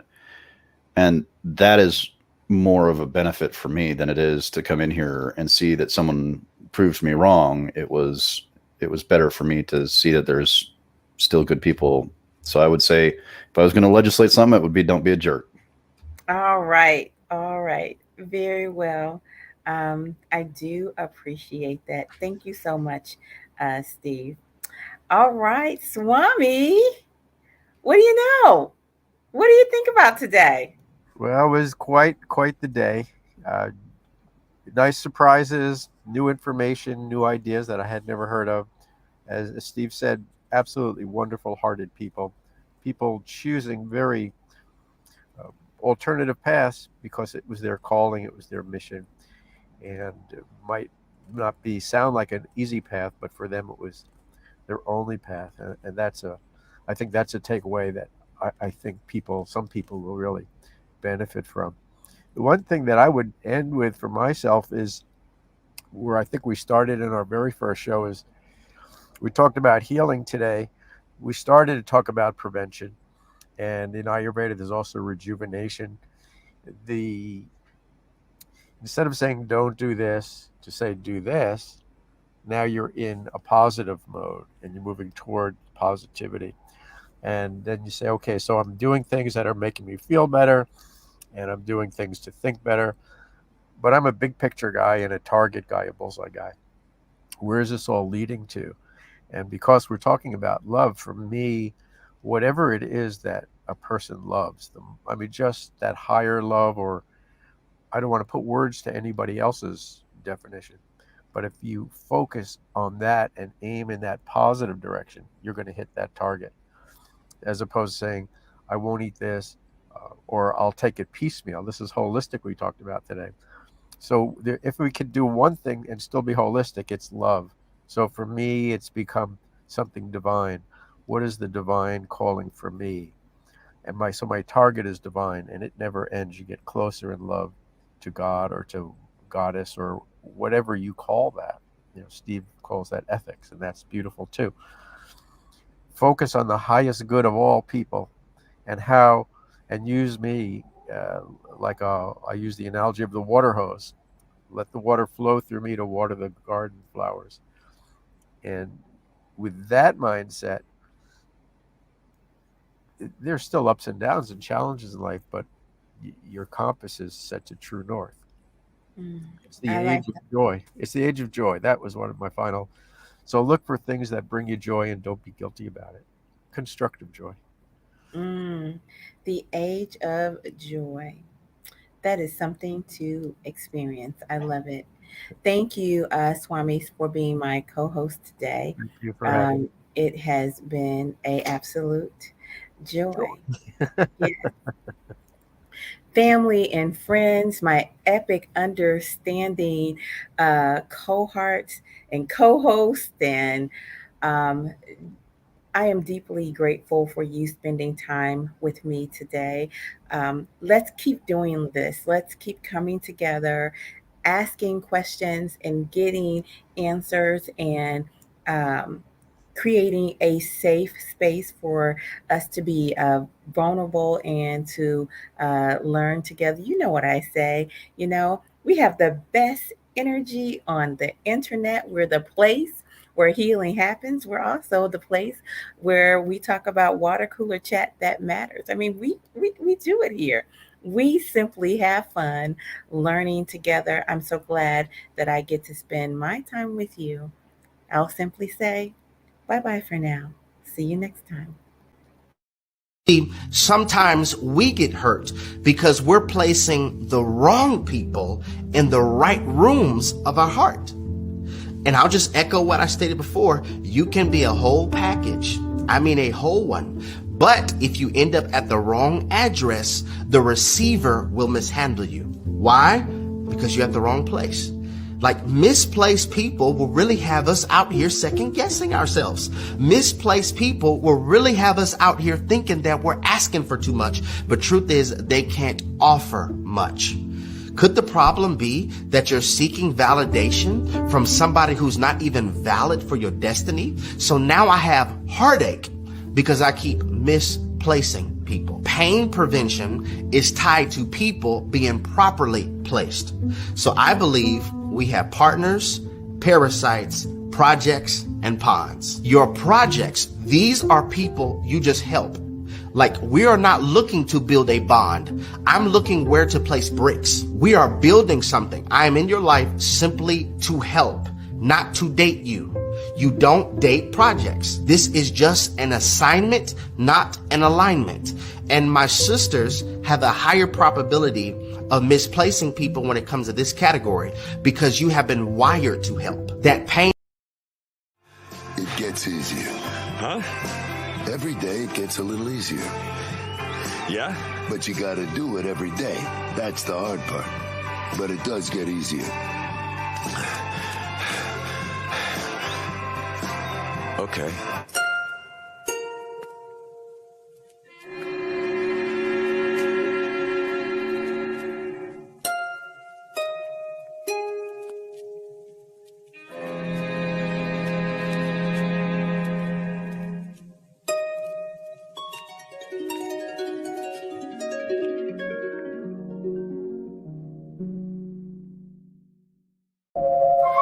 Some days I got nothing. Got a lot to say. Some days I got nothing. Yeah, I got a lot to say, but some days I got nothing. Nothing. Yeah. Never stuck in the past tense. Barbed wire hurdles, I pass them. Shiesty cats, we outlast them. Mike said, never let them grind you down. If you shine for now, then you could rise to the crown. But I don't need that hat. Just loving light in the weed pack. I've seen my family relapse, fall to the ground with knees cracked. They rise again like suns with a vengeance. My lungs, they get replenished when the hope is reinvented. I've been venting to my friends about death and whatever is next. I get a lot of answers, but it doesn't change the quest. I'm strange at best, sort of hurt at worst, but the wound doesn't measure the worth. I watch rain fall and burst and then the sky turns purple. Verbally discovering my virtue, I sing past my curfew and chew up the souls of whoever tries to hurt you. Yeah, I got a lot to say, some days I got nothing. Got a lot to say, some days I got nothing. Yeah, I got a lot to say, but some days I got nothing.